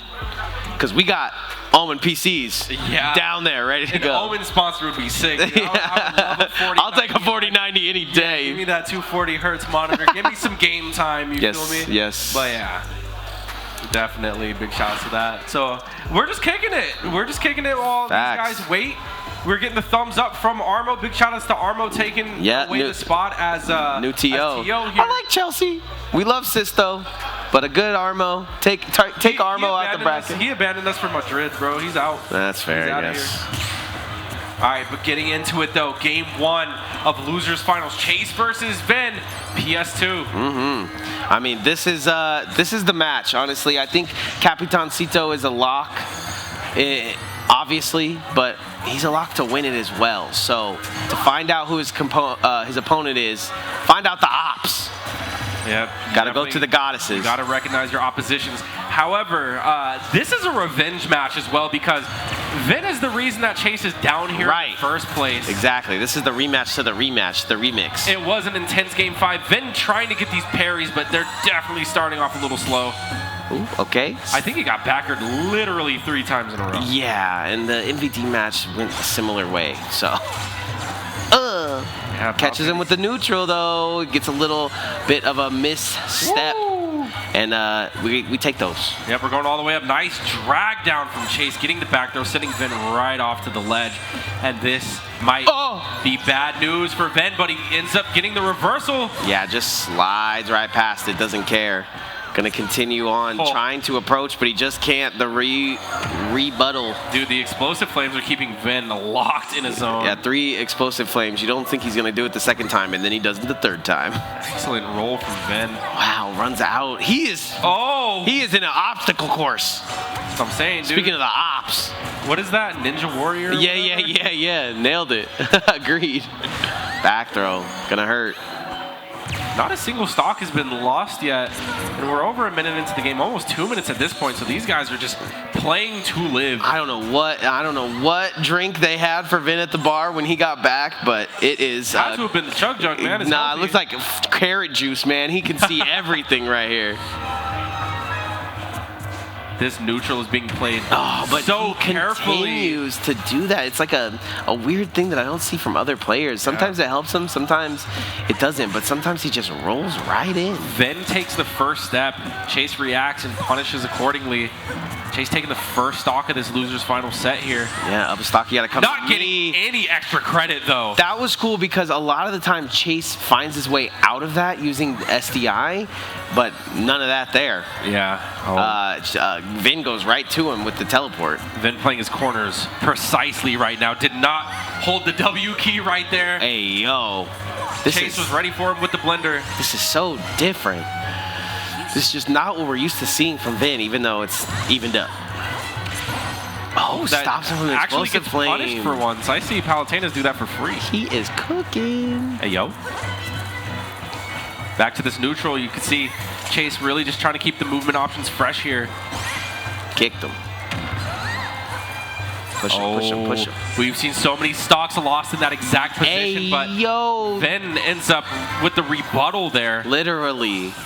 Somewhat of a lead. Now it's Chase who's making a mistake, but he does the up air so he can reset, so it doesn't happen on shield. Chase playing this one so careful. Pretty smart now. You know, it's kind of crazy because Chase kind of playing like he's up a stock, but he's not up nothing. He's up literally nothing. Excellent grab from Chase. Finally up 1%. Vin does sometimes have a habit of rolling in when he plays his corners for too long. That kick, not sweet. Oh boy, I like that stall. Me too, and he got back to the ledge, snapped onto it. Re-throw that man. Chase seeming like he's kind of been through the ringer, man. That should be the stock. He's seeming a little tired. Chase seeming a little tired, no? I don't know I don't know how to describe that one. But it looked like he was going for something that just did not work out the way he envisioned it. Well, we were talking about the stamina, what it takes, and Chase kind of falling off here, at least in game 1. A game 1 Chase, you know, the longer the set goes on, the more awoken he gets. So true. And he just had to go through MVD. Yeah, so he's kind of running the gauntlet right now. He's happy there's just not 50 grenades in his face, to be honest. Yeah, but I mean, he has that stiletto in his face. Yeah. Which kind of does more knockback. A lot more. And he catches him with the explosive flame. Great start from Chase, bringing this back to 1 stock apiece. 35% deficit is pretty much nothing, but I mean, that forward smash brings him to 56. Yeah, that hurts. Vin just be throwing out smash attacks, bro. What's that? Hurts, don't it? His conditioning is so good, though, because he places them so appropriately. Oh, man, still able to shield the explosive flame last second. I'm talking about the timing of this. Wait, she's the Princess of Time, right? I think Wisdom. Yeah. I think she's Wisdom. Yeah, she's showing it. Oh, boy. Yeah, that juggle. It's going places for Chase right now. Back to the ledge again. No scoop. On the ledge, but he gets right back. Gets back here, though. A little bit of momentum on the side of Chase. Yeah, you can start to see Chase. He knows he can win this one. Oh my God. Yo, is that it? Oh, ow. No, he's still alive. Ow, ow, ow. What a read from Vin. The double kill screen. Vin is in his bag. Dude, I think he had like chug like Red Bull. Like man was jumping through every single obstacle in his way, Ninja Warrior style, and then finally hits 2 back-to-back reads that are just crazy. Dude, is that Vin drinking bougie water? Is that limon? Limon in the ice water and the straw? This dude is living the life of luxury down there. He's chilling. Look at him. Look at him. He did everything. Look at him. No. Just look at him. Just look at him. This man is confident. Look, he's doing his little hair thing. Like, come on now. How are you going to beat that? How are you going to beat that, bro? Chase changing the song. Yeah, no, he looked hard to beat there in that first game. But as Vin goes into the second game, still waiting. The production just wants to, you know, make it seem like he's still playing from behind. So not going to give him the dub there. Yep, game 1 didn't count. We're still 0-0. So shout-outs to the first game. Nah, but this is game 2. We're running it back to PS2, and right now Vin is in the blender. Yeah. Back to the ledge, making a princess smoothie. Oh, ouch. I don't think those words have ever been put together. Well, because, I mean, how often do we see Zelda against Palutena? You know, Exactly. Vin's been gone a while. And usually when he's confronted with this matchup, he tends to go Sora. But, I mean, the Zelda, he's up game 1 against Chase. And now it doesn't really seem like Vin is able to get a hit in. So Vin just praying for his stock back. It's really easy to get shut down. Give Vin his game. In this matchup. Give it to him. Back to the ledge again. One of these days, Vin will win it. You know what I'm saying? He deserves it. He worked hard for it. Oh, wow. The parry to the down tilt. That explosive flame is not going to do much. It's going to keep Vin kind of gridlocked. That's a misplay from both of them because Vin should have had that stock realistically, but Chase should have never put himself there. That's the back air Chase. Oh, he snuck past the knight. I couldn't even tell. Yep, he's going to open up with the first stock here in this game, too. Okay. Just a reminder, Vin is up 1 game. Yeah. Agreed. Snap. There it is. Oh. Trying to fair lock? Vin's like, mine's better when it hits. Yeah, go ahead and get out of there. That hurt. Okay. Oh, dude, Vin, there's no reason his movement is that good with this slow character. Like, Right. he's avoiding these nairs in the neutral. And the parries, too. Like, everything that comes his way is not always countered, but at least parried. It has to re-grab, but Chase not ready for the punish. And now the wall of pain is coming out in the form of these Palutena Yeah, back airs. before Chase was sending all these things at him, and then Vin would eventually pull up. Now Chase is pulling up and leaving the Scamentics at home. Oh, a jump back for Vin, though. Vin not too bad of a spot. I cannot believe he just grabbed that. Yeah, Chase is getting so much extra credit here. Yeah, everything going his way as well. Another tomahawk. I might be... Okay, not going to fall into the explosive flame. Smart. Okay, raw. Oh, wow. Like you like your sushi. Dude, the crazy thing is that even though Vin is at this 116% deficit, can't count him out. Just a few good reads can't count to him get in Chase's head. Exactly. And this is kind of where Vin shines, you know, just put in these situations where he has to clutch. Chase also playing a little sloppy as well, but it doesn't matter. It up. He has back air. He almost tricked him. He played sloppy enough to where, you know, drunken monkey, the drunken monkey style. So it could have been a big brain play. It could have been a genuine mistake. Who knows? But he gets the stock from it. So either way, it works out for Chase. Exactly. Nice shielding coming out, but he's still going to find his way into the aerial copters. Yep, to the up aerial copters as well. Sit down. Okay. He recovers, though. Meteor not going to send him too fast, so he is able to recover, gets scooped up into the air, but he can't follow that like Chase can. Yeah, I like that from Chase as well, just resetting, just getting out of there. Oh, that's the occupying scoop. the opposite side of the He stage. usually ends that, so the Nairu's going to save him there. Oh, boy. And then Vin just having to play his corners yet again. Chase has been a menace here. I like that. Reads the roll in. Vin is in trouble now. Oh, just going to raw. Once again, just trying to raw to go for the steal the game. And follow up. He's going to go out there. Nairu's saving him again. And he's going to... Damn. Insane stuff. And then another miss. You know, I didn't want to say anything, but I was really scared when Chase did that explosive flame for that exact reason. And right now we're last stock apiece. Huge deficit for Vin, 100 plus. But I mean, we've seen Ven's back against the wall before. Yeah, you gotta let nothing unwinnable. Gotta let Chase make the mistake here. You have 240 on the clock. He tries to parry, but the back air, man, is just too powerful. There's just a little like string hanging off the the shield, and you can only see it when they zoom in. Oh man, 1-1. This one is got to be our match of the night, right? We've seen what happens when Vin faces Capitancito. We haven't seen what happens when Chase faces Capitancito. Yeah, true. I mean, if you're a SoCal fan, you're definitely rooting for Chase, but you know, the Vin, you might be rooting for Vin. So, I mean, this is a betting man would. It's crazy. I like Chase's hair. How does he get those coils? What do you mean? Who got those? You know, he said that his dad is black, so we're kind of matching. Oh. We're matching fathers. Maybe that's how you get. That's how you get the curly hairs. Okay, game 3. We find ourselves locked in a match of goddesses, and Chase is trying to put it on Vin, but he just looked perfect. Hey, yo, the down tilts at this ledge are crazy. And Vin needs to get off that platform stat, because we've seen how monstrous Chase can be when sharking from below. And how monstrous Vin has been when he's able to just stay grounded, but he's finding himself in little short hops that are taking him for a ride. Somehow, though, game's looking pretty even. Don't know how, but it is. 66. Yeah, interesting trades, too. Nairu's love being a response to everything off stage. Whoa. He charges that up and kills him at 80. The crazy thing is, I believe that Chase just wanted to read the neutral get up, but Vin gives him an air dodge down. Right, he just wanted like the air box, but he got the whole thing. No enchilada. Taking the first stock here at game 3, off to a great start. It's crazy because it seems like Chase has turned his brain off and he's just dash, smash, smash. I mean, against Zelda, it may look like it, but that's how you have to shut her down. She's very susceptible to getting overwhelmed, and Chase is doing just that to Vin. Oh! Until the lightning kick sends him across the world. It's gotta be a fan favorite at this point. If MVD has the patented up tilt, that is the patented Vin move. We've seen him take millions of stocks like that. I would say millions. I think millions is good. I think that's accurate. Okay, trying to scoop him off ledge. Finds him air to air. Don't want to be there.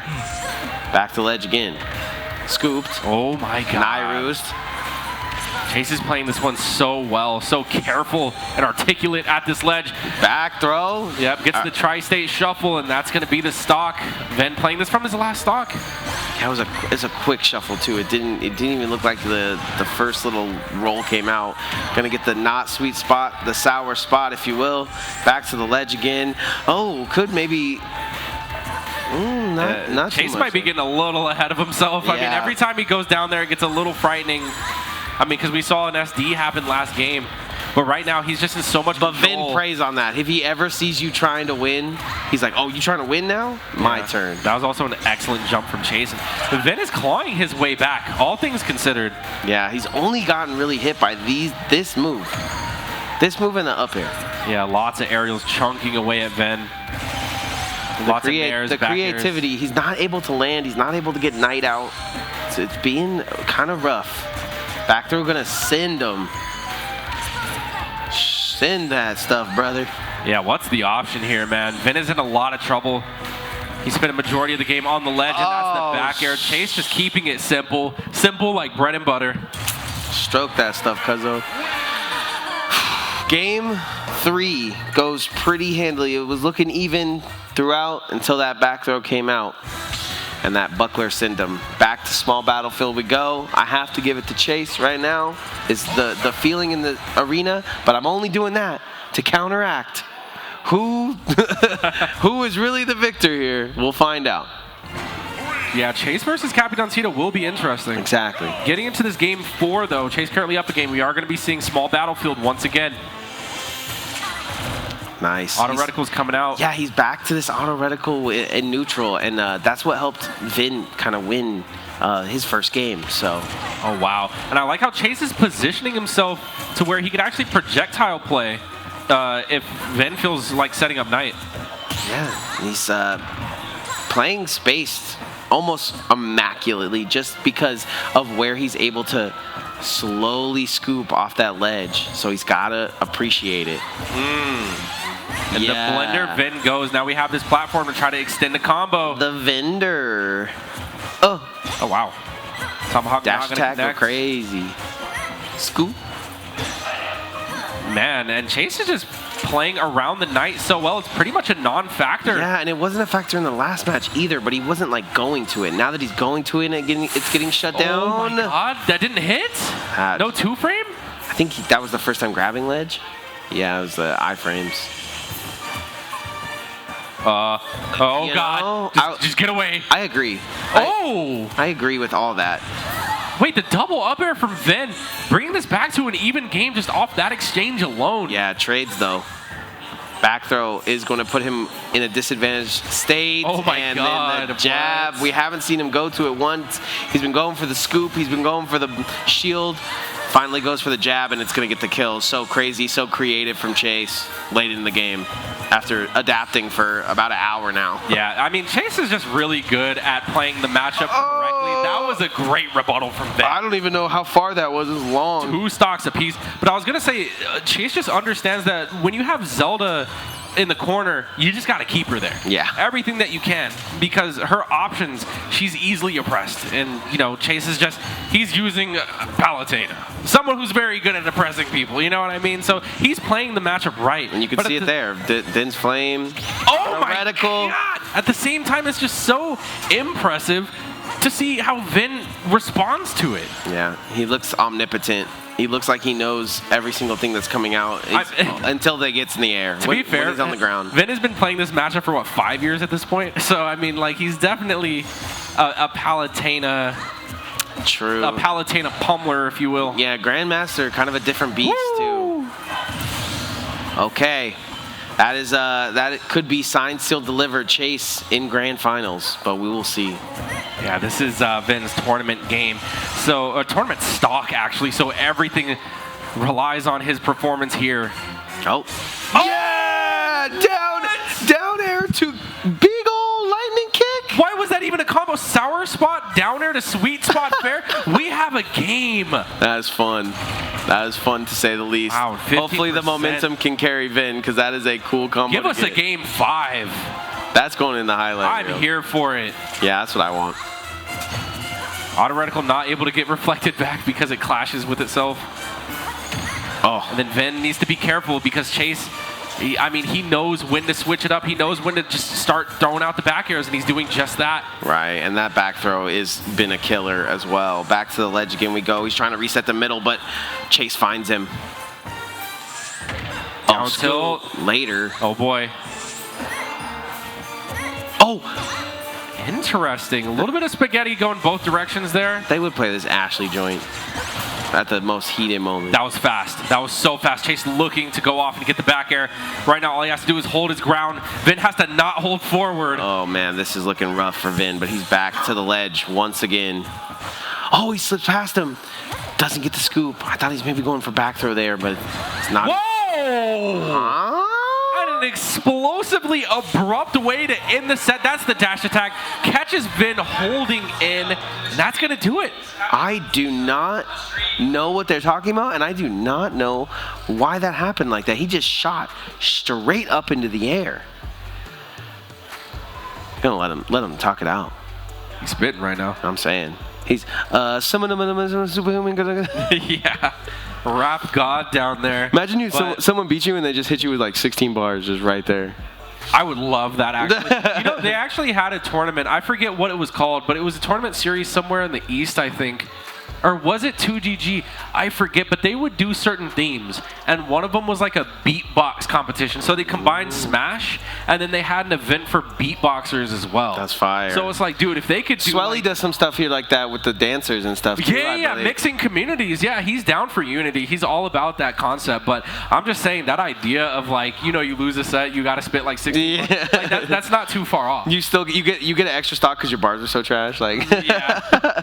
So honestly, that'd be very interesting nonetheless. But I mean, Vin having an excellent run for his first knockdown back in what feels like months, finishing off at third place. Yeah, I know third's not what he wanted, but he played like a first place player. Let's take a look at the highlights of what Vin was able to do against Chase on the run back. I think it's just too much knowledge given from Vin to Chase. Chase is a very adaptive player, and he adapted, to say the least.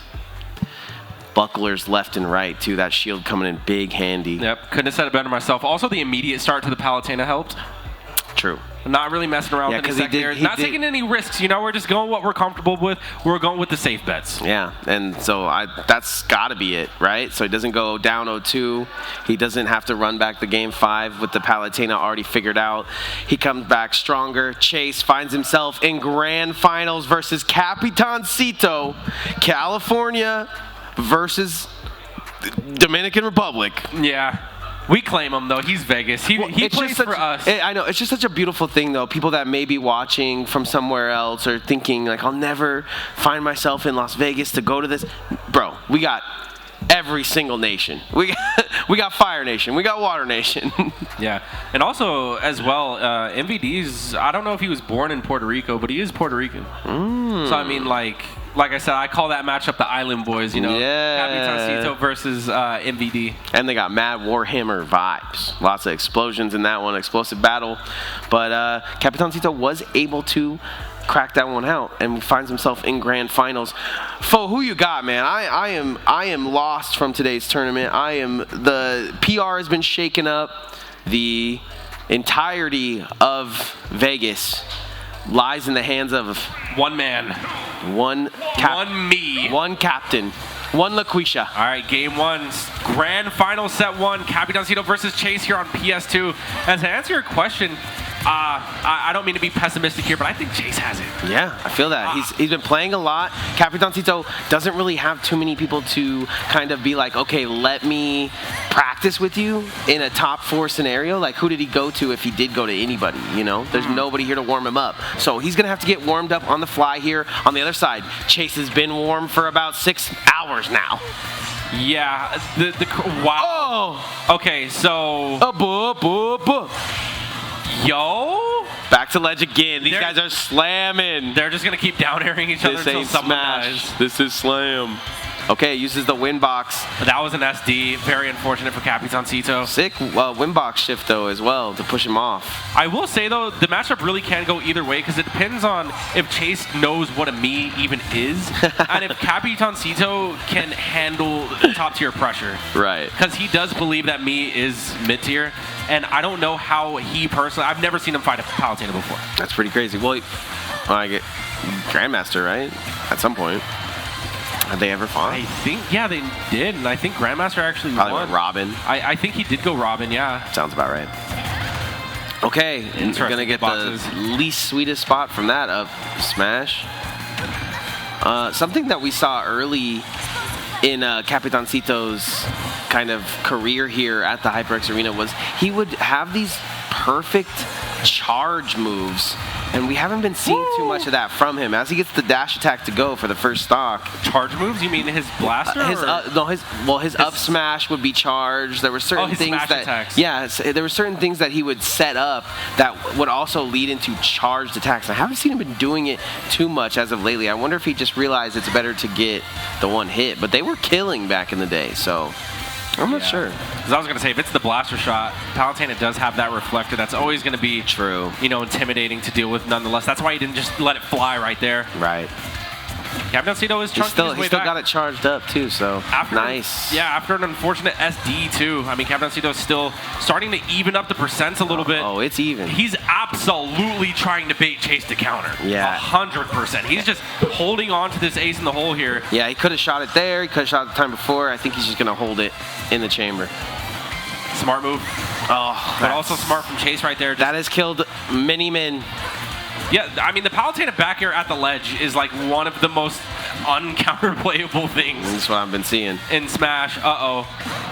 Okay, yeah, game 1 is looking rickety for your boy. Well, that's what I'm saying, Capitancito. Like, say you do want to get some warm-up time. Who are you gonna go even face? Just play, just hop on the sticks and just warm up. That's it. It doesn't matter who. Yeah. Even if it's against a computer, you just want to keep your movement fresh. But I'm just saying, top 5 were all locked up in their games, so it's like he probably just sat it out, probably just waited it out. And on the other side, Chase is fighting people like Vin. Chase is fighting people like MVD. Capitancito does manage to tie things up stock-wise, but, Chase is just letting this lead grow. Yeah. It's interesting. Bomb to the grab. That was like a shield string. Okay, back to the left. Finally lets that thing rip. That was 35%. This game's almost even now. But Chase has been doing a great job just keeping control of zones with the backers at the ledge. Here comes the bombs, though. Here comes the boom. It could all turn around in the blink of an eye just because that one misstep by Chase. Oh, tries to go for the back air, doesn't get it. Now they're kind of reset to neutral. He somehow lands right next to him. Easy peasy.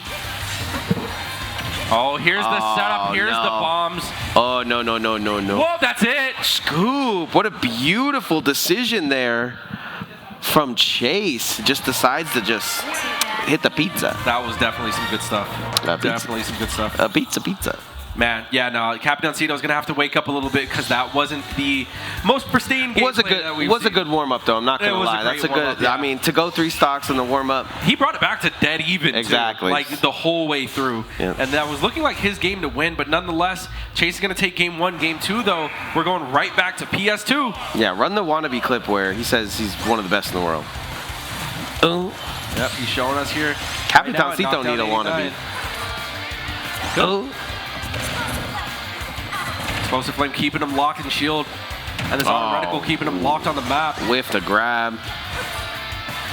If I know Capitancito, he is not going to drop these 3 games, though. But the reset does still need to happen. So at the end of the day, up a set, you know the vibes. That is true. Chase is going to have to win 6 games in order to win it, the whole thing. Capitancito just needs 3. But at the rate that Chase is playing at, you know what I'm saying? We could be there by 6 o'clock. Yeah, this is Chase kind of speed running through this set 1 of GF's. Well, you got time to play for it, though. You got time to adapt. Capitancito. Little baby charge. Oh, nice. See, okay, the punishes are coming out. See. That's dead. Wow, Capitancito keeping it even. Great response. What? He said, don't say nothing about my warmed up. I'm warmed up enough. Why wait that long to play the game, though? Like, why wait until you lose your stock? Right. Do that from the beginning. Well, he has been hanging out with Vin, right? So unfortunately. It's like it's a mentality thing. Wait, there's no way that's the SD, right? I thought he was going to save him with the bomb. Goes right past it. Either way, Chase does not need saving, and he's actually dishing out a ton of %. Yeah. The last hit of Explosive Flame hitting, and Chase is just hunting him down in this blast zone here. Neutral. Not going to do it. Finds himself back into the middle. And that is just, I don't know what's the downside of that move, man. Still looking for the downside of Palutena's neutral air. Capitancito just trying to find a landing, but yeah, not letting him land. Chase is just already there to cover it. No helicopter landing, and the shields the incoming off the ledge attack, back to ledge, gonna go high. Yo. Not gonna work either. Chase is just covering so much here. But I mean, we've seen Capitancito come back from worse. Yeah, and you know he wants to play more Smash, and he's already sealed his ticket. He has no air dodge though. Chase, no punish. Well, he did a little dance there. Oh my goodness, Back this throw. is huge. 178 on Capitancito. He's charging it up as well. Charge it. But the back throw, nice tomahawk from Chase. Gonna have to charge it again. Capitancito at his last stock right now. Chase not the healthiest, but still a stock ahead. This could really go either way, but it's not looking bad for Chase. He's gonna get this full charge while he's off stage. Still. Oh, here we go. Yeah, on the ride. Chase starting things off with a beautiful attack from Capitancito and a back air. 28% of extra credit is nothing. We are last stock apiece here on this game too. Yeah, it looks even to me, but just as I say that, Chase brings a little aerial game to the forefront. Chase's early % stocks have been insane though. He's been bringing Capitancito from 0 to 100 real quick. Capitancito just forced to respond in all those instances, and he does. All his moves do 165. Every single thing he lands. Nice nair trade. Oh. Very interesting. Ouch. Lots of knockback from everything that Chase is bringing to the board. Oh, man. He keeps on being on shield on all of this. Look at that knockback. Just the direction. Oh. He somehow manages to neutral get up. This is bad. No way does he just snipe him like that. 1-1. Capitancito. He hasn't shot that thing all day. Yo, I shot at one other time because knows he's going to be able to send it back and different things that he might be able to do with that. Capitancito steals it away. Incredible stuff. And honestly, I'm not even going to sugarcoat it. Capitancito was getting whooped that whole game. He really was. But just the resilience to just keep his head on. That's the composure that we see from these top-level players. Never gives up. Yep, and Game 3 is going to be ran right back to PS2, and Capitancito off to an explosive start. Yeah, but here comes the airplane, the nairplane. Yes, sir. Yep, now we're back to neutral. Capitancito stutter stepping away. Palutena is just so fast. Wow, look at that. Chase is so fast. Hits that parry with ease and goes straight into a buffered move after that. This is a scary spot to be in. That was a good read from Chase, but Capitancito with the mix-up game of God. Yeah, literally. Gonna back throw here. Goes for the bomb. Gets into position. Chase does not want any of that. Yeah, he said, I'm out. Teleport to the middle. Back to the ledge. No scoop. I like the red part. Yep. And right now, I mean, Chase is just getting sent coast to coast. This is where it's really scary. Chase manages to get around the wall being put up at the ledge, though. Oh my God. Passed it. Oh, the back throw. Back throw, not gonna kill at 142. Oh, tries to get cheeky on ledge. So tricky, and the ante are up to Capitancito. Still gives it to him. First stock. 12 times 12. All right, how many downers until that shield breaks? Let's find out. Oh my God, is he living? No, he's not. He went a little bit too far on the drift. Yep, Chase scared him though. Yeah. I mean, that was definitely an assisted SD for sure. Oh, here comes the Nair train. Choo choo. Okay, the positioning looking a little slow for Capitancito. Definitely thought out though. Yeah, I like how he's using the trajectory of his forward air to kind of push him out from above. He usually does that on the offense, but to see him do on the defense is pretty sick too. I mean, yeah, it's just another creative way that he can mix up, not being right above Palutena. Finally, the reflector coming into play a lot here. Oh, Chase tried to ledge trump. Oh, he chases him down. Oh, the dash attack doesn't hit from Capitan. But he is going to follow up with the grab. Oh, whoa. Explosives careening off shields right now. Oh! There's no way. That almost killed. That will kill. Goddesses. Another back to blast zones. Another snipe in the blast zone from Capitancito, bringing Chase to his last stock. This could be it. Yeah, Capitancito is not healthy though. This could go either way. This is probably going to be an even game, and there it goes. There's no parry. I was going to say any extra damage is confidence booster here for Capitancito, but that's not enough. I hate being low percent against Palutena. For this reason alone, you get nared, you're automatically at 50. Okay. 40 in this case. Yeah. Oh, no, there it goes, you got 55. it. Scooped. Bad. No. Chase stinky. wanted it. Ice cream bad. Yep, nice dash. I like that Capitancito adapted. He took a few more steps forward. Yeah. One or two more. I've seen it. Oh boy, what's the option here though? He's just gonna let the up be ripped. He has He has no resources. Oh, I like that though. Using the momentum. He does have a chance to put on some damage here. He's at 100 though. He's got to be careful. Anything stray hit from Chase. Wow. Yeah, Capitancito just trying to find his footing there. Got to play with no respect in this moment though. Even still, Chase throwing out a lot of hitboxes. Oh, the drag down. The pressure's insane, and this could go either way. There's no charge shot for Capitancito, but he just bravely throws out a grab. Grab beats shield. That's the up tilt. He reads it. Capitancito up 2-1. Oh, he is stealing games. My game. Mine. Dude, I don't know. Chase kind of starts playing a little, like, panicky, I feel like. He's like, I know as soon as you start to panic, he starts to panic.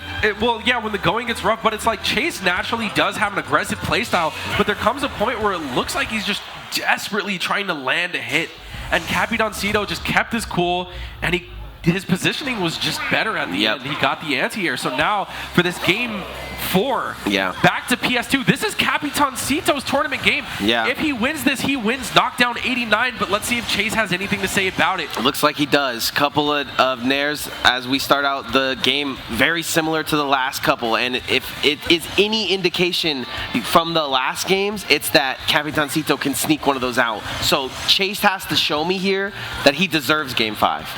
Yeah, we'll definitely see. And even from there, his work's not done because he has a whole nother set. Exactly. That's what I'm saying. You have to. Okay, that's pretty dominant. Not gonna lie. I was gonna say you needed to show me something. That's a good way to start for Chase. Definitely showed me some. Chase with an up smash, taking the first stock. A deadly ledge guard at that. Ooh, and the little short hops are being a hard little thorn in the side. Yeah, Capitancito struggling finding the ground at this point, but he manages. Oh, and the follow-up. Yeah, just to even go up there is very crazy to see, especially with all the stuff that's been happening. So back air. No way, that's going to kill. Very crazy trajectory. Wow, that was a misplay from Chase, too. And air dodge, I don't believe he was going to die from that. Okay, but he's still in the lead, has 68 to work with, lots of extra credit in his way. Someone that doesn't care about your extra credit is Capitancito, though, so see how this one goes. He's just in his face. What is he doing? He's cool as a polar bear, man. Like, just caught him on the ledge? Okay, buddy. Yep, does 26 off of that up throw. What a conversion. Look at the weight. Didn't work out from there, actually. Back to the ledge. I love that from Chase, but the ledge trump. Capitancito too wise to it. Gets the drag down. No jump from Chase. He's put half damage. That could kill. No, it's not, though. 150. Back throw, a little bit misspaced. This could be a big punish. Whoa! Oh, he could have charged, actually. Right. Like you were saying, though. He had not been doing that. I think he used to smash with AB. I think he might have switched to stick or something. Because he used to charge these smash attacks. Now he just kind of throws them. Lots of explosive flames coming out in the back air. Keeping things simple is Chase. Bringing Capitancito to his last stock. Not the last stock of the set, but man, it has been. This one's gonna go 10. I just feel it. Wait, did I say Chase to his last stock? Because I totally meant Capitancito. Yeah, I feel that. Okay. I just feel like both of these players want to do 10 rounds anyways. It's more smash for us. Wow. Wait a second, Capitancito. Dude. Already stealing games. He's scamming out here. When he has that arm buster cannon, it's so terrifying. He's got it in the back pocket, and there's ways for Chase to do it, but he's got to be perfectly timed with it. Oh boy. And they are scuffling in the air. I like that reflector. He's cheesing out. Oh. He's cheesing out the reflect with the missiles, though, so he's going to bring that blaster at the perfect time. Brilliant recovery from Capitancito, just finding the ground there, but Chase still being a menace, still putting on a lot of pressure. Dash attack. Speaking of pressure, there's no jump for Chase. He's forced to recover on the platform, and he does. Finds the platform just handily. The bomb is going to send him airborne. Capitancito! Bomb! He's placing his projectile so nice! And that's it. That's going to be the game. Capitancito solidly taking the first set of grand finals, and he takes Knockdown 89. You thought maybe when Chase wins the first game that something is going to go different? No, Capitancito says, I am the captain now, and still the captain now. Your champion, and still Capitancito. Incredible stuff. I mean, through thick and thin, it looked like an uphill battle, but I mean, that Mii Gunner, man, there's a reason why that dude on stage about to hold up that trophy. That's what I'm saying. There's a reason we do PR. There's a reason we do PR. And it's we find out who's going to win the tournament before the tournament starts.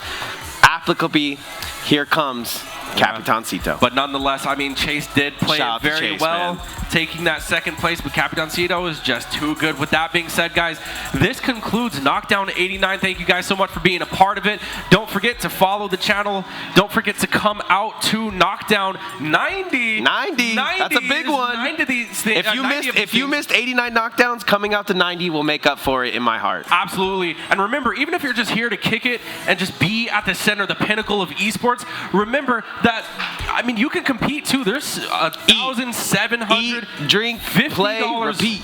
Yeah, in a bunch of games of your choosing. With that being said, Nick, you have anything to say to close it out? Here's what I'm going to say. Like I said, if you missed the first 89 knockdowns, we would appreciate you to be at the 90th. We love you guys for watching, and we can only ask that you guys follow the Twitter or the Instagram so you guys know when more tournaments like this is happening. And who knows the stars that are going to come through. That was a tournament for the days, man. The return of Vin. Absolutely. The return of Capitancito. Shout out to Chase for trying his best, but that's going to be the tournament. From me up here, No Meta Nick and Foe in the booth, signing off. Peace.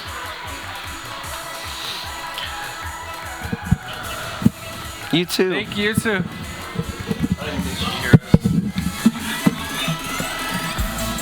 What's up? I'm about to eat that with coffee, bro. I got it from 85 degrees, so if you want to take a coffee cake. From 85 degrees, yeah. Do you want to buy it from me? I've been looking forward to this all day, bro. No, it looks so good.